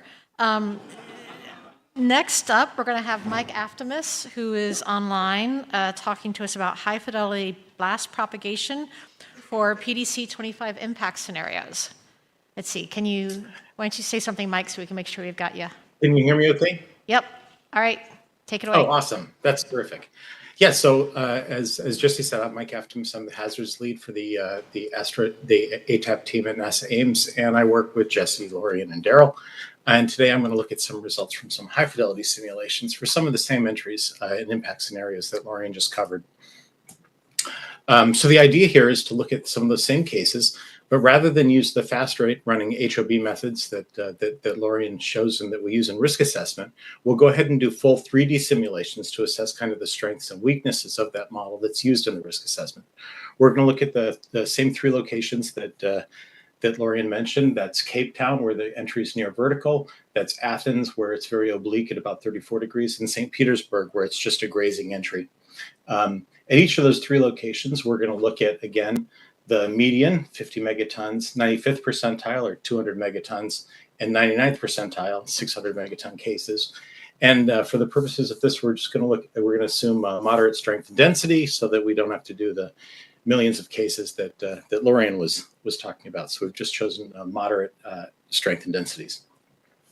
So here's entry profiles for the three asteroids at both at Cape Town, Athens, and St. Petersburg. And if you look at Cape Town with 50 megatons and those moderate strengths, we have an airburst at about 7 kilometers. And for 200 and 600 megaton cases, for the larger cases, they're both ground impacting cases. At Athens, 50 megatons is a pure airburst. 200 megatons is airburst dominant. And at 600 megatons, it's ground impacting. At St. Petersburg, as Lorian just went through, the shallow entry angle results in airburst for all three cases, for 50 megatons, for 200 megatons, and for 600 megatons. So with that, I can get into some numerical simulations and we can start talking about the results. The code that we use for these are 3D simulations is CAR3D. We've presented results from this before and validated against, well, the only ground truth we have, which is Chelyabinsk. These are our computational domains, just to give you a feeling for the extent of the domains, like Veronica was showing earlier. In this case, we've gone 640 kilometers in the ground plane, both in the downrange and cross-range directions, and we extend our altitude up to about 95 kilometers. We have about somewhere between 30 and 50 meter resolution here from Cape Town down to St. Petersburg. So I'm not going to show pictures of everything, but just to give you a sense of the entries, this is 200 megatons at Cape Town. You can see it's a near vertical entry. This case is a ground impacting case. If we go to Athens, it's an oblique entry at 34 degrees. This is, again, the 200 megaton case. In this case, the blast from the main airburst hits the ground at about the same time as the remaining fragments impact. In St. Petersburg, all three cases are airbursts. Again, I'm just going to show the 200 megaton case. You'll see it's an airburst, and actually the first thing that hits the ground here is actually the blast wave. The 600 megaton case and the 50 megaton case are also both airbursts, and they burst higher and lower respectively. So I'm just going to skim over some snapshots. And this is what we're really trying to get to. These are the ground overpressures. So basically, if you think about the ground plane, we're recording the peak overpressure that's experienced on the ground plane over the course of the entire simulations. And the blue contours that I have labeled here are the 10 psi or unsurvivable region, 4 psi, 2 psi, 1 psi, and these are the levels that that Lorian rolled into that overall damage potential. At Cape Town, of course, this entry is near vertical, and so we expect roughly circular contours here. At Athens, where it's an oblique entry, we get these butterfly or kidney-shaped contours that are typical of oblique entries. And in St. Petersburg, again, we get these even more stretched kind of butterfly or kidney-shaped contours. Yeah, so the next few plots kind of summarize the main results from this investigation. And what I'm plotting here, just for if you take a second just to get oriented, on the vertical axis, I'm showing the prediction from the HOB model that's used in the risk assessment. This is a very fast running tool based on kind of an enhanced nuclear weapons history, and that Lorian was talking about. And on the bottom, I've got results from the simulation. So these are the damage radii that are predicted. So if the HOB method predicted perfectly the results of the simulation, we'd fall right on the diagonal, perfect prediction. In general, higher overpressures, of course, have smaller damage radii, so the higher overpressures are going to be close to the origin, and the lower the damage levels, 1 psi, are going to be the last dot in the data sets, farthest from the origin. At 50 megatons, these are all predominantly air bursts. And what we see is that 50 megatons, the HOB predictions are virtually spot on. I mean, they're really good, and all the predictions are reasonable. There is some slight underprediction of some of the lowest damage levels, and we're most accurate at Athens and St. Petersburg. Let's see what happens now when we go to 200 megatons. At 200 megatons, St. Petersburg is a pure airburst. Athens is an airburst dominant event, and Cape Town's ground impact. Well, St. Petersburg here is the solid line, and that's very well predicted by the HOB methods, even way out to the 1 psi damage level at 125 kilometers or 150 kilometers. Athens, that's the dashed line, is also reasonably well predicted. But what we see is at Cape Town, the HOB model here is, before we get into that, down here near the highest damage levels, near the origin, all the HOB model is doing a good job, a reasonable job anyway, at all three for predicting the damage radii for all three locations. But generally, as we go, the model becomes less accurate when we start to have ground impact, for example, at Cape Town, and especially at the lowest overpressures where it's under predicting the 3D simulation. So you'll see these trends continue as we start to look at the largest 600 megaton or 99th percentile case. So again, at St. Petersburg, we have that's the solid line here, and we have a pure airburst event. And again, the predictions are really reasonable, way out actually from ground zero. At Cape Town, however, and at Athens, we get increasing underprediction from the HOB model.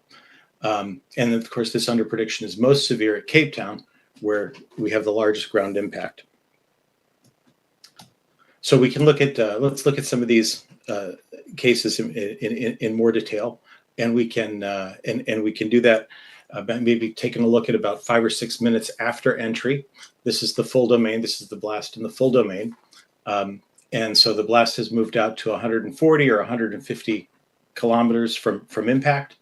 And what we notice right away is that the blast waves far from impact are essentially cylindrical shocks. And moreover, they're confined between the ground plane and the rapidly expanding plume in the upper atmosphere. Because those are essentially cylindrical shocks in this very confined space, the dominant decay rate here becomes cylindrical and not spherical. And this is especially true as we get farther and farther from impact. So what we can say is that once the blast becomes similar in scale to the thickness of the atmosphere, the overpressures decay slower than would be predicted by classical spherical blast-based models. And that's really our main conclusion here. So in summary, we performed high-fidelity blast modeling for the PDC 25 EPIC 1 asteroids. We looked at the median, the 95th, and the 99th percentile cases, and we compared the blast overpressure predictions from the fast-running HOB methods that are used in risk assessment with 3D simulations. We showed that the HOB predictions for airburst events were generally very accurate, but the ground impacting cases were less well predicted.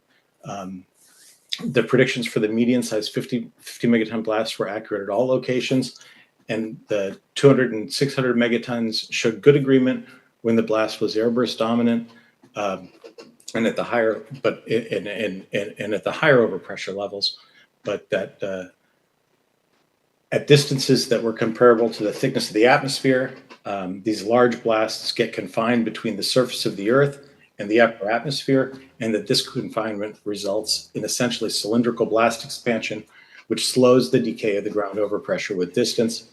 And therefore, HOB methods that are based on spherical blast decay are likely to underpredict the damage radii for these large blasts at large distances.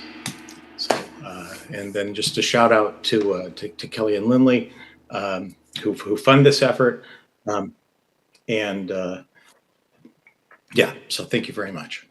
Perfect timing.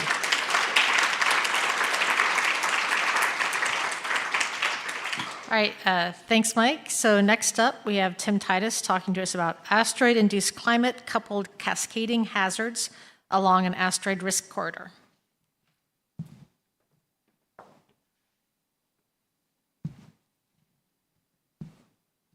Thank you. So I'd like to call out my co-authors, Daryl Robertson, NASA Ames, Larry Manston with the USGS Volcano Observatory, and Lucy Morton, who's with Northern Arizona University.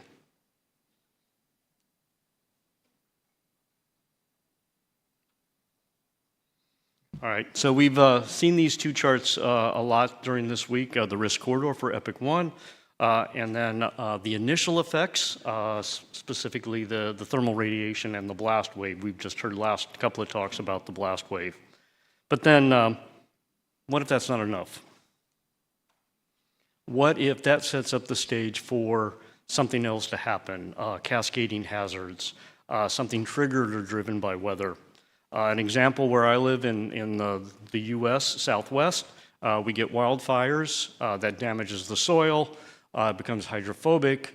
2 weeks later, we get the rains, and then those who were not initially evacuated for the fires are now getting their feet wet, evacuating due to floods and debris flows. We actually looked at that effect. We have a poster in the poster room, so take a look at that later today or tomorrow. Today, though, I'm going to talk more about the ejecta plume and the airburst dust that gets deposited in the atmosphere, and then we have the wind blowing that somewhere where people might be living. And so we'll go into more depth on that. All right, to model where it's blown, we're going to use ASH3D. This is a USGS software program that looks at volcanic eruptions. It is effectively Mount St. Helens eruption from 1980. So we're going to take that and we're going to scale it to what we think the lofted mass might be for a range of asteroid impacts or airbursts. So to do this, we ran 1,760 models, 8 different lofted masses, 10 different years so we can capture variability in weather, and then 22 different locations. 21 I'll be showing today. The 22nd one was the Antarctic. So to keep things simple, we're only going to look at 2 cases. So there's the worst case scenario. So the EPIC 1, 99 percentile event, diameter 233 meters. We're going to assume this is actually going to hit the ground sufficiently hard where we get an enhancement of about 62%. So the mass of the asteroid combined with the ejecta. And that's what we're going to call the lofted mass. And if you look at pair output, that's the serious damage areas extends out to about 165 kilometers. So that's the area that's already getting damaged, and where the dust is deposited inside that region, people aren't probably there anyway, so, or they're buried inside their house. And then we'll look at the population outside of that region that might be affected. And then we'll look at the second case, an order of magnitude smaller, which is more consistent with what we have for EPIC 2. In that particular case, the serious damage zone shrinks by about half, down to about 80 kilometers. All right, so I'm going to be showing a couple of animations. So you know what you're looking at. Here's one example. This is an impact into Central Europe. The magenta circle is that 1 PSI, severe damage zone. So we can assume that everything inside of that is already being damaged by the blast wave thermal radiation. We can see that there are green and blue plume coming off of that. That's the wind blowing the dust. That dust is not very thick.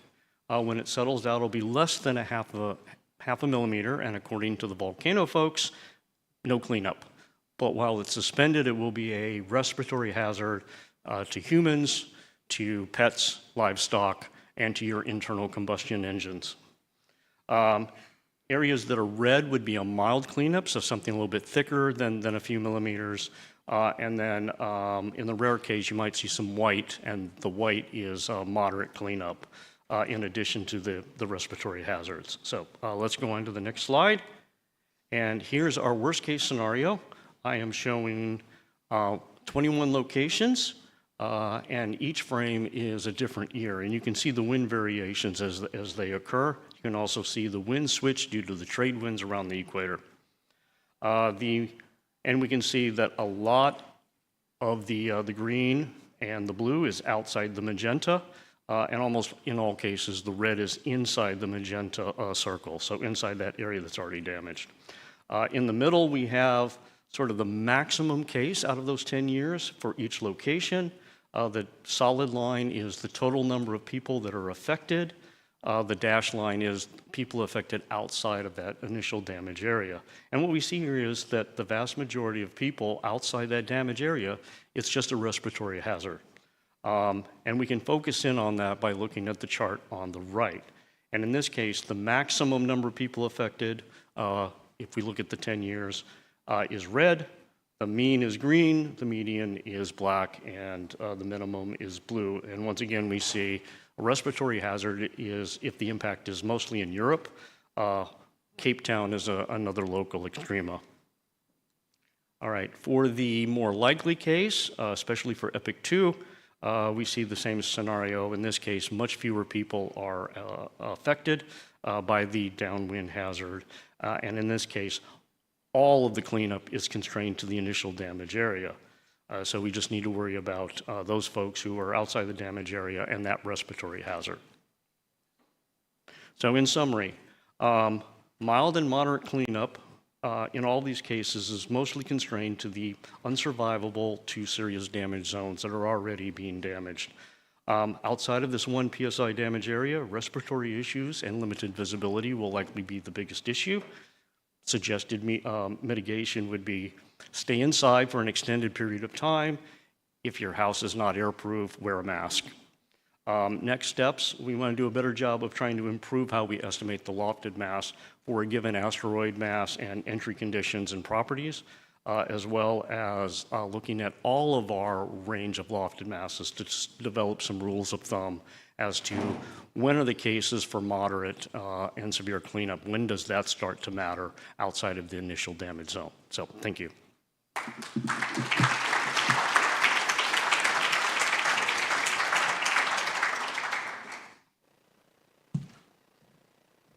All right.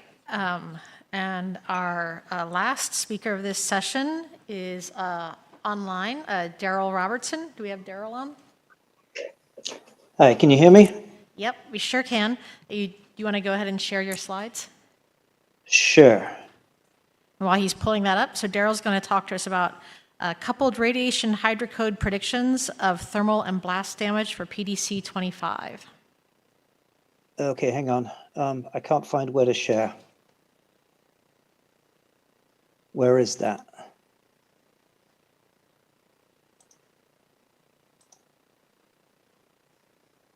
Can somebody tell me where on this screen to share? Oh, okay, somebody's brought it up. Okay, great. Okay, we're going to fly because we've got lots of stuff to present. Can somebody go to the next slide?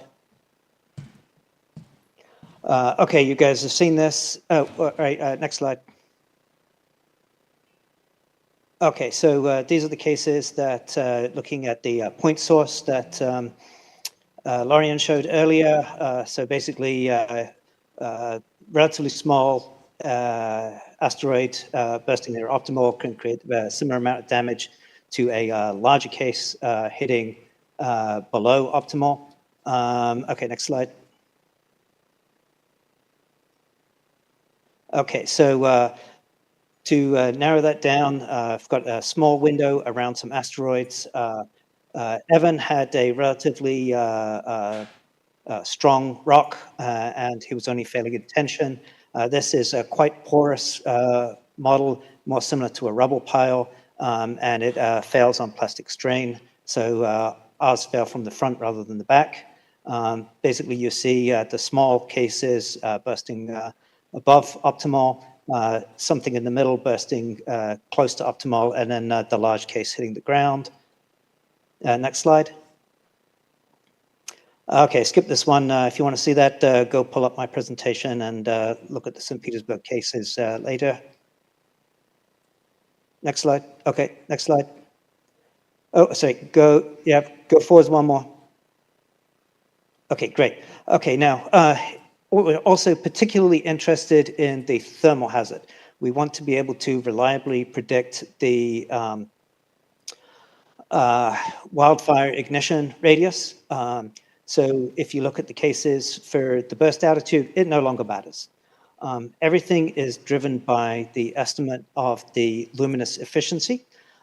So again, if you look in the lower left there, you'll see that if a relatively small asteroid that creates a very bright airburst can create a similar amount of damage to a larger case if it happens to be particularly dim for some reason. And we don't really have good estimates of this at the moment. If you look at the figure just to the right of that, we are pulling at the moment from a uniform in log space distribution, about 0.1% luminous efficiency, and then a decade either side. If you look at the cases where the thermal damage radius is greater than the blast damage radius, that's in the cases where the luminous efficiency is at the high end, around 1%. We do, however, expect that as the asteroid gets larger, in particular when we go from airburst to ground impact, we are expecting the luminous efficiency to increase, and that's not currently represented in our models. Okay, next slide. So unfortunately, radiation solving is really hard. If you've got, because every point in space affects every other point in space. So you take a point in space, you model the radiation going into or out of that in lots of different directions. And it also depends on the frequency. Different chemical species absorb and emit light by different amounts depending on the wavelength or the frequency of the light. And that makes this an incredibly hard problem. Now, there's a few approximations you can make that have been done in the past. But we're going to go ahead and do it in full. And we're going to couple that to hydrocode. Now, fortunately, we have a new radiation solver called Nero that is 100 to 1,000 times faster than the legacy solvers. When we first tried this in 2017, it took us over a day to do one solve. We are currently doing solves in 10 minutes to half an hour. So with a month or two's worth of computer time, we can solve this. Next slide. Okay, Here's the Cape Town case. Modeling, we're following the asteroid at the moment, but I'm modeling the full atmosphere, 70 kilometers up, 20 kilometers wide. I have resolved the asteroid. Basically, we are throwing the kitchen sink at this thing. You've just seen it burst. We've got the hot, high pressure, high temperature stuff. Shockwaves just hit the ground, and it's reflected off the ground, and it's pushed that hot air back up. So the hot plume didn't quite hit the ground in this case. So we're just a little bit short of the creating some Libyan desert glass. Next slide. Okay, here goes the blast wave. A little bit more of the thing, of the width of the simulation here. Okay, next slide. Okay, so now looking at the wind speed and the overpressure here, measuring how dangerous this is at distance. We fit this with roughly about 10% effective luminous efficiency. Significant amount of the energy going into the blast wave. Hurricane force 5 winds, which will out to like 5 kilometers. And hurricane force 1 winds out to about 17 kilometers. And the 1 PSI level where we're still breaking a lot of windows is off the charts to the right here. But remember those numbers because we're going to come back to those in a second. All right, next slide. Okay, now the radiation, what did we actually get? Okay, so you can see on the left, as the asteroid is coming down, we are logarithmically increasing the heat flux to the ground, and with the airburst being relatively close to the ground, that gets pretty darn hot. But after the airburst has occurred, the plume, it cools off and it ascends, and we get a lot less radiation from there. If we integrate under that to get the thermal exposure, you can see on the right here, we are indeed not actually melting the ground. We're not creating the Libyan desert glass, but stuff is catching on fire if you are directly underneath this. But once you get, more than 1 kilometer or so away, the radiation has dropped off significantly. If we fit this with a curve, we are getting an effective luminous efficiency less than 0.01%, and that was the lower bound that we were using for our point height of burst calculations in PAIR. So in this case, the radiation was a lot less dangerous than the blast wave. That was dangerous out to like 15 kilometers or so. Next slide. Okay, let's do the 300-meter case. We're going to hit the ground now. All right, so there it goes down.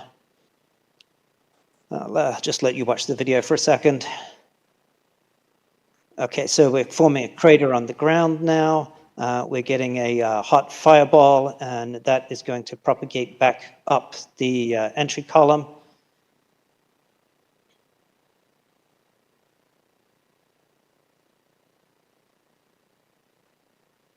All right, okay, next slide. Okay, here goes the blast wave from that. Okay, next slide. Okay, so same graph looking at the blast wave. In this case, before we had about 10% of the energy going in to the blast wave. This case, we are only getting about 1 or 2%. So you saw the height of burst maps in the discussion that Lorian did. Yes, this case is worse than the 100-meter case, but by perhaps less than you might otherwise expect. Just as Lorian showed and Mike showed earlier, we now have hurricane force 5 winds out to about 15 kilometers, hurricane force 1 out to about 30. Okay, next slide. Now, looking at the radiation, we are orders of magnitude worse off than before. We have almost like 1 billion suns equivalent off for the ground impact if you are inside the crater where we just hit the ground at in excess of 10 kilometers per second. And we do have a lot of radiation coming at the late time from the plume. In this particular case, that is significantly less than the initial fireball from the ground impact. But we have almost essentially fatal levels out to 25 kilometers. And that is more than we saw for the blast. And our serious case where limit of wildfire ignition is off the charts here, but it's similar to what we were predicting for the 1 PSI case. So in this case, the radiation is actually slightly more damaging than the blast, kind of like, and about 0.7% efficiency, close to the upper bound. All right, next slide. We're going to make some improvements. Next slide. And thank you very much for the PDC. All right, I believe I'm at 10 minutes exactly. Great job. You beat the gong by 5 seconds. Okay. All right. So great work. Okay, so if we could get all of our speakers back up on the stage, and Mark's going to take us into Q&A time. And great, we've got our speakers online as well.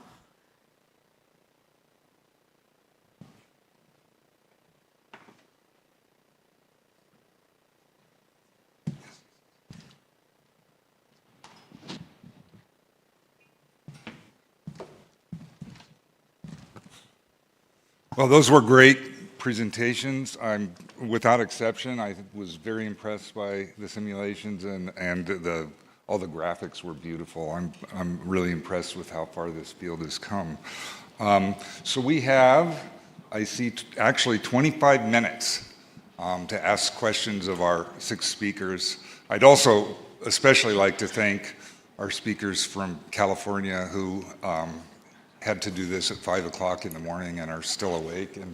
And it seemed much wider awake than I've been with my jet lag.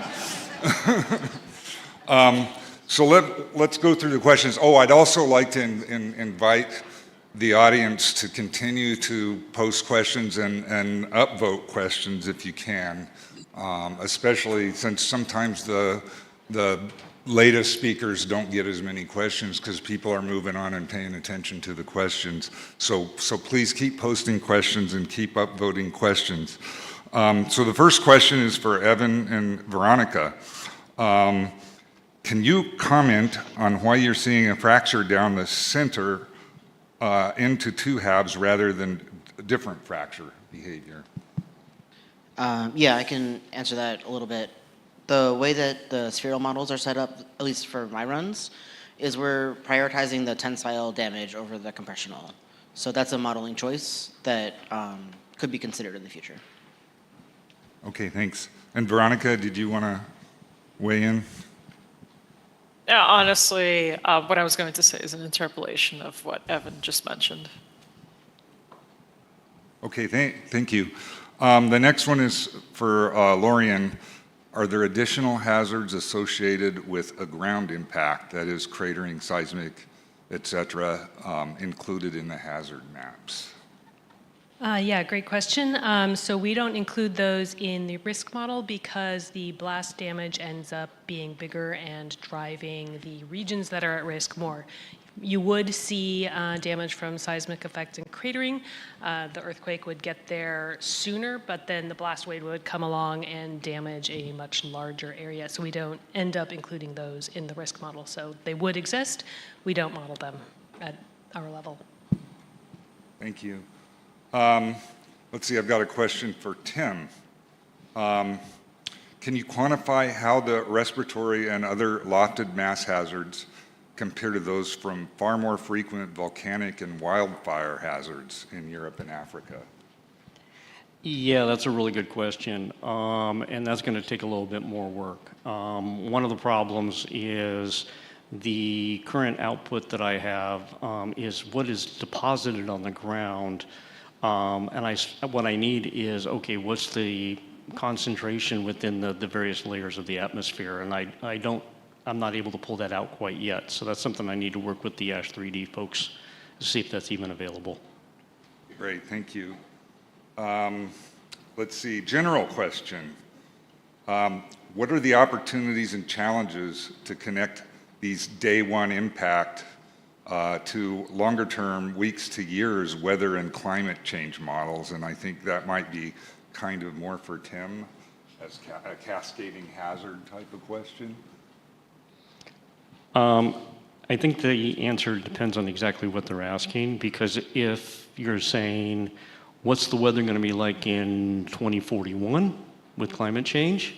That's a very different question than saying, okay, what's going to happen, what'll be happening 3 weeks after the impact, given weather conditions. Both of which I think have lots of value to answer, because yeah, if we're looking at something 10 to 15 years from now, what is the climate going to be like? What is the expected weather? For the models I ran, we assumed the last 10 years is representative. It may not be. Anybody else would like to weigh in on that, or any of the California folks? The California folks who are in California?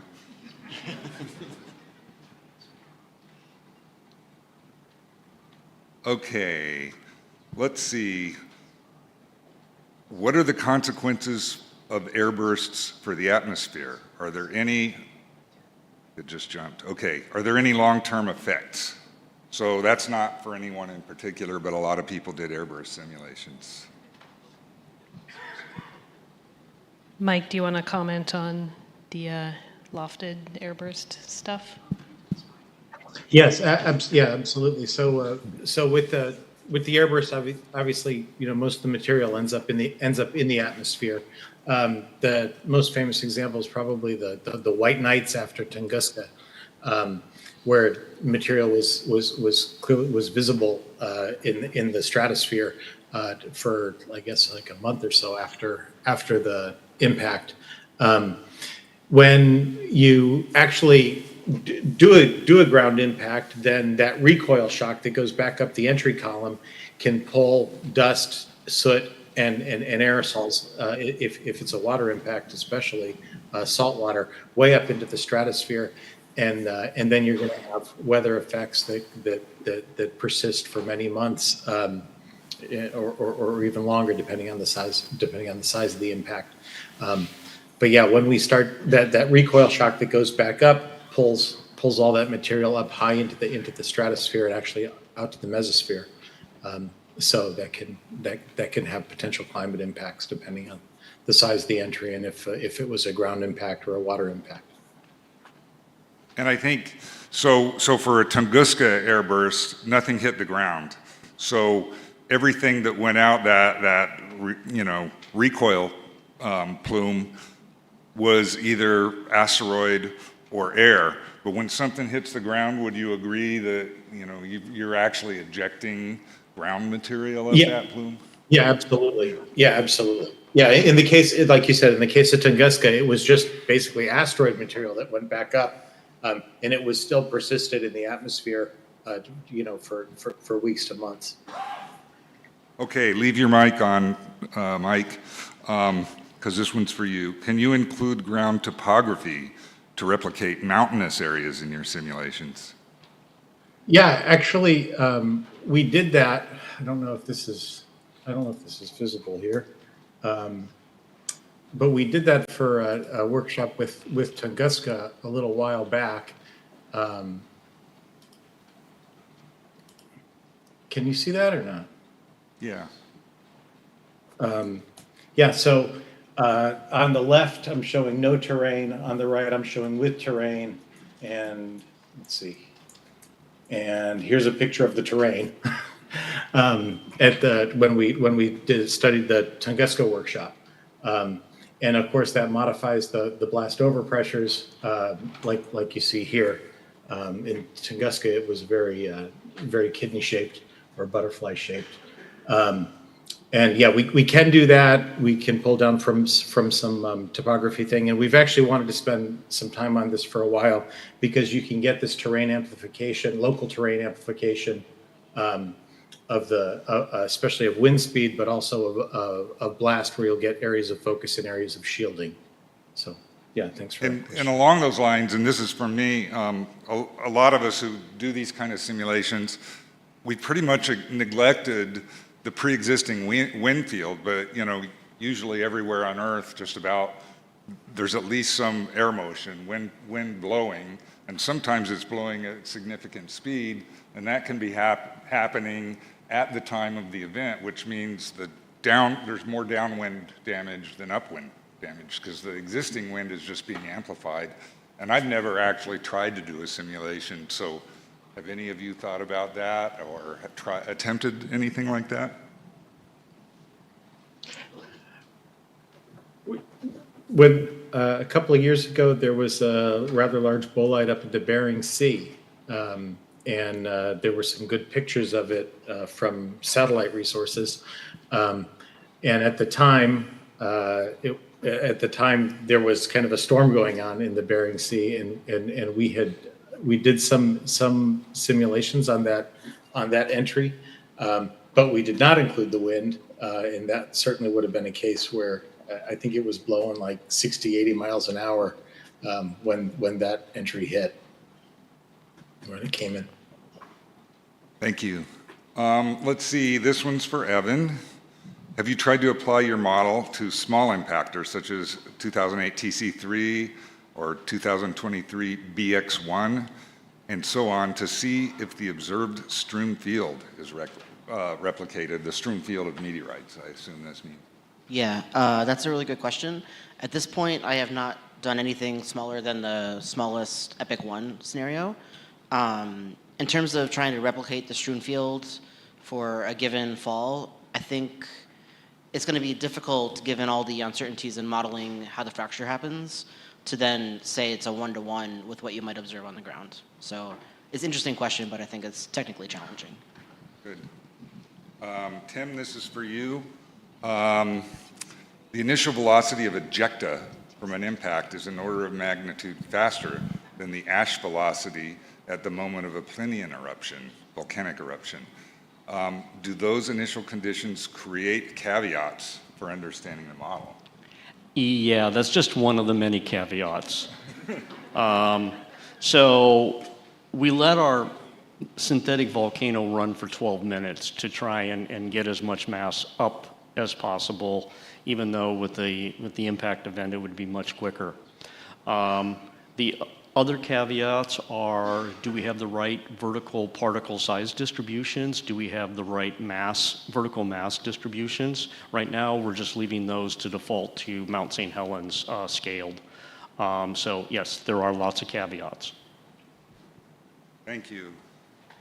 Let's see, to all airburst folks, what are your thoughts on how a rubble pile would behave during an atmospheric entry?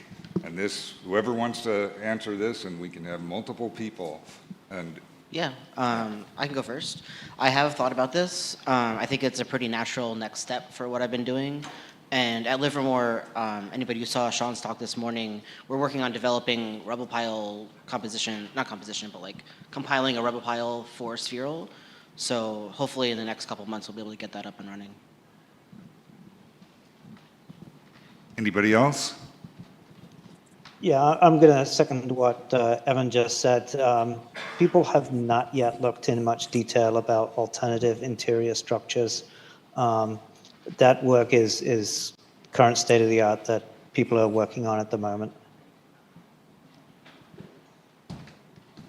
I'll say from the analytical entry and breakup modeling side, like the strengths we use are representative of weak, what could be expected for weak rubble piles we think.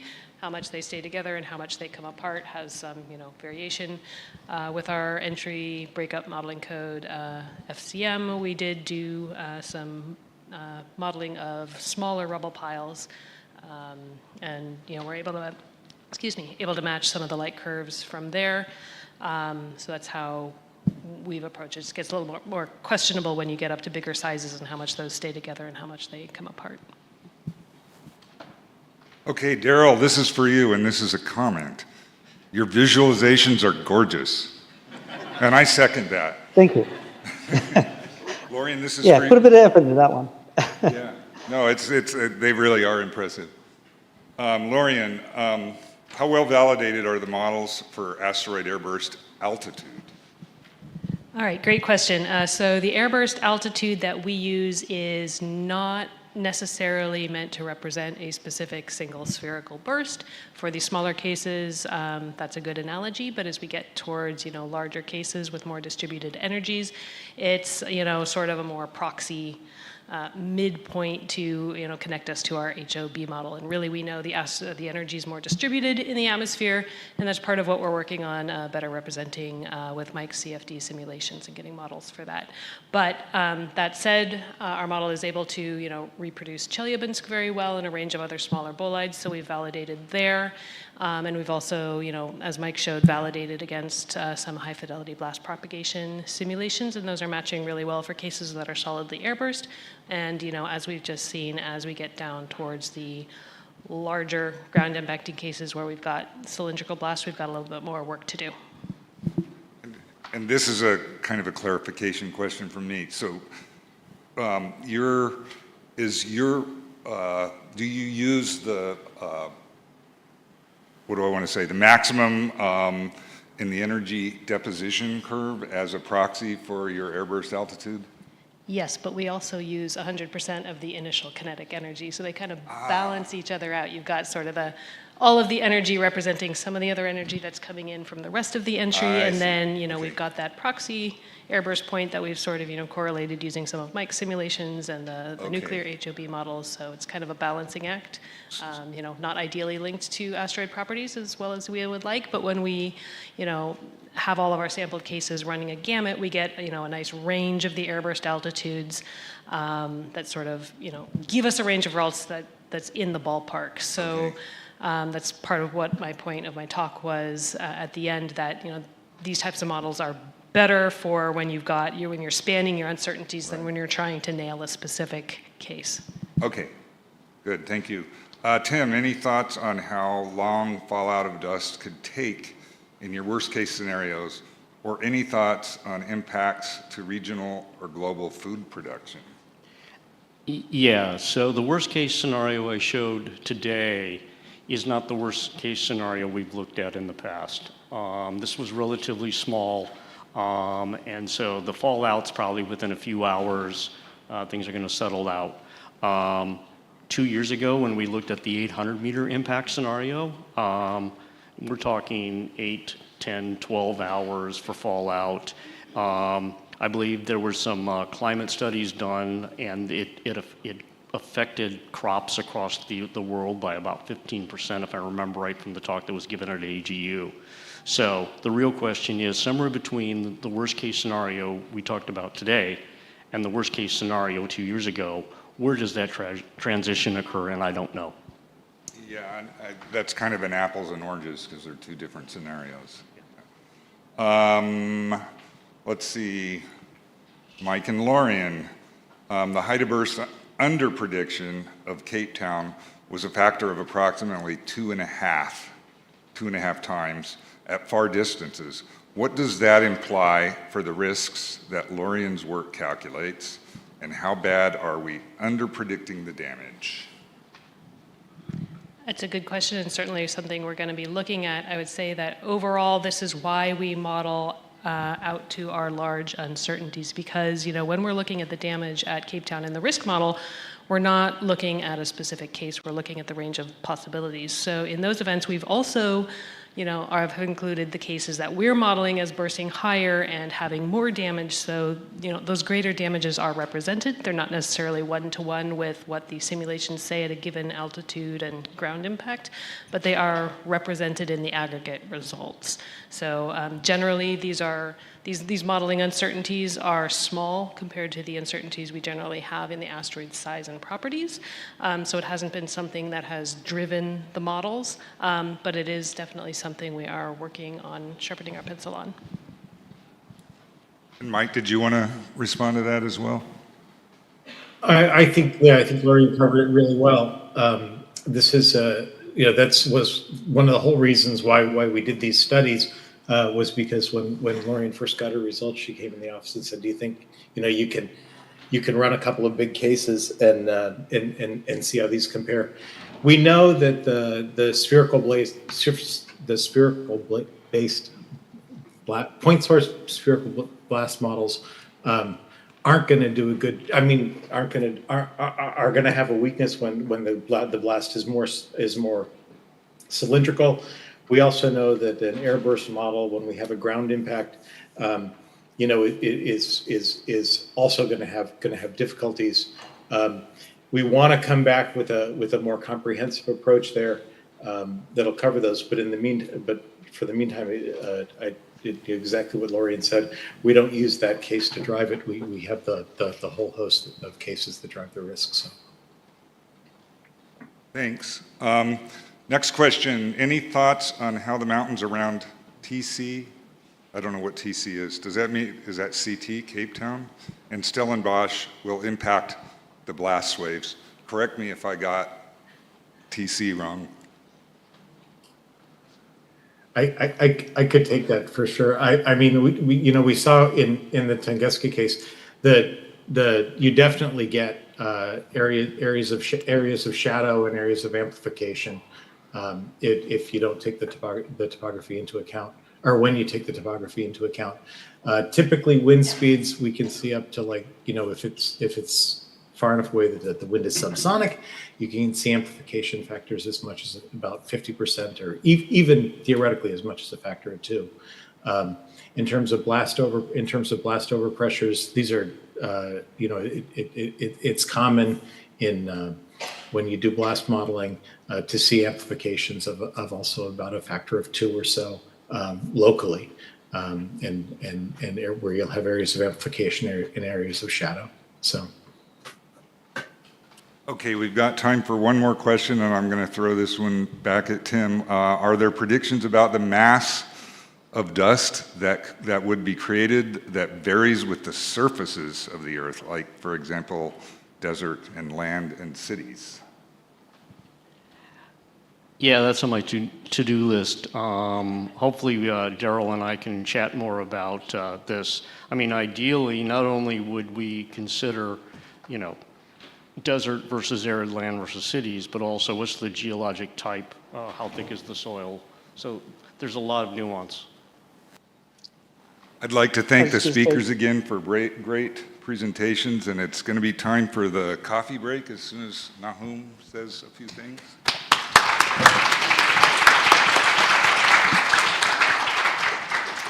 Thank you. Enjoy the coffee break. We'll be back at 3:30 for a discussion on social, legal, and political aspects. See you soon.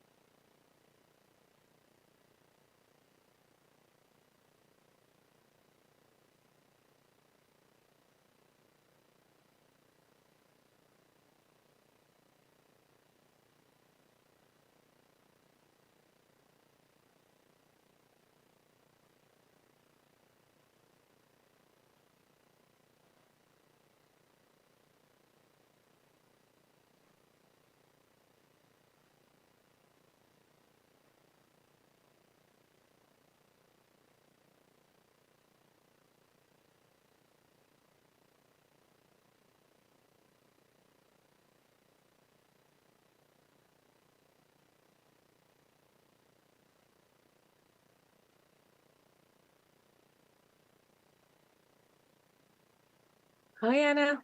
Can you hear me and see me?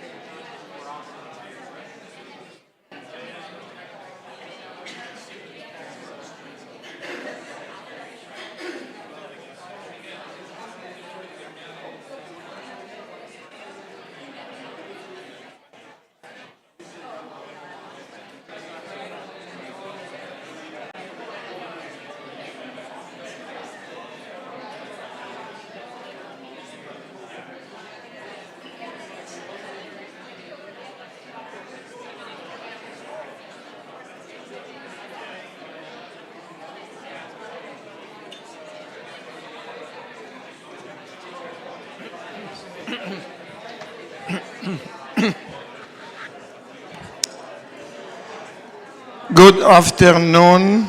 Welcome to the last session of the day. It's going to be about decision making, and it is going to be run by Richard Meusel, and we are checking if Jan Osborg and Alisa Hadaji are online. Yes. Yes. Wonderful. I'm online as well. Excellent. So, Richard, take it away. You have a full team.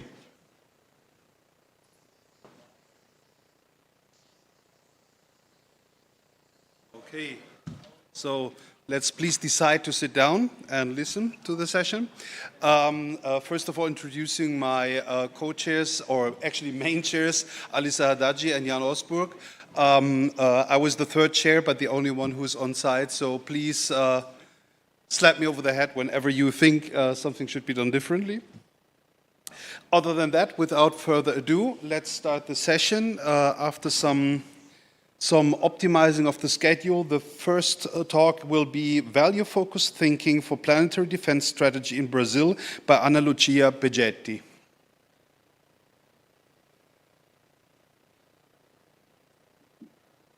Do we have Ana is online?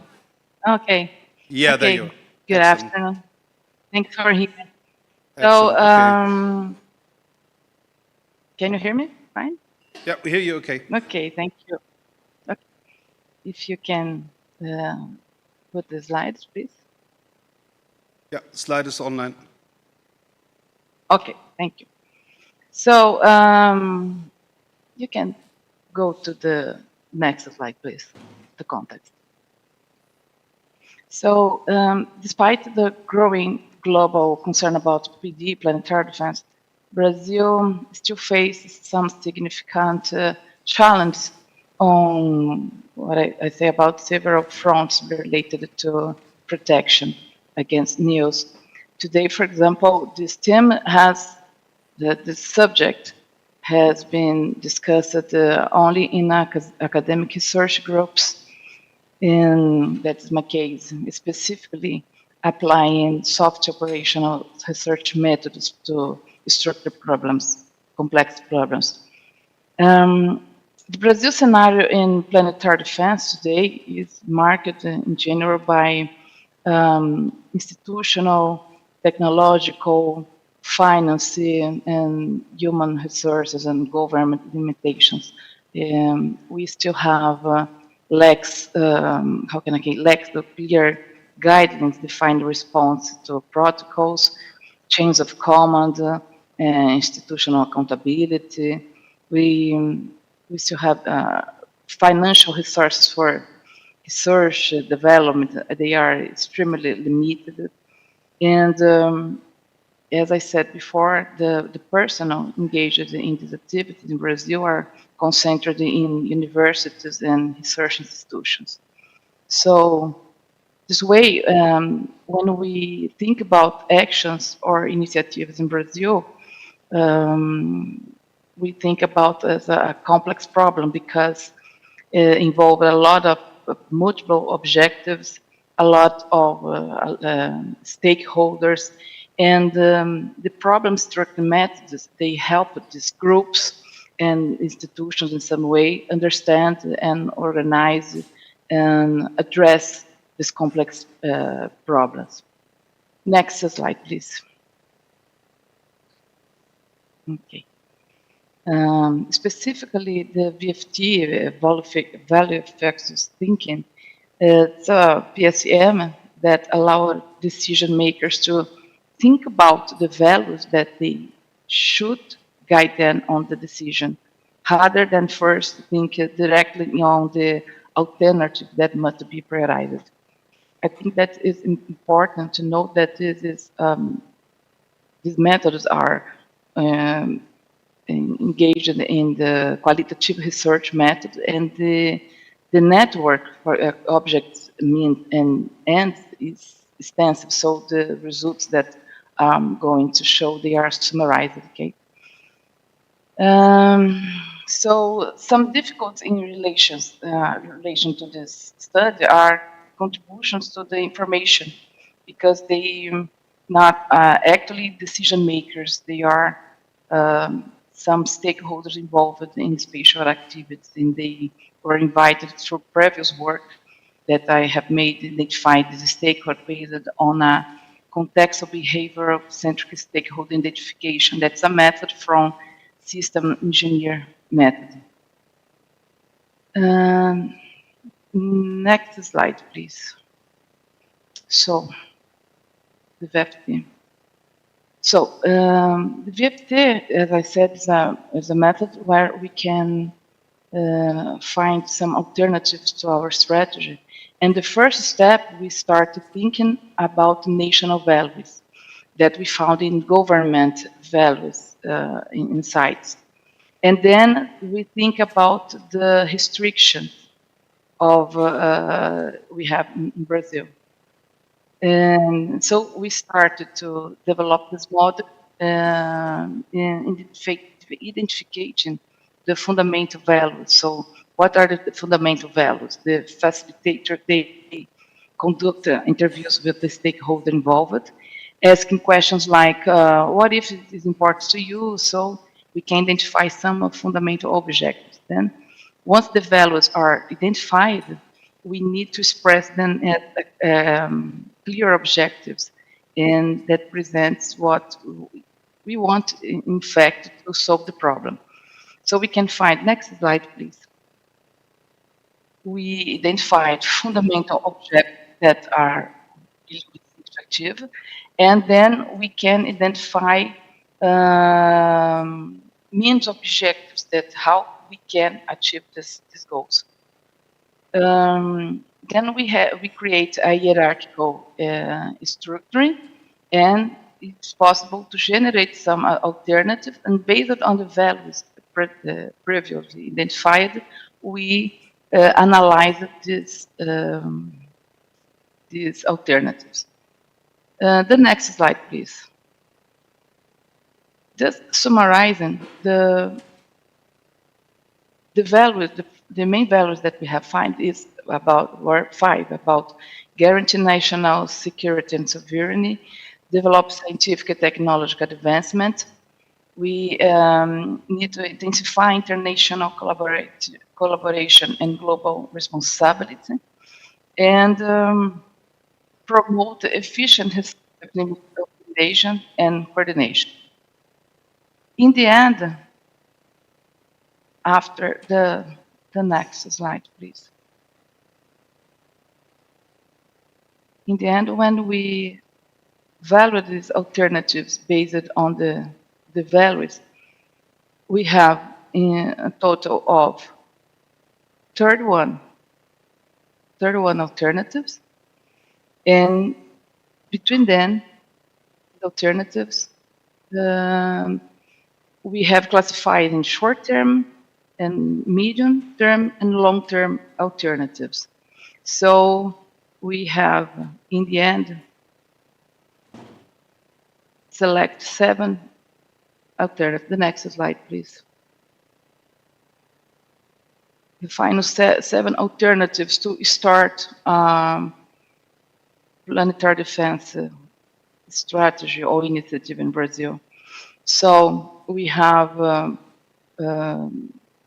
summarizing, we need to incorporate the planetary defense into national security policies. 1 minute we left. need to increase awareness and capability building within the scientific community, strengthen innovation ecosystem aligned with international best practices, clear guidance for the roles and responsibilities of government, stable, dedicated, and funding lines ensuring long-term viability for PD initiatives, and ongoing dynamic and transparent collaboration between government, academy, and in the industry.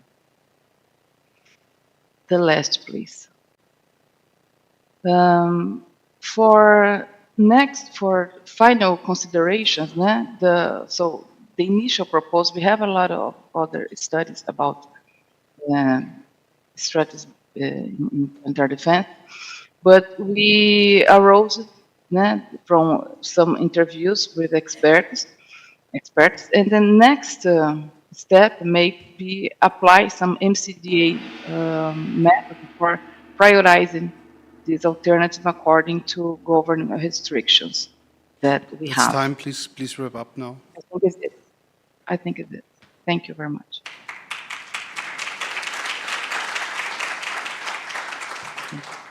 Okay, thank you, Anna.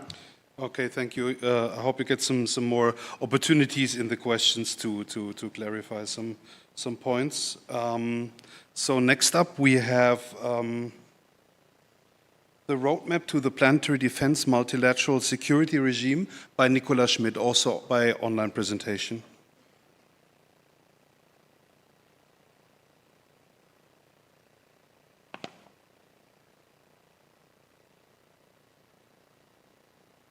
Hello, I don't see the presentation, so should I share it myself? It should start in a few seconds.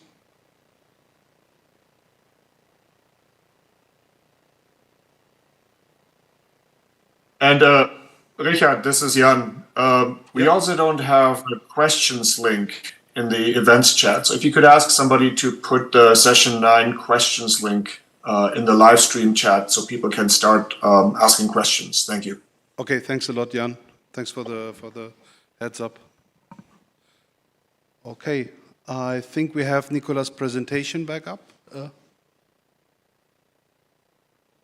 Okay, thank you. So please, next slide. So I would begin with a short summary now, what I think is important in recent history. During the Unispace Conference number 3 in 1999, there was a significant shift from handling power politics in space towards what's called common challenges to humanity, especially when it comes to NEO. At that time, there was a task to, let's say, the community of planetary defenders, which was emerging at the time, to produce, coordinate, and use scientific knowledge of near-Earth objects to harmonize international efforts towards a common strategy. There have been a lot of things happening, a lot of tasks fulfilled, a lot of work done, and I still think that there is a space now where we can do a little bit more to ensure that, let's say, the decision-making procedure will go through smoothly. So in 2013, as we all know, the same page has been established with IAN, which is currently discussing activities of NEO deflection as a procedure, which is important for my following arguments, by simulating the defense mission. I would like to emphasize here that same page is not a decision-making authority, never meant to be, and it's never going to be. So decision remains in the hands of states or the UN Security Council, but there is still limits to understand what kind of decision or how the procedure of the decision could happen. So please, next slide.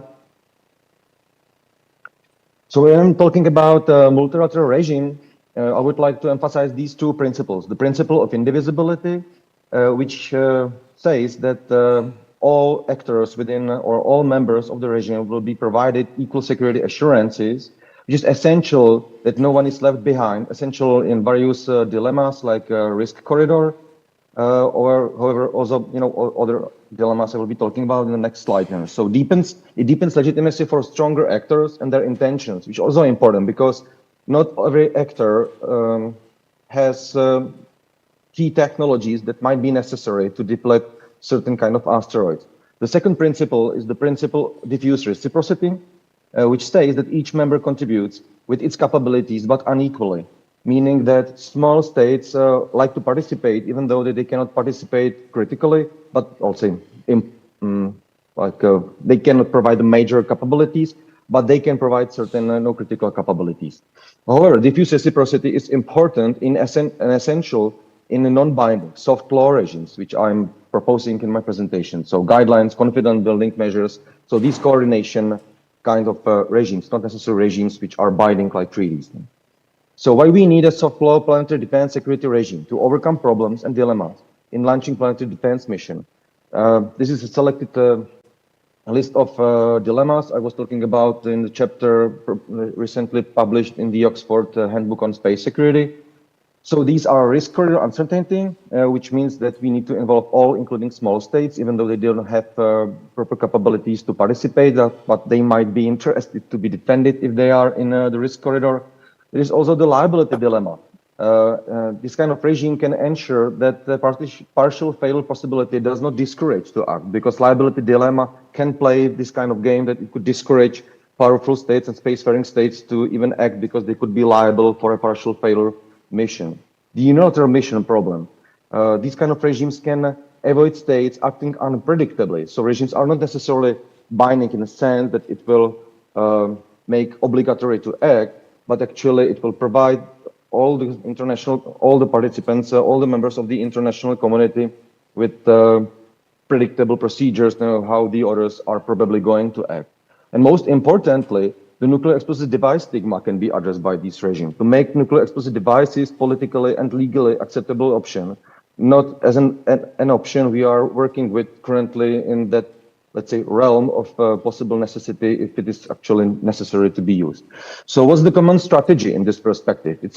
I would argue that it's an international security regime, because regimes are intentionally created, a partial international order to remove an issue area from the domain of self-help. So it helps states to coordinate their activities in a way that will lead to a coordinated action by establishing a set of principles, norms, rules, and decision-making procedures in international relations. So in this perspective, UNISPACE 3 common strategy is a call for an international security regime. In my paper, which was recently published in Nature Communications, I was divided the regime into these three components: procedural, cognitive, and normative. Please, next slide. Procedural component is mission design and their procedural execution. That's what we actually are doing in same page. The normative requires a consensus or a foundational element. It's a norm answering what is the value we secure. Do we secure humanity? Do we secure the planet? Do we secure the biosphere? Do we secure the civilization? Do we secure certain nations only? Or do we secure only ourselves because we value our national sovereignty? So the normative part of the regime should answer the question that we probably secure the planet as a whole. However, there is a cognitive component of the regime. A result of the above, the procedural and normative, a shared overall understanding of the endeavor that could emerge under imminent threat or can be created by an ethical call to be prepared, the norm, which could be adopted by international community. Please, next slide. That norm can consist of various pillars. So this is just a proposal. I call it responsibility to defend Earth, which could be divided into these three pillars: the responsibility to act, responsibility to develop the capability, and the holistic understanding of planetary defense. Responsibility to act actually answers the principle of indivisibility. It addresses the unilateral and liability dilemma. It addresses the problem of risk corridor. It actually says that scientists are producing knowledge that effectively re-articulates the social contract by revealing new insecurity and means to address it. In this perspective, scientists are creating knowledge that is asking or tasking the political representatives to act because it's their responsibility. Because it's their responsibility to secure their citizens. The responsibility to develop the capability is the principle of diffuse reciprocity. Each nation, each state has certain capabilities that can be used. That's what we are actually sharing within the same page. And holistic understanding of planetary defense should actually broaden that multi-generation financial sustainable and beneficial components or principles of planetary defense in sense of international scientific and industrial cooperation. Next slide, please. So the roadmap to build the regime could look like this. We are currently not discussing the decision-making procedures at the same page. However, there have been some chapters published in the book Imgad Marbo where we could look on the procedures, how the decisions would actually happen. I think what's important currently is to understand, and it's actually written in the terms of references for same page, what are these policy issues we're supposed to understand in the current regime, not produce, not propose new perspectives or propose new decision-making procedures, but to understand what decision-making procedures are currently in place. The next step could be the creation of responsibility to defend Earth that can be accepted by the United Nations General Assembly resolution, which is the normative component of the regime. Something what is not binding, what can be just a declaration that we are defending the planet. Third, draft of the guidelines discussed at the UN COPUOS, which could be the cognitive part or the cognitive component of the regime. Guidelines which are not binding, but guidelines which actually says what we can accept and expect from powerful states or participating states in the regime to cooperate, let's say, to contribute to it. So even technologies such as nuclear explosive devices are understood as acceptable if they are discussed properly, transparently, and in advance before they are actually put in place. And then the fourth step, which is something what I'm currently working on, especially issue in Journal of Globalization on challenges to the multilateral planetary defense regime establishment, we're supposed to provide some new thoughts to the discussion how the roadmap of building the regime could look like. Thank you very much.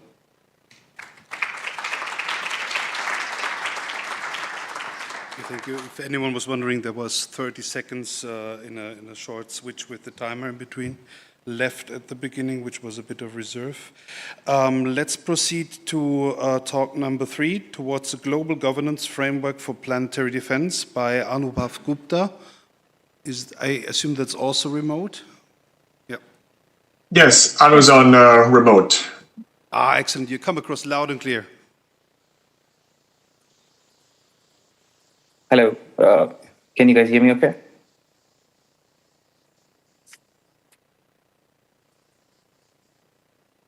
Yes, we can. Awesome, okay. There's the wrong slide deck up here. This is the Towards a Global Governance Framework for Planetary Defense presentation. Should have your slides in a second, Gupta. Thank you.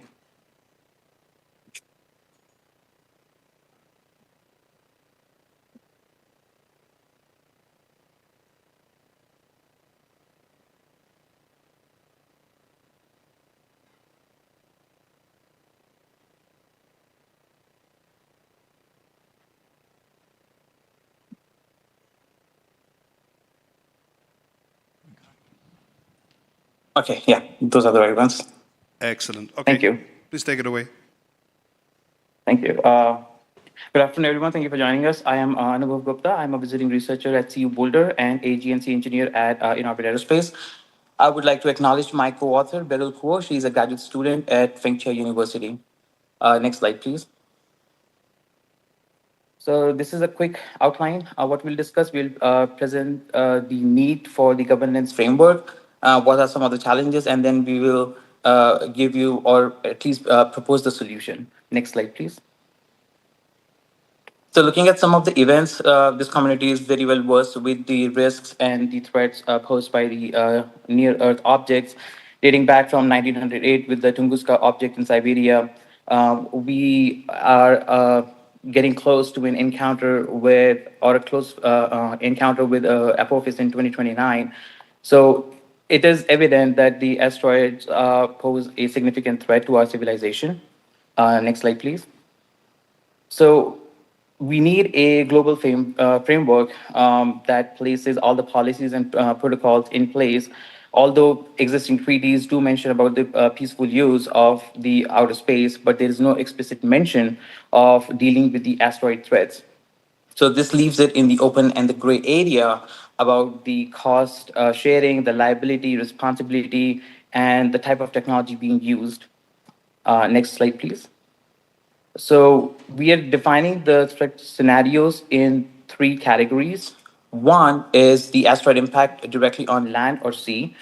Other one is hitting the satellites, leading to a cascading effect that could lead to the Kessler syndrome. And the third one is increasing or widening the debris field, leaving LEO unusable for the future generation. Now, we have to solve this problem collectively, and that comes with some challenges. So if parties or the states are reaping off the benefits by the efforts and the resources of other entities, that becomes a free rider problem. If the entities end up using more resources from a shared pool, then it becomes the tragedy of the commons. And then if they are not willing to mutually participate and cooperate due to the fear of betrayal, that becomes the prisoner's dilemma. Next slide, please. So also there are some gaps, like the Article 4 in the OST, which defines not to use weapons in the outer space. These states are held responsible for any sort of damage caused by the launch from their side. there is no good faith mitigation immunity provided to them. While we have the protocols for rescuing the astronauts in space or on Earth, we do not have the protocol for saving or for saving the people who are at risk with the asteroid threat. Also, there is no clear guidance on who should be authorizing the deflection missions or how the costs and the risks are going to be shared and how the technology is going to be classified. Next slide, please. So we are proposing to have a Planetary Defense Council formation, which would be at the center, that would be a part of the UN, and that would connect the legal and the liability with the technical and the space agencies, along with the public and the coordination. Some of the key features or the key functions of this body would be to authorize the deflection missions, facilitate the technology transfer, and also resolve the disputes if and when they arise, among other functions that are deemed feasible. Next slide, please. In addition, for the liability and funding, we are proposing to have a good faith mitigation immunity provided to the launching states that can be based and proportional to the investment and the risk exposure. The other one is global planetary defense fund that should be monitored, of course, with the transparency. Here we are proposing a hybrid contribution model with weighing 70% with the GDP and 30% to the risk exposure, depending on the population and the urban density. Now, this is not a set in stone model. We have given details in the paper that accompanies this presentation as well. So the readers are welcome to look at that. But this can be refined and adjusted as needed and depending on how the parties agree to it. Next slide, please. Among all of these, another important aspect is to have a secure technology transfer protocol. That means sensitive technologies or like dual-use technologies should have the regular inspections with the red flag mechanism for the proper usage. With the Space Neutrality Agreement, if it really boils down to using the nuclear explosive devices, NEDs, then it should be under strict supervision.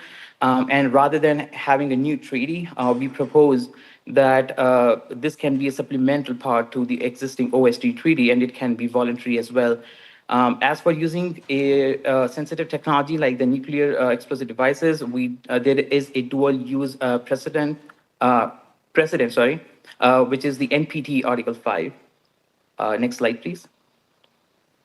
We can draw a lot of parallels from the maritime law, and the reason for that is there is a common ground between sea and space, and that is it is owned by none actually, and so the liability and the responsibility becomes challenging.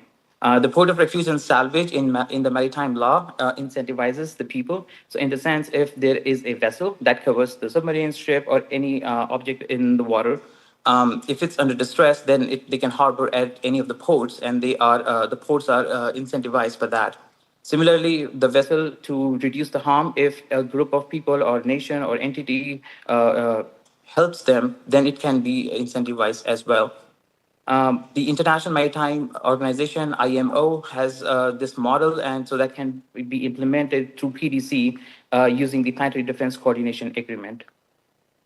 For future work, we recommend laying down the bylaws and the budget and have the cost-sharing models considered, along with engaging the public and integrating the private sector as they bring in different perspective and resources as well.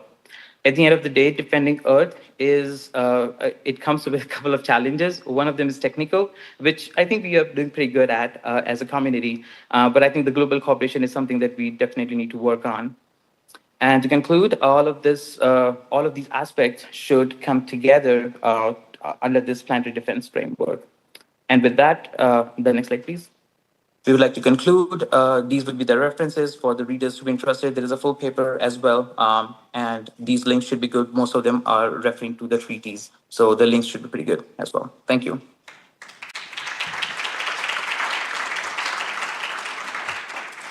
Thank you very much for the extremely efficient timekeeping. Is there any direct question in the audience? Because we have 30 seconds left. No? Okay, then let's use the time and move forward to the next talk. It's the fourth talk for today's session, Expanding Our Planetary Umbrella to Cislunar Space by Jan Osberg. All right. Yes. Thank you very much, Richard. Once the slides are up, I'll start with my talk. Here we go. First, shout out to my co-author for this, Peter Garretson. He's unable to attend in person as well, but he provided lots of good thoughts for this. We have learned so far that planetary defense of Earth is complicated enough. Nevertheless, we figured, well, maybe make it even more complicated and expand it to the moon. While there has been steady progress over the past several decades protecting Earth from asteroid and comet impacts, there hasn't been quite as much done for the moon. But on the other hand, looking forward, if the Artemis program works out, if other efforts work out, there will be a good amount of infrastructure and, of course, humans on the moon that might be at risk from asteroid impacts. And as one example, as you see here in that image on the lower right, this asteroid, small asteroid 2024 YR4 that was detected this past December, we're now sure that it's not going to hit Earth, but there's still an almost 4% likelihood, as per the latest that I've seen, that it might impact the moon. Pretty apropos, and I want to mention, though, that we came up with the idea for this paper and submitted the initial abstract well before YR4 was detected, so we're not being opportunistic here. The initial idea, I think, the initial context is hopefully clear, but then obviously the devil's in the details.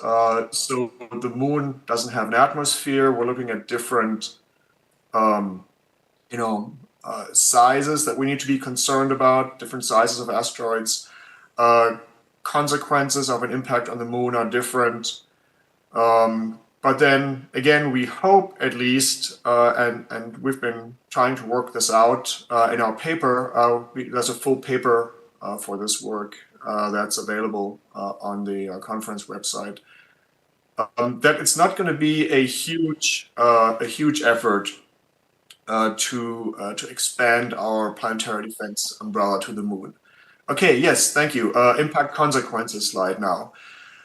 So on the right, this is an image from NASA that you, of course, have seen multiple times. But since there are neither oceans nor atmosphere on the moon, a lot of these impact effects that we have on Earth do not apply to the moon. On the other hand, the direct impact of the mass of the asteroid that can penetrate pressure vessels, destroy other hardware, is still an issue, and also due to the lower gravity of the moon and the absence of an atmosphere, the likelihood of generation of ejecta that range far from the original impact site and potentially even get injected into lunar orbit and then cause orbital debris issues there is an issue. Plus, moonquakes could be a concern. As we look at these consequences in more detail, one thing to consider is that, again, because of Earth's atmosphere, we really don't worry about objects of 10 to 15 meters in size or smaller, because they tend to break up harmlessly in the Earth's atmosphere. On the other hand, these small objects are much more frequent than the large objects that could pose a risk to Earth.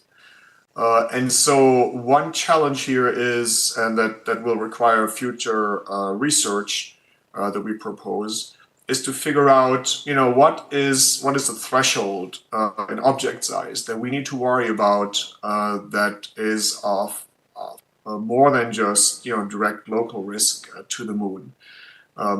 Obviously, just like with in-space vehicles with the International Space Station, like with the Future Gateway, we have to be concerned about just regular micrometeorites as well, objects of a couple of millimeters diameter and up.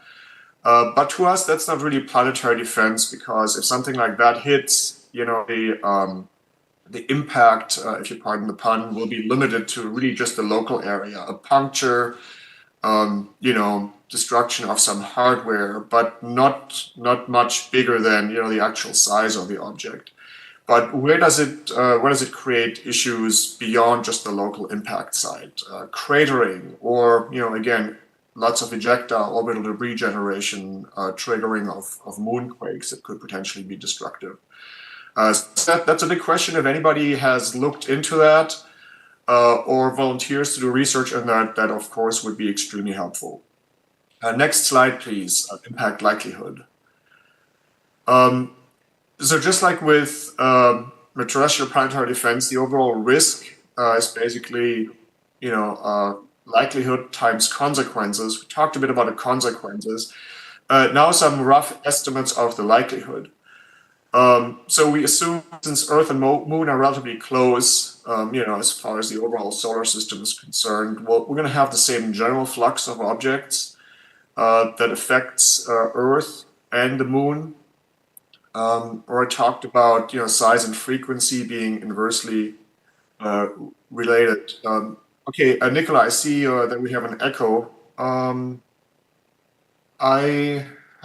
me see. Let me mute my speaker here. So maybe that helps. Okay. If we look at this chart of the Earth here, of fireballs reported by US government sensors since 1988, and then this black rectangle is basically the surface area of the Moon, we see that, if we look at a moon-size area of Earth, there have been quite a number of relatively high energy impacts, and so again that points towards there being a need for worrying about planetary defense of the Moon. On the other hand, of course, we have a very low density of critical infrastructure on the Moon right now, just a few landers in very specific locations. And even, 10, 20 years from now, there will be will hopefully be a, South Pole station inhabited at the South Pole of the Moon, plus maybe a few other outposts. But of course, nothing like the population density on Earth. So that's another thing that requires additional research. Okay, and last slide now, to wrap up, next steps. As I mentioned, we would like to see research on both the likelihood of impact, but also on the effects, so that we can come to a consensus on a threshold. Is it like a 10 kilogram size object, is it 1 or 2 or 3 meter size object that we need to be worried about as far as planetary defense of the Moon is concerned? And then maybe just like we have a Torino scale on Earth, come up with a similar scale for planetary defense of the Moon that gives a kind of single digit or single metric summary of how worried do we have to be about a specific object that's been detected. The paper again has more on this. And you see some proposed capability next steps on the next page. Time's up, but I guess I the just want to speaker's point still out muted. here that the lunar impact probability that's already calculated in the JPL small body database and shown in that table could also be added to the CNEA's close approach tables that right now only cover Earth and similar projects, similar products. So that would be, in our opinion, a quick win. With that, I want to wrap it up and look forward to any questions we have at the end of the session. Thank you.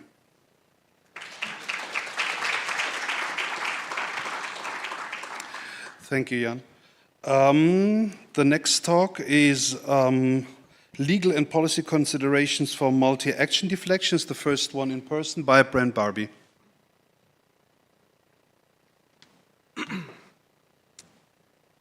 Thank you, Richard.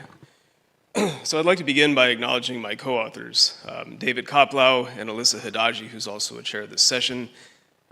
We had a really excellent collaboration on this, and they provided all of the legal expertise. So I should tell you before I begin that although I'll be talking about legal and policy issues, I'm an aerospace engineer, and so if I get questions about the law, I'm going to refer you to Alyssa because she's on the line today.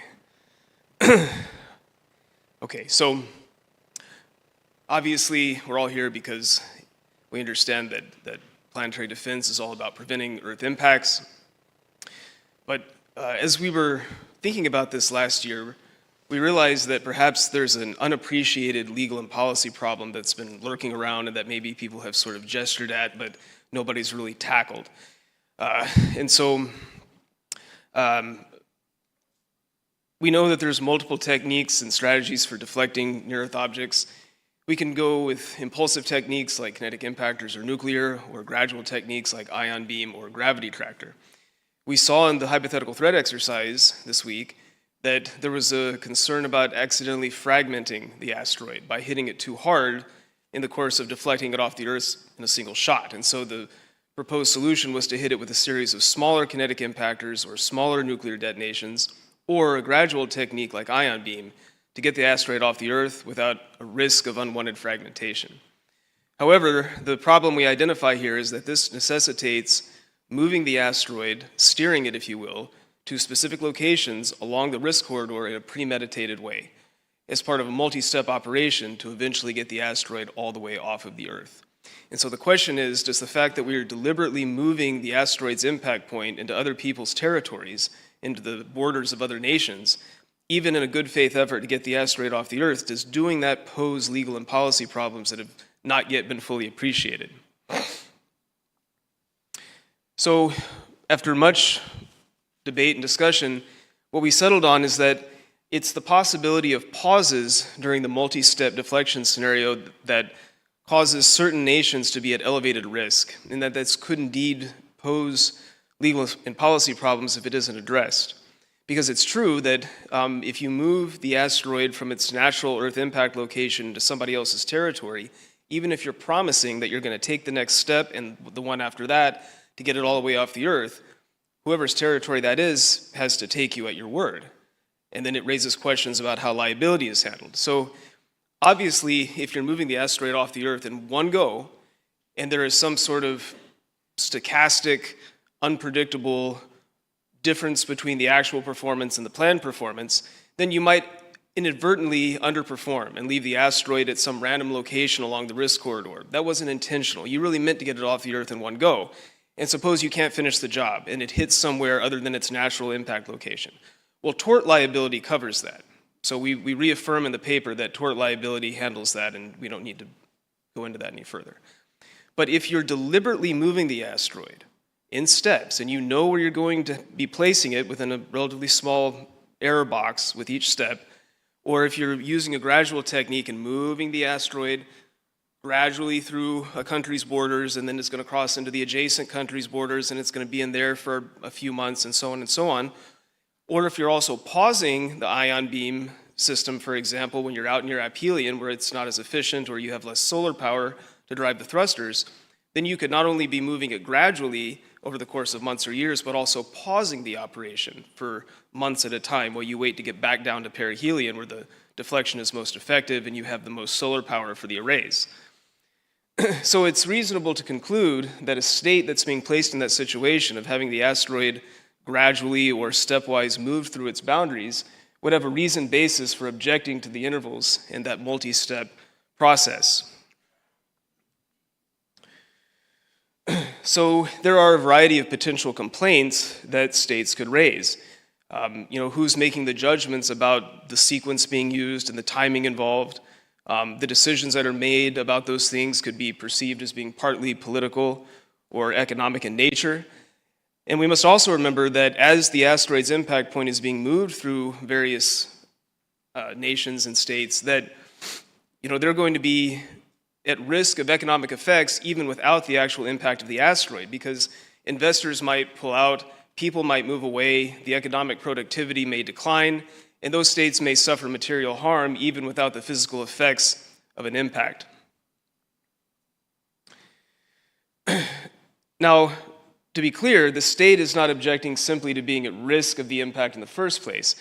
That risk is inevitable. So once the line of, the risk corridor along the Earth is known, it crosses multiple states, and that's just, a natural state of affairs, and there's no getting away from that.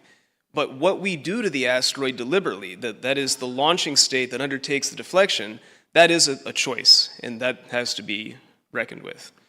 And so the states that are being put at elevated risk in consequence of this stepwise or gradual process could complain about various things and make reasonable requests. They could say, well, if you're using NEDs in multiple detonations to get it along, why don't you do that more rapidly, please? Or same thing with kinetic impactors, let's get on with it. And they would raise questions about, just exactly what intervals are being used and why.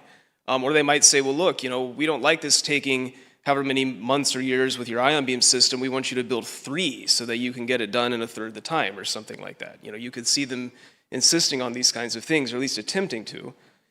And so, as I said before, there are predictable negative effects, reductions in property values, decline in the economies that are, the states that are along that line of potential impact locations. So the questions we identify are, who should be making the decisions about which method should be used for deflecting the asteroid? Should the key choices be delegated entirely to the states that are undertaking the planetary defense mission? Should the states that would encounter heightened risks have a special voice in the decision making? How and under what authority would any associated protocols be enforced? Some outcomes that we want to avoid. If the state that's undertaking the planetary defense mission is seeking some sort of waiver of tort liability, the state that's facing the prospect of sustained risk might decline to sign, and that refusal might jeopardize the entire mission. Or if a state was particularly agitated by being exposed during the pause during the deflection operation, they might assert that the operators of the PD mission had deliberately selected that state as a location to be affected by a pause. That state might assert that those judgments about when to pause and whom to jeopardize were made for political or hostile reasons, and that such a motivation could constitute illegal aggression. Because remember, the asteroid carries a lot of energy, tens or hundreds of megatons, and it's been deliberately moved into somebody else's territory, even though it's ostensibly part of a good faith effort to do a complete deflection. But then again, the state in whose territory the impact point has been moved may obviously have some serious questions about that. So in conclusion, we want to put forward the idea that we've identified this legal problem. We don't put forward solutions necessarily in the paper, but we want to raise the issue, outline the problem, and suggest that it's worth undertaking so that we can avoid this problem causing any delays in the prompt execution of a planetary defense mission, which would compromise our ability to defend ourselves from the harm that the asteroid could cause. Thank you.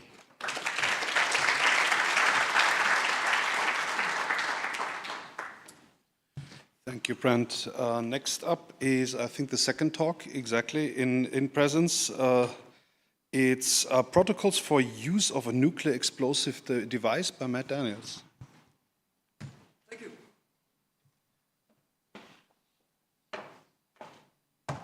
Good afternoon, that looks right. Thank you for joining this afternoon. I realize after lunch this is a difficult time to still be paying close attention to talk, so thank you for joining this one. My name is Matt Daniels. I'll be talking about notional protocols that we've developed thinking on for planetary defense missions. These are very much our own views. I'll acknowledge my co-authors. Brent is here in person. Ben is here in person. Michael Markey is watching from California. This is very much done in our personal capacity. This does not represent the views or policies of the US government or any department or agency of the US government.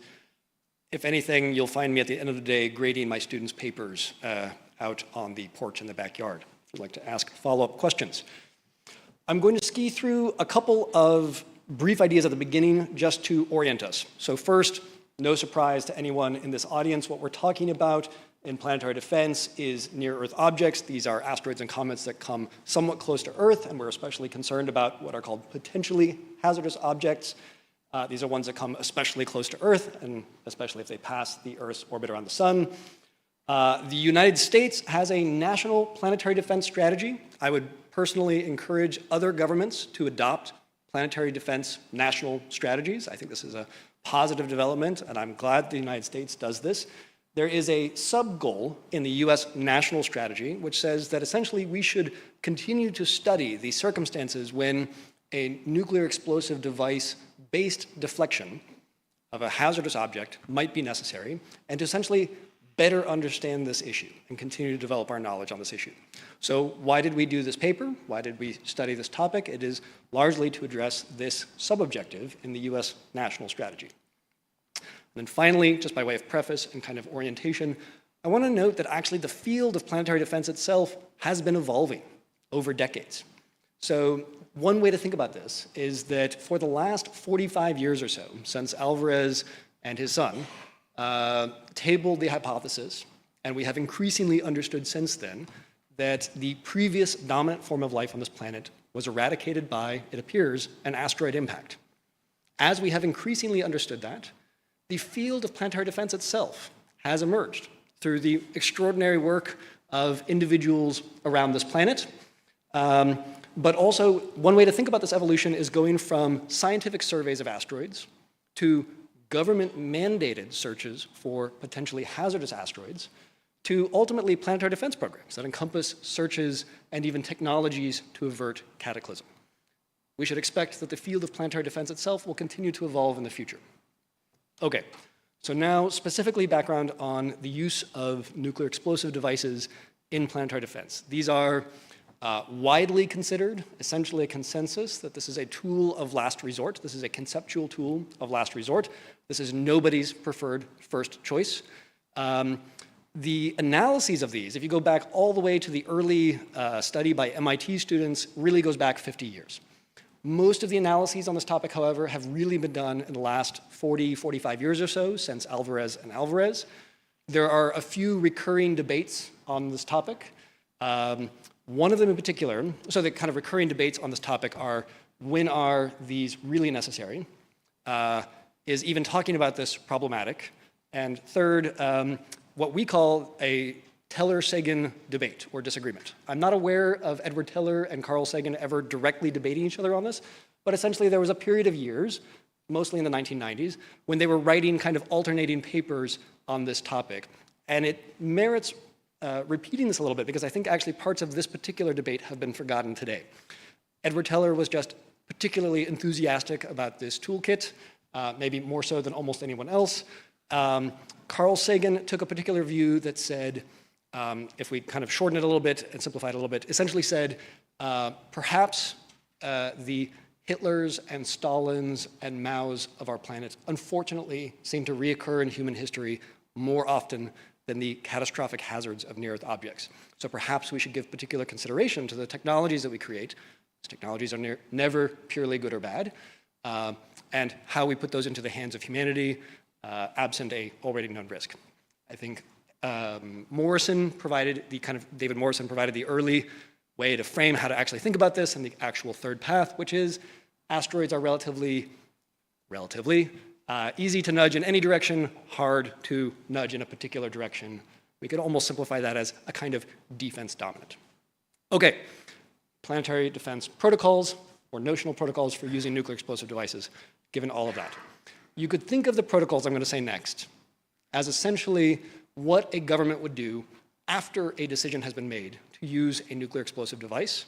So how do you go about that in a way that maximizes subsequent space and nuclear security? These are designed to be simple and straightforward and understandable.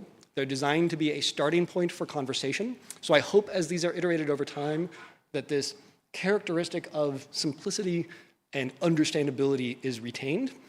And then we have an assumption for this, that we call a stipulation on the slide, which is that everything will be done in a way that's consistent with international law. That almost certainly means a Security Council resolution affirming this and explicitly authorizing this. But I'm not a lawyer, so I would say it in that way. I'll let the lawyers here fill in the additional pieces. The protocols. We have 13 protocols, notional protocols, that we suggest for this topic. They come in 3 subsets. They're in the slides, which are published, and a forthcoming paper will go into this in more detail. The first subset has to do with the technical and diplomatic, essentially, foundation for undertaking a mission to deflect an asteroid using one or more nuclear explosive devices. The second subset has to do with the essentially mission design and even spacecraft design so that you maximize transparency and security for the entire mission. The third and final subset has to do with how you operationally do the mission to maximize independent verification by other observers and also flight safety. So the first subset is what's shown here, the first 3 of the 13 protocols. The first 2 here essentially say that dynamical data about all known NEOs will continue to be shared with the international community. Currently, this is done via the Minor Planet Center. The second one is that, in this case, the information about this particular NEO of concern will also continue to be shared via international bodies, almost certainly IWAN and SamePage. The third one here is what's called the mission provider. We say the government that's undertaking this mission overall will commit not to place NEDs beyond Earth for future planetary defense programs unless there is another authorization by the Security Council. So essentially, this is a one-time deflection effort. The second subset is essentially that these are the mission design and spacecraft design protocols. The first 2 essentially say that we'll conduct this in a manner very analogous to NASA civil space missions, where essentially all parameters are provided publicly. Number 6 on here, the third on this page, is that the mission provider will facilitate independent tracking. This is something that NASA actually already does in spacecraft designs. This is also comparable to, on Earth, we sometimes paint aircraft and ships white for humanitarian settings and humanitarian circumstances. It turns out there's an analogous way to do that for spacecraft. And then finally, the last 2 here are about how you do not share information about the NEDs themselves, but you do provide transparency and confidence building measures around the installation of them in the spacecraft, including how many there are and their basic characteristics. Finally, you can read the slides, but essentially there's an operational way to do this mission that maximizes both independent verification and flight safety. The most interesting one of these, the only one that I'll read out loud, is essentially that the one that also might need the most refinement in the future is we suggest that the mission provider should use a trajectory that provides confidence of non-return to the Earth-Moon system of the NEDs themselves. This is essentially if you have a spacecraft failure, you don't compound your problem by now having an asteroid headed to Earth that also has nuclear explosive devices on it or right next to it also headed for Earth, and avoiding that scenario. We look forward to talking. Thank you.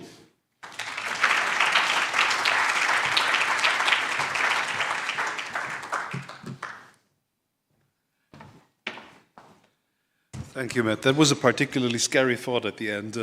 An asteroid armed with NEDs. Certainly the worst case scenario. Okay, our next talk is by Hannes Meyer on the legality of any other nuclear explosion.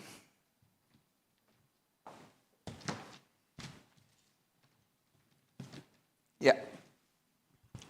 So also my disclaimers, views expressed in this presentation do not necessarily reflect those of the Austrian government or the Austrian delegation to UN COPUS. So there is a number of asteroid impact mitigation techniques. In the interest of time, I'm assuming that those are widely known in this audience. But some of these techniques, especially the nuclear option, which we have discussed extensively already today, does raise a few legal questions.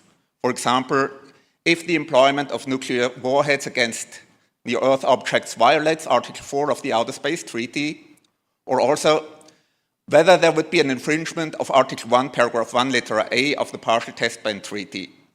And this all goes somewhat also together with the question whether a nuclear warhead or a nuclear explosive device that is employed against a near-Earth object could actually be considered a weapon of mass destruction as laid out in Article 4 Outer Space Treaty, or a weapon at all. So, looking at Article 4 Outer Space Treaty, a nuclear explosive device for a planetary defense mission is not necessarily placed in orbit or installed in outer space, as is laid out in Article 4 Outer Space Treaty. Neither is it installed on a celestial body. And is it a weapon of mass destruction? I know I'm here repeating myself, but well, this device, as explosive and destructive as it might be, is not used to cause mass destruction against human or any human-made installations. And not every explosive device, as you all know, is a weapon. We use explosives for all kinds of peaceful, maybe even constructive undertakings, minings, construction projects, or even to diffuse dangers. So me, being Austrian, of course, I like this example, and I have brought it up in the past as well. But one very good example is, for example, how we are using explosive devices also to actually diffuse the danger coming from looming avalanches by triggering them before they become too dangerous. This can even be done through airborne deployment from aircraft or helicopters, as is quite often done in Austria, for example, or even using artillery pieces, as they do, for example, in Switzerland or in California. But now, getting into the details now, specifically with the Partial Test Ban Treaty. Now, Article 1 of the Partial Test Ban Treaty prohibits the parties to the treaty from undertaking any nuclear test explosion or any other nuclear explosion in the atmosphere or beyond, including outer space and underwater. Now, one thing I have already elaborated on, of course, I have already postulated at least that it is not a weapon, but even more so, it is certainly not a weapons test we are talking about here. We are talking about an operational planetary defense undertaking. But then there is some concern by some parties about that additional half sentence, any other nuclear explosion. So does the Partial Test Ban Treaty therefore actually go beyond nuclear weapons testing? So there was one statement by the then acting Secretary of State Barr to President Kennedy shortly after the treaty had been drafted, lining out that the main rationale behind this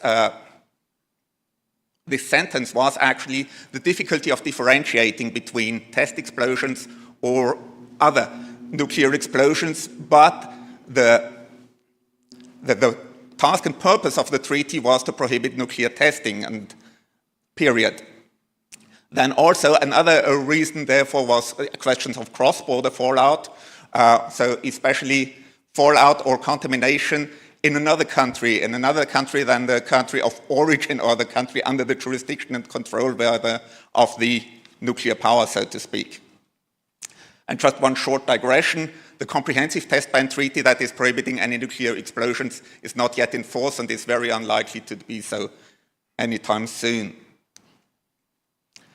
So then we can have a further look at Article 32 of the Vienna Convention of the Law on Treaties, then stating that if an interpretation of a treaty leads to a result which is manifestly absurd or unreasonable, we can look at other sources and for interpretation.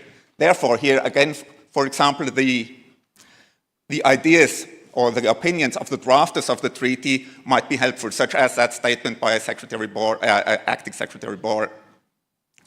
Furthermore, James A. Green argues, for example, that the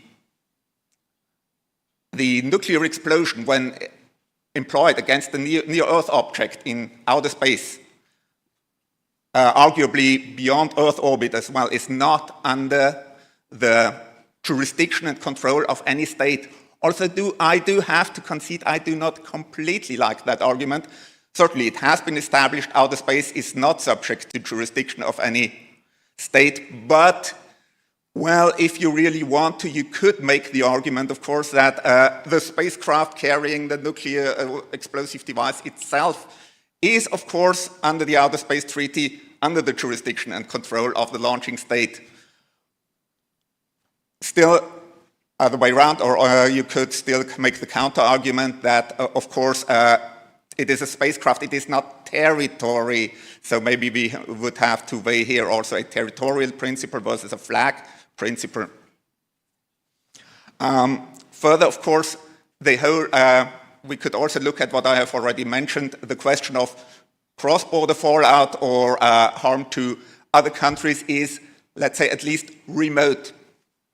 And not to forget, although this treaty has this very clear wording, any other nuclear explosion, the drafters or the parties that concluded the treaty, the United States, the United Kingdom, and the Soviet Union, had never actually ruled out to undertake any operational use of nuclear weapons or of nuclear explosions as such.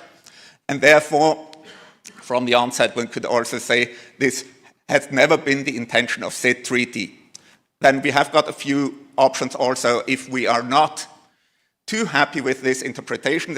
How could we mitigate these legal questions? Of course, the most likely one, that has often been mentioned already in this conference, is to come up with a resolution by the UN Security Council. This has its deficiencies and there are problems, veto and so on, or set up a specific legal regime such as a Planetary Defense Covenant, which I don't consider too likely in the near future, or what we might also not like too much, that at the end of the day, the involved countries might just decide they need to do what needs to be done. So that leads me to the end, and thank you for your attention.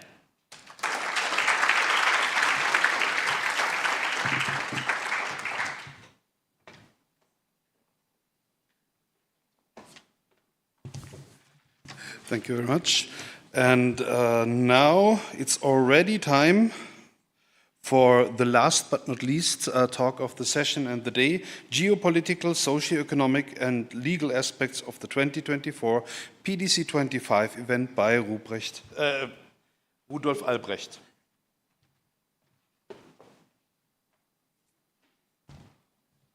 Okay.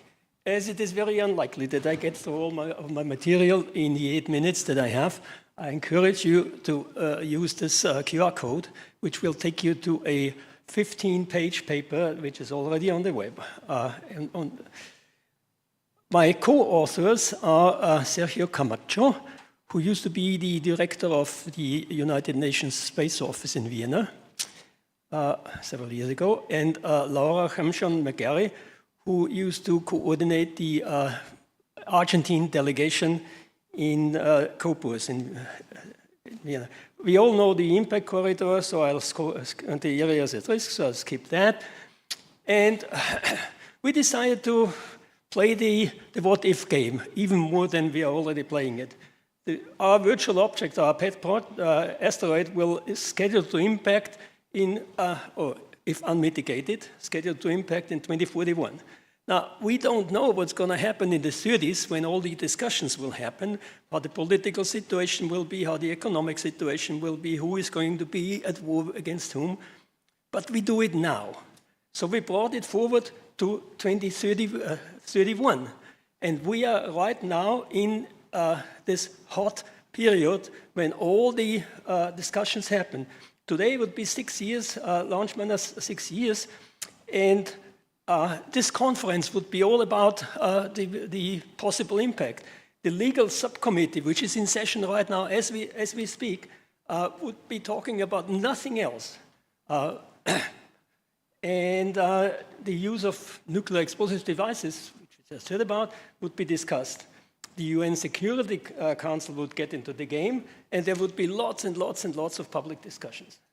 So international politics will react. The economy will react, the stock market will react, real estate prices will plummet in the risk area, the commodity prices will change. People will start to leave the risk corridor with impact minus 6 years. I would get out. Options and obligations under international space law would be discussed. Mitigation options, we would be discussing mitigation options. Funding is required. Who is going to pay for it? Major powers have space forces. What's their role? How can they have a role? Some of the mitigation technologies have dual use. So again, stuff for discussion, and the nuclear option, last but not least. global considerations. There are wars going on right now in the potential risk area. Some major space actors are not at risk at all. Will they contribute? Will they cooperate? The Security Council will certainly get into the act. And here is a list of countries that are in the Security Council right now, the non-permanent members, and food for thought, the Democratic Republic of Congo, where the current impact location is, will be in the Security Council in the pre-2031 area. We are rearming Europe, so will we have money for the mitigation mission? The Trump administration will be with us until 2029. Launch impact minus 2 years. What's he going to do with NASA? There might be the need for some political deals. The Security Council has the responsibility to maintain and restore international peace and security. So how are they going to do that? Possible points of contention are, of course, the nuclear option, the change of the impact location. We just heard about that from Brent. And here is the voting system of the Security Council. How do we handle possible dissent? Legal considerations. Do countries have an obligation to cooperate? Yes, they do. Can evacuation be enforced under conditions? Do countries have the obligation to accept refugees? They are not refugees. They are displaced persons, but they cannot go back to where they came from because it's all obliterated. So interesting considerations. Most countries that are affected by either the impact or by the refugees will declare a state of emergency, which will impact on the democratic rights and the human rights, possibly, of the affected countries, of the population. And it might, definitely the political system will react, elections might be suspended. COVID tells us that not all the population will agree with measures being taken. And of course, the role of the security forces is very ambiguous. Predatory action might happen. People and countries might buy land up cheap if real estate prices bottom out. Okay, we examined 4 possible impact locations. Western Ukraine. Right now, there's a war going on. Is the Russian Federation going to help us mitigate the object which is going to deposit 150 megatons of energy into Western Ukraine? Good question. And I'm not going to go through all the list. A major point is Ukraine produces food for about 1 billion people. And if the impact were to happen in Western Ukraine, there would be no investments, and people would leave to Europe.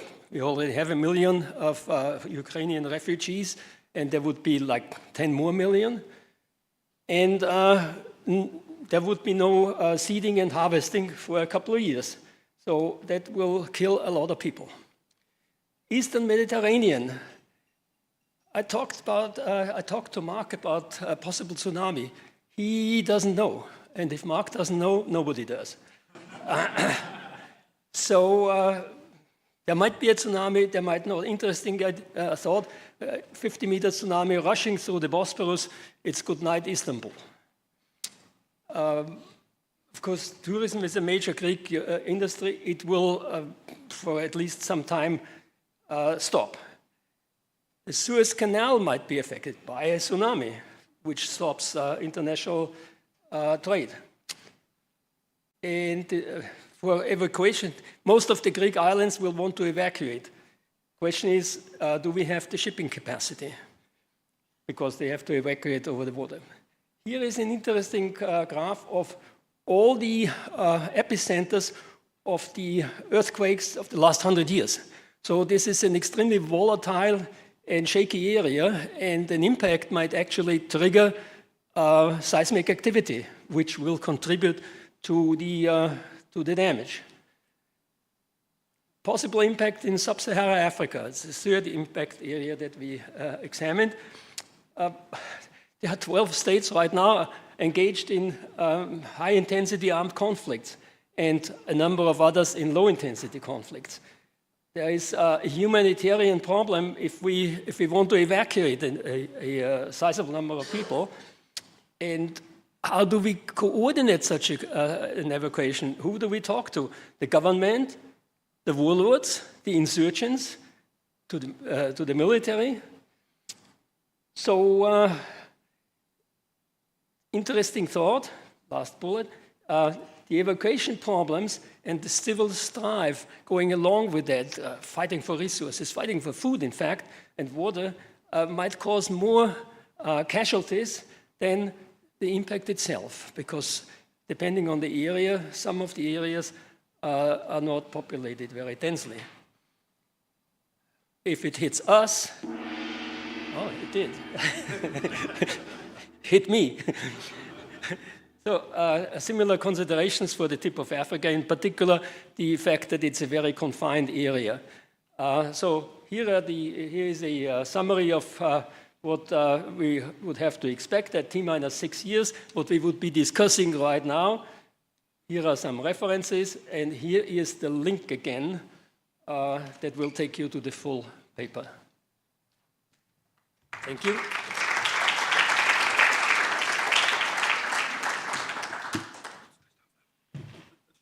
Okay, so we have the round of Q&As coming up, so may I please ask all the in-the-room speakers to take their seats on the stage, and I hope we still have all the online speakers and my co-chairs with us. Alisa, Jan, do you have anything that you would like to address at this point? Just want to share my gratitude with all our presenters today, and for sharing their insights. I was fascinated by a lot of the presentations. Yeah, thank you very much. And Richard, of course, thanks to you for being our in-person point person there. My pleasure.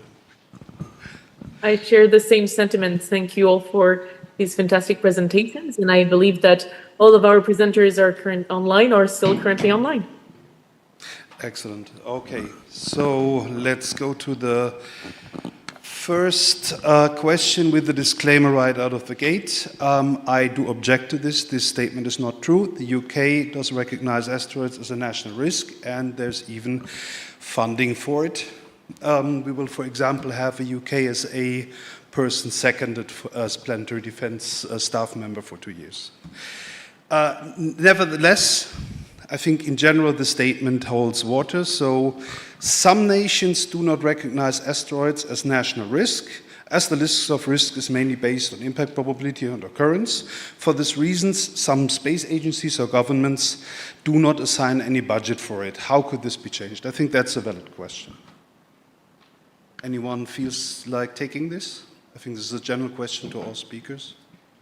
I could offer a simple personal view, which is one of the benefits of planetary defense as a field and how it's done in government policy and international coordinations is that it's a mix of direct engagement between scientists and technical communities and government actions. So the United States has a national strategy on planetary defense. A straightforward approach for other countries, including the UK, could be to emulate that kind of national strategy and adopt that kind of national strategy. That would be kind of ideal. But in the absence of that, one straightforward approach would be for technical and diplomatic experts in countries like the UK to participate in other countries, sessions. The UK does. Other countries as well, yes, to participate directly through this conference and other events like this. Thank you. Any other words? And this is Jan with kind of an addition to that. Completely agree, but also contributing to planetary defense doesn't necessarily mean a nation has to set up its own planetary defense program or necessarily spend a lot of money on it.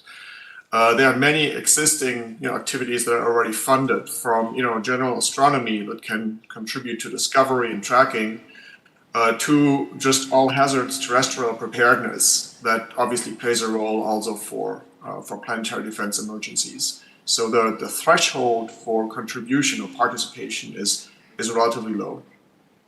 Yeah, also in Europe we have the special situation where this task is to a certain level entrusted to ESA, where we interface and do the groundwork for all of this. But of course we still interact with the national actors, so there's a middle way. But I would say my two cents here would be how could this be changed? Be vocal about it, advertise it, bring it to the attention of other bodies of action and activity. And I think if it's more visible, then it's more likely to change, whatever needs to be changed. Okay, then I've proposed we progress to the next question for Hannes. Would an NED planetary defense demonstration mission constitute a test definition? I'm just glancing over that it jumped. I'm afraid so, yes.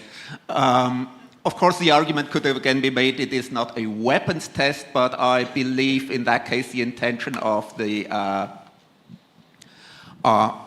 treaty was much more in avoiding nuclear test explosions in outer space.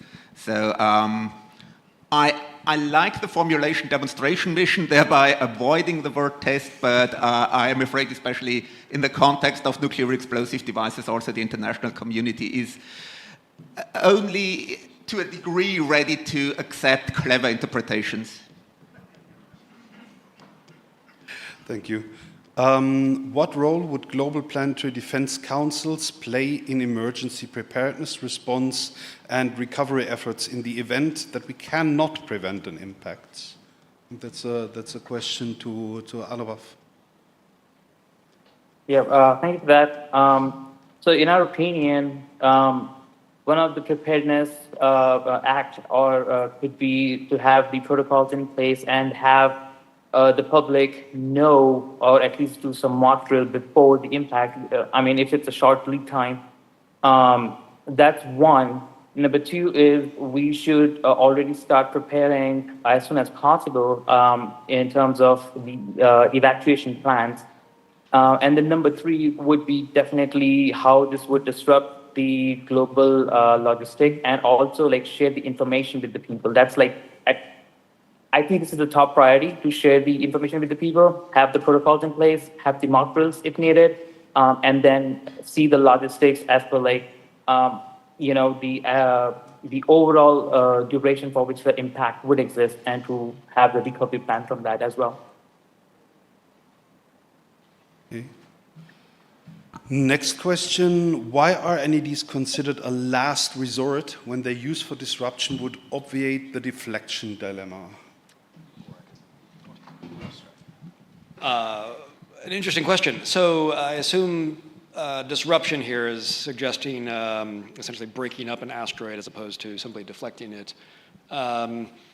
So we could say a few things about this briefly. One is, first of all, in many ways, NEDs are an especially effective way of mitigating a hazardous asteroid that appears to be on a collision course with Earth. So last resort, because of many complications around this, but it's an especially effective deflection technique. That's why we developed protocols, because we think it's important to be able to talk about this. If you were disrupting instead of deflecting, would that obviate this deflection dilemma? Well, you could, I think there's still ways of saying that certainly this is a contentious enough issue that governments and individuals would be concerned about the use of NEDs. Take one example, actually. There was this other paper on extending planetary defense. We talk more about that in future planetary defense conferences. So I'm happy to see that paper here. Thoughts to add, and then we can open it up to the audience here. Yeah, one thing is the fact that we know that there are orbits which are very hard to observe There's also the dilemma if the test per se is done, if someone gets sneaky and sends one on these hard to observe, nearly invisible orbits, we would have another threat emergent. It's not anything, not especially a counter argument, just to add to this statement of the thorny issue, that there's so many dimensions, and I think it will need a lot of discussion. Okay, so I do not know how much time we want to spend to get it back. Are there any questions live in the audience? Yeah. Okay. Yeah. Good. I think there was one question concerning the long-term sustainability guidelines and how long it took them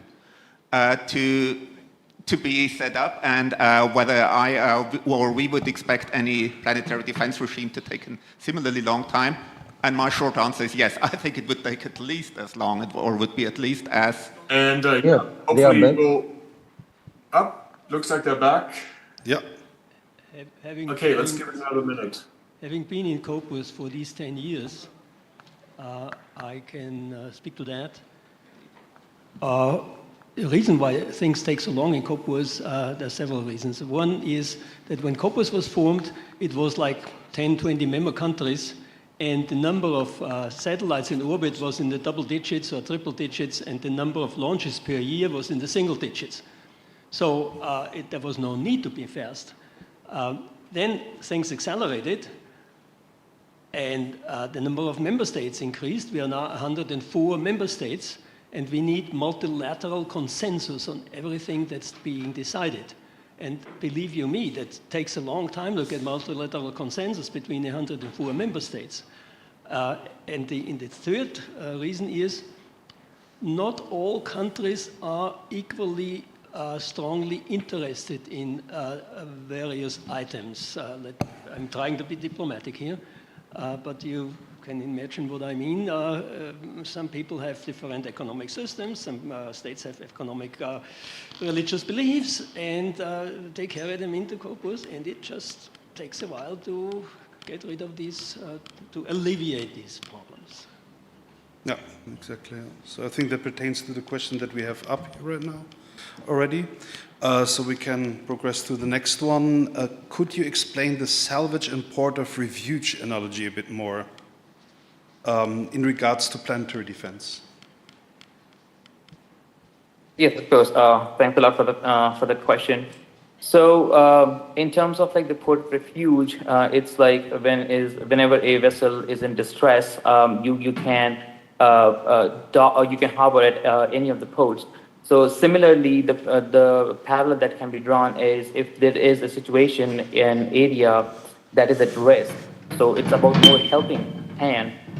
So the refuge, especially if it's from one state, transferring them to the other state, depending on the asteroid size and the impact region, that at that point, the international borders, opening them and having the refuge, or letting the people, be evacuated or moved to a different place is a critical aspect. And it's not just the people, also maybe depending on the wildlife and maybe like the livestock.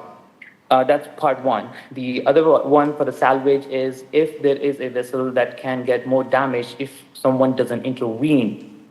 Similarly, there is an option, do we want to wait for that time to happen for an asteroid to have an impact, or when it comes really, really close to take an action? Not necessarily get an impact, but still, do we want to try to deflect it and mitigate the risk right away as far as it is like possible? Or do we want to wait? And one of the big reasons in the salvage is like, why would anyone want to intervene, especially when you can be held accountable and liable for the damages? Especially there is a precedent, I'm not able to recall it fully, but there was a Canada related case wherein there was one state was held liable. So I forgot who paid whom, but there was $1 million stuff that Canada. Russia to Canada. Thanks for that. Yeah. So they had to pay to Canada as a compensation. So if you are already held liable, if you are not incentivized, even though your intentions are good, with the salvage, if someone helps the vessel to reduce the damage that they would inflict upon, they are incentivized. So in similar manner, or drawing the parallel is if a state that has the capability to intervene that asteroid and like deflect it or mitigate the risk and save the people or the property or overall like combined, then they should be incentivized. So that's the salvage and the port of refuge analogy that can be drawn in parallel. And especially the blinking part is that no one owns the space, no one owns the sea. We definitely own the land and have the borders and stuff, but for sea and space, we don't have that. But that's a very good point in about like who should help and who is liable for what. So those are the parallels. I hope that answers the question. Okay, thank you. Do we have time for one more? One more. Okay, to Nicola. To build a multilateral security, NATO has Article 5, an attack on one state is an attack on all. What are your thoughts of building such an international collaborative security model for planetary defense? I think then people, the bugs on Clendatu will look very, it will be hard for them. Okay, thank you for the question. Yeah, that would be really nice. But I would be realistic in the current political, say, atmosphere globally. So that's why I think that the next steps we can work on are these non-binding, soft law kind regimes, such as confidence building measures or guidelines of responsible behavior in planetary defense mission. And before we were disconnected, I wanted to add to actually answer this question as well. The protocols to use nuclear explosive devices, the presentation we saw, is exactly the kind of substance which can be used to deepen the transparency and confidence in that soft law kind regime I am proposing and can be discussed at the UN caucus. Because on one hand, we see the sensitivity behind that. We see how arguments why they are illegal are surfacing. At the same time, there are plenty of, I would say, really important arguments why they could be even secure than a kinetic impactor, because we can avoid the disintegration of the asteroid. So in this particular perspective, I'm finally changing my mind on that in last years because the stigma which is behind the technology is actually the problem, not necessarily the legality, which is of course the problem. But when we are in the situation that there will be no other option, so we talk about using the concept of necessity in international law. So finally, they will find their way to be used if it is necessary to use them. And in this sense, I think it's really important to discuss how they could be used and how the preparation could undergo when they are going to be used. So these protocols we saw in the presentation are extremely important to somehow embark on this discussion seriously, especially at the United Nations. Okay, thank you very much. With that, I almost conclude the Q&A session. And while handing over to the chair, there's one more question. Thank you, and the question is for me, and probably to Hans. Maybe the answer will be just one word. Is the testing of a nuclear explosive device in space, including all of the procedures, but it does not contain any nuclear material, considered legal? Well, I would say yes. You mean without any nuclear or without any fissile material? I didn't quite understand. Oh, without any fissile material. Yes, no nuclear material. You mean just the device itself? Is this considered acceptable? I would say yes. Okay, here's the answer. Thank you very much. You have a break until 6:30, where we're going to have some fun. Now that we got scared away, we should have some fun later in the evening. So at 6:30, transportation from here to the gala dinner. Thank you very much. See you very soon.